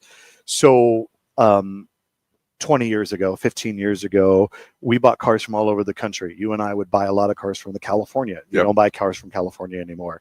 I don't buy a lot of cars from the Northeast. I don't want rust. I don't want the snow Right. damage for say on cars. You know, I don't like a lot of cars from Florida. I got to be careful with them because of And they were flood always damage cars. overpriced. Yeah, Florida. You know, I buy a lot of cars from Nashville. That's where Nissan's headquarters is. That's where the Nissan runs a lot of their cars. And then luckily, you know, the second biggest auto auction in the world is right here in Dallas Fort Worth. You know, Manheim, Dallas. They'll run a good 10,000 cars a week out there. So yeah. So how much body damage is too much damage? Yeah, that's a good question. When you're looking at a car. Now I looked at one the other day, and the gentleman, it was the second person I've ever seen done that. He got a huge gash in his quarter panel from a grocery store. Yeah. He had the quarter panel replaced. Yeah. I was like, what do you mean? He goes, I don't want it repaired. Yeah. I went, well, they're still going to send you a blank quarter panel, but he didn't. He had it repaired, and he had all the paperwork and everything. It was ASE. Yeah. I mean, not ASE, OEM. Yeah. And he had that manufacturer, that dealership paint it. But I could tell it when I walked up. I said, hey, the quarter panel. He goes, yep. And he had all the paperwork and everything on it. Is that a car you can certify? So a couple of things. Yes. Yes, a car with previous damage can be certified. It has to meet it has to meet standards. Is that the standard of the manufacturer or you? Both. Okay. It is the manufacturer first and then me. Okay. It has to meet OEM standards. It has to meet visual standards. But more importantly, you know, if a fender on a car has been replaced, people ask me all the time, would you put your family in a car? Just depends. Okay. Is the frame straight? Is the subframe straight? Is there any weird wrinkles in the car? Okay. If it's pretty straight, it's probably okay. Yep. You know, and we have to remember, okay, is that there is no such thing as a perfect used car. And I know that really hurts people's feelings, but there is no such thing as a perfect used car.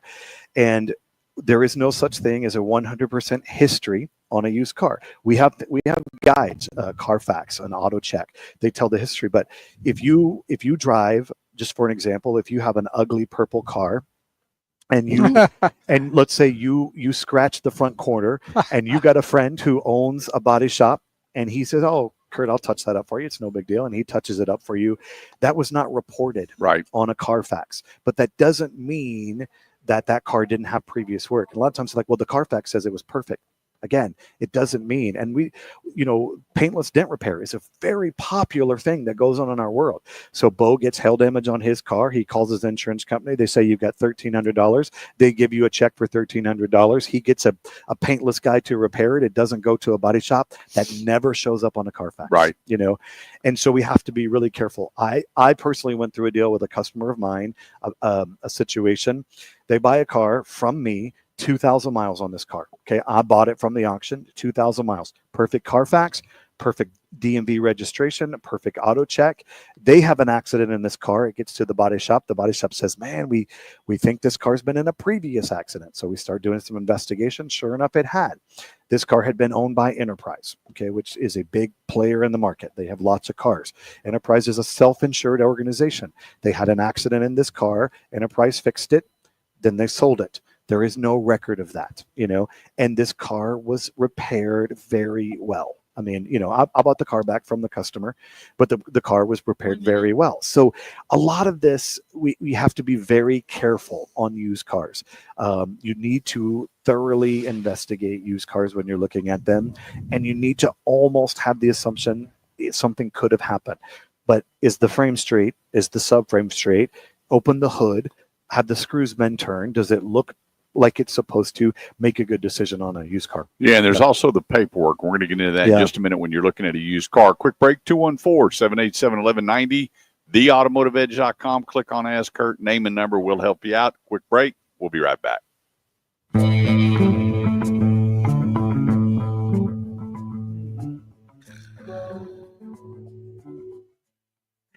Fine.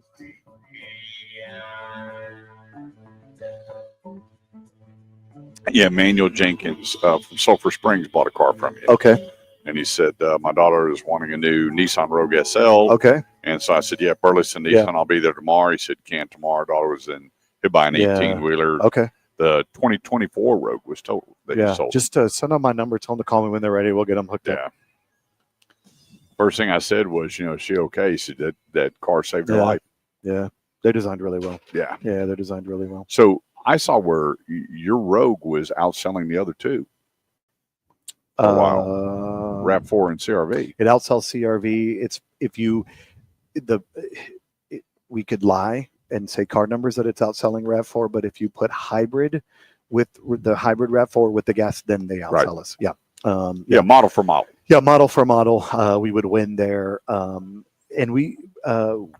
they're about to make some pretty big changes to Rogue, the pricing of Rogue, the structuring, the packages of Rogue. Rogue has lost its footing in the marketplace a little bit, but it's going to come back really strong this summer. So how long before you're converted into more hybrid? The very first Rogue hybrid will be here in June. So how many hybrid products you got? So that will be our very first one. Right. That'll be our first one. Now, I will not get one, if we're just being honest, because the more hybrid eccentric states, they're going to get first dibs on those. But they have what are those states? California, New York, Washington. Say no more. The blue states. Yeah, yeah, they're going to get the hybrids first. I'm really surprised how slow Honda is rolling out on hybrid. Yes. Because you have to go to the Sport and the Accord to get it. All of us by this time next year. All of us will. So by summer of next year, a brand new body style Rogue is coming, and it will have a hybrid. There will be a hybrid in the Kicks. There will be a hybrid in new body style Murano. There is not a hybrid plan for Armada. Nobody's there yet on these super big no one is. Things. There will not be a hybrid in Sentra. Sentra is going to come. New Sentra is going to come with a new engine, but hybrid is not on the. It's going to be a 2-cylinder turbo, which I know scares people to death, but it's going to be an amazing engine. Remember, well, the 2.0, there's a bunch of them out there. We're 3-cylinder turbo on a road right now. And so you don't need a hybrid when you're a 2-cylinder turbo. You don't need a hybrid. You know what they're talking about is the 3.0 diesels in the big land yachts. Because you've got it in Suburban, you've got it in Tahoe, but it's not the same that's in the truck. Yeah. It's designed just for them. Cadillac had one. I've driven one that is that, and it is very nice. But, Cadillac dropped it. They didn't renew it for this year. Again, the demand. Cadillac and diesel didn't work. Yeah, the demand is so. Now, you can still get the GMC Denali with that 3.0 diesel, which is nice. And, Chrysler makes a very nice 3.0 diesel that is in their 1500s. Dropped it. Oh, they did. I didn't know that. 24, early 24 was the last time to get it. It was a good engine. Loved it. It was a good engine. And my wife being a warranty administrator for Stellantis, they had no problem with that engine. It was a good engine. I'm surprised by that. And then Chevy has the Hemis are gone. All of them? Huh? All of them are Well, gone? you can only get 3/4 ton. You can't. No more cars. No more 1500s. What about Wagoneer? Is it still going to have the Hemi? The production is going to end this year. Gone. Well, maybe they'll rethink that plan there. They need to. Yeah. I mean, I remember when their sales went through the roof when they finally got right up there with the other two big boys. Those commercials. Yeah. I drive a Hemi. Yeah, that's a big name. Yeah. And I'm telling you what, that thing in all my Challengers, I bought like 4 Challengers. Yeah. Custom. I would only buy the Hemi. Way bigger name than Mopar ever was. And what does the Hemi actually mean? What does that do to the engine? It was their high performance engine. The whole engine. Yes, it was. Okay. So they had a V8, and then I believe the Hemi had 40 or 50 more horsepower, and they called it Hemi. I'm sure it stood for something. Right. Yeah, it just had a bigger bore on it. The whole engine was made not just and like once a V8. They started putting the Hemi on the trucks and the cars, boom, boom, boom, boom. Everybody wanted to drive a Hemi. Very, very big deal. Yeah. Hemi Durango. It was the best marketing they've ever had. Oh, yeah, no doubt. No doubt. No doubt. Yeah, they pull up to line and the guy look over, what do you got? Yeah. They would never say what they're driving. He goes, I drive a Hemi. That's right. Yeah, exactly right. Little Earth, Wind, and Fire bringing in the bottom of the hour. I got my first kiss to this song. Not a group I'm familiar with. I mean, I know like the September song, but other than that. Oh, that's one of the best. That's one of my favorite groups. The Way of the World. They made a movie with this song, and I got my first kiss at Rock Island Roller Gone with the Wind? Yeah, exactly. Yep. She said, do you want a kiss or a French kiss? And I went, oh, kiss. Is there an option? I didn't know. I didn't know what I was doing. Yeah. I was 14 years old. Black and white back then. Yeah. Yes, exactly. I was at the roller skating rink. Still couldn't skate backwards, but, Yeah. Yeah, we're over at the locker switch, and she smooched me. Earth, Wind, and Fire. Yeah, it's Way of the World. Story right there. Good thing I didn't eat those donuts. I'll be throwing them up.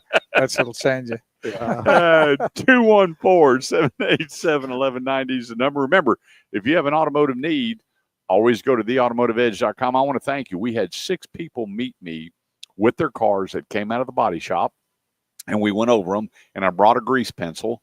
And one car, it looked like there was bullet wounds all over it. As we went over the car, Wow. it looked, I don't know if it, Three Blind Mice Body Shop repaired this one, but it was terrible. And she called me up, and the owner came over, and they're redoing the entire car. And she said, "What's that going to do to my resale?" Well, much better than it was before you brought it back. Yeah. But you know, one thing, we have Justin Crane, general manager, managing partner here, Burleson Nissan, 35 in Renfro Road. Go to burlesonnissan.com and beat used car prices with their new car prices. The big month, February is the shortest selling month, and he ain't married to none of them. Come make you a deal. When I'm looking at a lot of these cars that have body damage and stuff, it's amazing because a lot of people don't understand the internals of how a dealership works. If Justin has a car come in and it takes 8 labor hours to fix the car, and your guys do it in 3, they still get paid for 8. That's right. When you look at a run on a body shop and you're looking at the ticket and you look at how much labor intense this thing was involved, right, and maybe it only took half of it, that person still got paid for the whole amount, right, but it really wasn't as much as what the Chilton or whatever books that you're using, the labor was. So it could be a lot better car than what you thought, even though it said, I saw one that had 16,000 worth of damage. Yeah. And I said, hang on, your car didn't have 16,000 worth of damage. Those 2 monitors on that car, they were 3,000 a piece. So now you take that, now you're down to 10,000. That's exactly right. And then when you look at the OEM parts, now we're down to 6,000. And so you had 6,000 in labor. You didn't have 16,000 in damage. Yeah. And so I don't know how you are, but I'll look at that a lot of times if they have it. And so the guy had a lifetime warranty on all the repairs, and I'm looking at going, this is a really nice car. Yeah. I saw a Carfax this week, and it basically, they rate it, minor to moderate to severe damage, and they'll show you what fender, what area of the car it was. And this one was the complete car. And I looked at it and I said, oh, it was a hail damage claim. This car got hit by hail damage. I go out and look at it. Not one piece of metal was replaced on this car, but the hail damage was reported on there. So when you're looking at that, you want to make a good decision. Say, would I buy a car with damage? Sure, I would. I just want to make sure that it's put together really well. I want to look underneath, and if the strut has been replaced, does it say Nissan on the strut, or does it say AutoZone on the the strut? liabilities of you sticking your name on the back go through the roof. Yeah, and your reputation. Yes, and with all the social media. Yeah, you just want to be, you want to be really careful. And listen, I have customers, and like Justin, we have to find the perfect used car. No, ma'am. Let me walk you over here and show you these new ones, because there's no such thing. And if you expect to buy a car that you're never going to have a problem with, that has never had anything done to it, no one's ever smoked in it, no one's ever ate in it, you're not going to find a used car like that. Right. Come buy a new car. The law in Texas, no matter what the damage is on a new car, I have to disclose it to you. Well, I had a man the other day, he got really mad at me, and we looked at his car, and then he took it to the dealer, and he goes, y'all are a bunch of stinking crooks. And I said, okay, explain. He goes, I showed him all the books and records and everything on that car, and he told me he was still going to spend $900 to recondition it. I said, well, sir, hang on just a second here. Even though you took it to the shop and they did an oil change, how does Justin know that it was done proper? The crush washer was done right. It's not going to leak oil. But here's the thing. In order for you to have a peace of mind, and I'm not speaking for you, I mean, in generality, it works. When it goes to that shop, even if they did it that morning and brought it to you, you're dropping all the fluids. You're going to go through that whole car, regardless of what they brought you. The only way it would not, and this happens a lot. So I have a customer in for an oil change. I personally change the oil. They trade that car in today. No doubt. I'm not changing it again because it was done by but if Joe Bag of Donuts did all the work, you've got to go back through it. And we live in this world that is dangerous. I read comments all the time. Oh, I took my car to Take 5, and this is nothing against Take 5 or Quick Oil or whatever they want to do, and then now I got problems with it. There is such a difference even our lowest level quick lube technician has to have hours and hours of certification from Nissan to change oil on that car, and that is such an important part of where was that. Where was this car taken care at? 20 years ago, we all changed our oil in our driveway. We don't do that anymore. Right. That's just not what happens, partly because, we disposing of it and things like that. So do you have access to, if somebody has done their entire term with Nissan, can you pull from that database? So, no, sir. half. So I can see any warranty history that's done. So even if it was not done with me, so let's say they lived in Oklahoma, they took it to Oklahoma Nissan. If they had warranty work, I can see the history of that. Now, if they serviced at a reputable dealership or a reputable quick car place, the Carfax is going to have the entire history. Every oil change, every state inspection, every tire rotation, it's all going to be listed on there if they went to a reputable place. Yeah. So the one question that Gary sent to me on my messenger was, how much damage is too much damage that a dealer doesn't want a car? And that's a tough one. That's a really tough one. So, and I also, there is variations to this. Okay. If this is a $35,000 Nissan Armada and it has a severe accident on the Carfax, I'm not interested in that car. I'm going to wholesale that car. I don't want to be in it. If it is a 2018 Honda Accord that we're going to retail for $10,000 to $11,000 that has a severe accident, I feel different about that car because I believe the customer's expectations are a little bit different for that. Now, no matter what, I disclose it. You sign a Carfax with me when you buy a used car, but we should be really careful. Would I have any interest in a $70,000 Corvette Escalade that has damage? No. I'm just not interested in that because that customer is not interested in that. I traded for a car yesterday. It's a 2018 Rogue. It's got 47,000 miles on it. It's got minor damage on the Carfax. Yeah, I'm going to keep that car as long as it's. I feel it was repaired the right way. My guys tell me it was checked out. I'm okay with that, and I'll tell the customer this car was in a minor accident. The thing too, we always get so scared because we say accident. It could have been a shopping cart that hit the side of that car and that gets recorded as an accident. It could have been you backing into your garage door that gets recorded as an accident. It doesn't necessarily mean that car got hit by an F-250 at 70 miles an hour. It just doesn't necessarily mean that. And so we have to be really careful about those. Again, if you buy from somewhere you like and someone you trust, they're in business for a reason.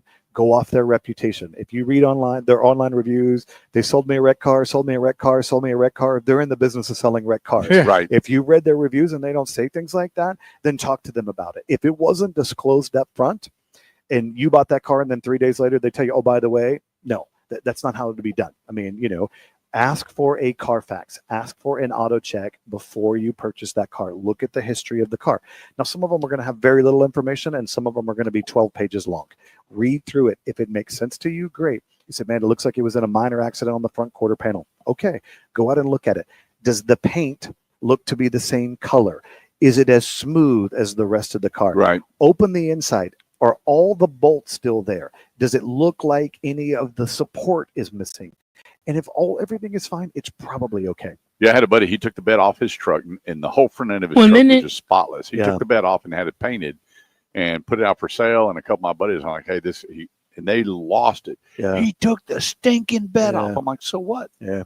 Look at the paint job and the quality of what he did, and then put it back on. This way, the whole thing matches." Yes. And he got the factory paint. The codes matched up and the paint job was infallible. Yeah. I mean, it was a great job. And he goes, so you'd buy it? I said, buy in a heartbeat. And there's another one. A lot of times you'll see a car that says it has structure. Like, well, what is this? I mean, like, you don't want to buy a car with structural damage. You don't. But if you start looking and this is a altered structure, that means it could be a lifted truck. That's right. And there's a lot of really great lifted trucks in the market that look amazing. But that Carfax may say altered structure or structure damage, and you want to make sure and you can be passed on a good product. That's exactly right. You want to make sure that you look at it. There's tons of good body shops, there's tons of good dealerships. They'll set you on the right way there. All right, we get back. We got one more section left. I want to hit credit real quick before we peel out of here. Don't go away. Quick break. We'll be right back. So we got a lot of information. Art Naismith, my royal purple brother from Lufkin, Texas, says Hemi is a spherical shaped heads with the spark plugs located between intake and exhaust valves. More efficient design for power, more engines are Hemi design than most people realize. A spark plug down the middle of the valve cover, and they have 16 plugs instead of 8. Okay. Did you know that? No, I had no How clue. about that? Yeah. That's back. Well, up, I around ice. kind of did know that because like if you have a 4-cylinder, most of them have 8 spark plugs. So yeah. I got to tell you, every one of my Hemis, I thoroughly Yeah, enjoyed. Great trucks. He said every one of that 8 of those plugs were to do, be like a cleanup. Yes. Yeah. A burn off or whatever. Yeah. Yeah. Yeah. So that's kind of interesting. You know, and even most of these cars, even the big Corvettes, you know, they have that ability. It's obviously a V8, but they can turn off 4 cylinders Right. when they enter that eco mode when you don't need it, for say. So yeah, interesting. Yeah, I was cruising down, was 2 days ago. It was a beautiful day, and I took the car out, and I was looking. I was running on 4 Yeah. cylinders, you know, just cruising up and down the road. What? Have you got your car over 150? No. So we have track day coming up I next know. month. I want to go. I need tires. Well, you want to bring tires for the Well, track, I need tires now. and so I'm I gonna have get run mine. We'll go burn these off I and know. put some. Yeah. I Well, I want would. to do 175. I've done 158, Okay. and 175 is my dream. All right. I do too, but I want to do it in someone else's car. If I'm being honest. Why? I don't want to do it in mine. Why don't we both go to the Vegas track I experience? don't know with me too. Yeah. So you know, like one of the coolest. I don't know if I ever told this story. One of the coolest things I've ever done in life is I had to get certified on GTR. Every GTR dealer deals. Nissan's test track is outside of Phoenix, Arizona. So you go there, and you have to drive with the driver. And there's a obstacle course. You know, stop and start in through the turns, and then they have the track. And the first 2 lines, the first 2 laps, the driver drives, and they're there with you, and they run. I mean, just bumper to bumper off each other, 220 miles an hour. That's what I've ever been in the car. Nice. And for me to certify, I had to go over 165. And Nice. so then it's you to drive for 2 laps. And now these cars, in all fairness, they're standard GTRs, which is the only track ready car that there is, but they do have cages in them. And so then I get in there, and he is, you know, he's there, he's talking to you on the headset, and he's like, Justin, get up on that car. We're not going to get there. If you don't get up on that car, we won't get the speed that we need to get up on that car.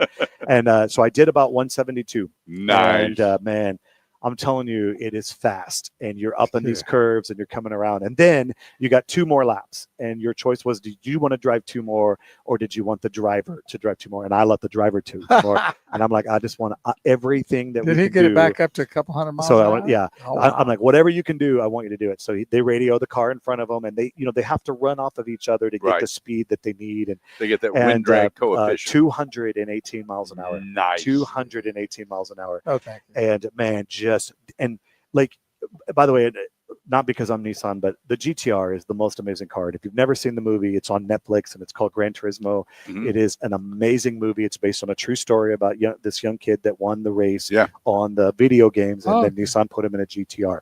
When you learn what these cars can do. Have you been over to Benbrook to drive the cars? No. I Okay, haven't. so they got a track over there, and you have your standard cars where you can get your hot rods, Yeah. Mustang, Corvettes, Yes. and stuff.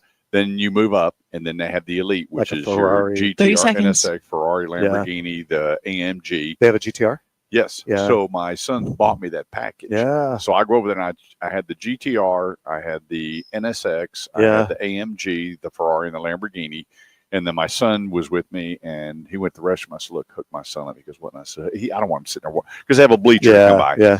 My 2 favorite, by far, hands down, was the GTR and the NSX. Yeah. I got both of them up to 140 on the track.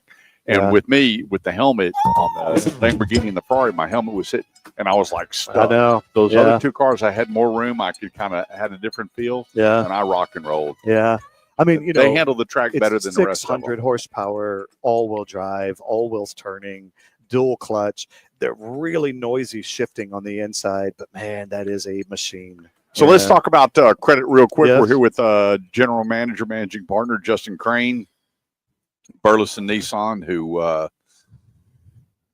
won't quit making fun of my car. I'm going to have to call my mom when I leave here and have her Yes. talk with me. Well, she'd be embarrassed She- to know you bought a purple one, too. My buddy. Let's talk about credit because, they're talking about, medical can't be held against you Yep. now, and they passed everything. Yes. What, or we always call it, how deep are the banks buying? Yeah. And when we Yep. talk, that's car slang for how bad a credit can you get financed a car? Sure. Because there's a lot of people still reeling from COVID Yeah. that lost their jobs, but they're back on track. They made their house payment. They've been in the home for many years. They went back to the original job. There's so many benefits that people don't think about when they're looking at a car. But what are you seeing? You know, we all could have a trillion different banks doing the loans and Right. everything, but how are your banks looking at car deals as we're going into 2025? Yeah, you know, it's a really good question. A question we get asked a lot. Banks continue to be really aggressive. The banks have plenty of And money. it doesn't mean automatic 1799. No. These banks are really aggressive. What is different than 7-8 years ago is banks are much more. They look at the structure. They look at the overall thing and say, well, I got a 450 beacon score. Can you get me done? Yes. It depends on the structure. What are you bringing to the table? Do you have a trade-in? Do you have some cash down? What kind of car are we on? What kind of payment are we going to be on? What is your history there? Say, well, I'm a 650. Can you get me done? Yes.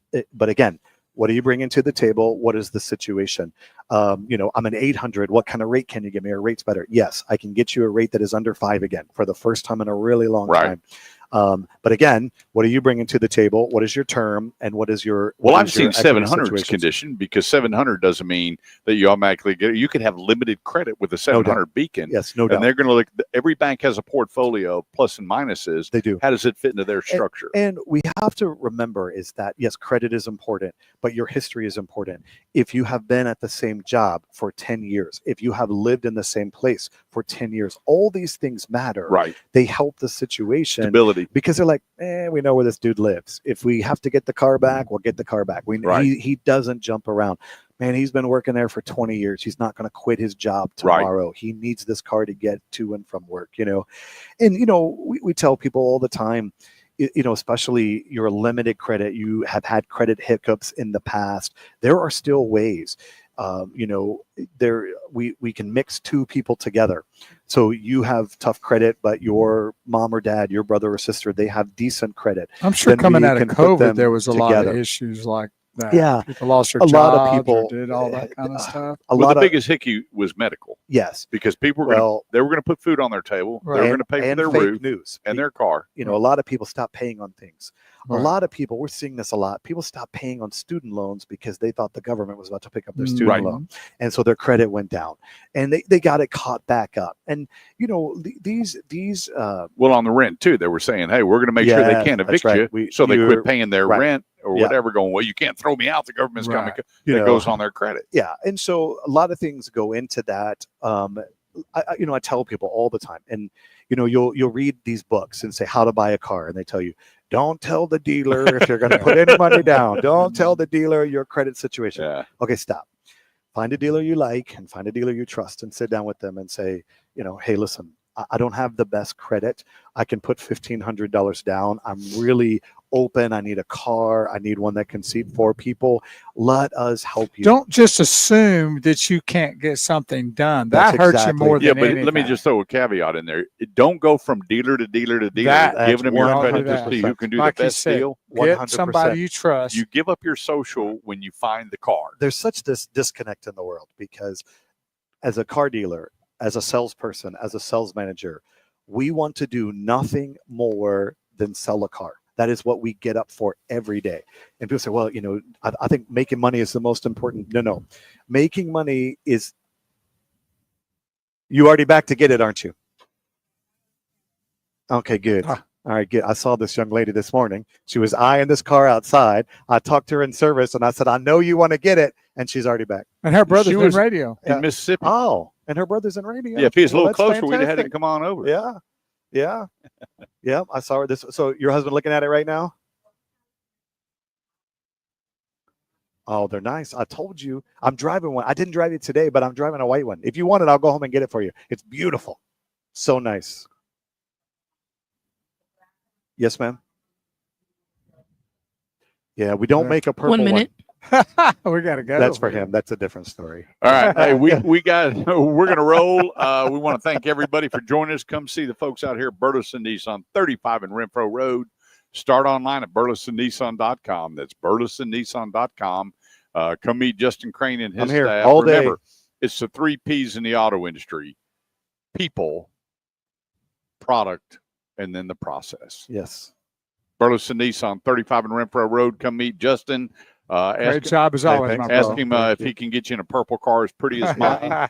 And have a great weekend. Remember, turn off those electronics, get reconnected. Tell that person you love them. Put the phones down and have a conversation today. Have a great weekend. God bless you. And thanks for joining us here on the Automotive Edge Radio Show. Stay warm. Oh, the big news.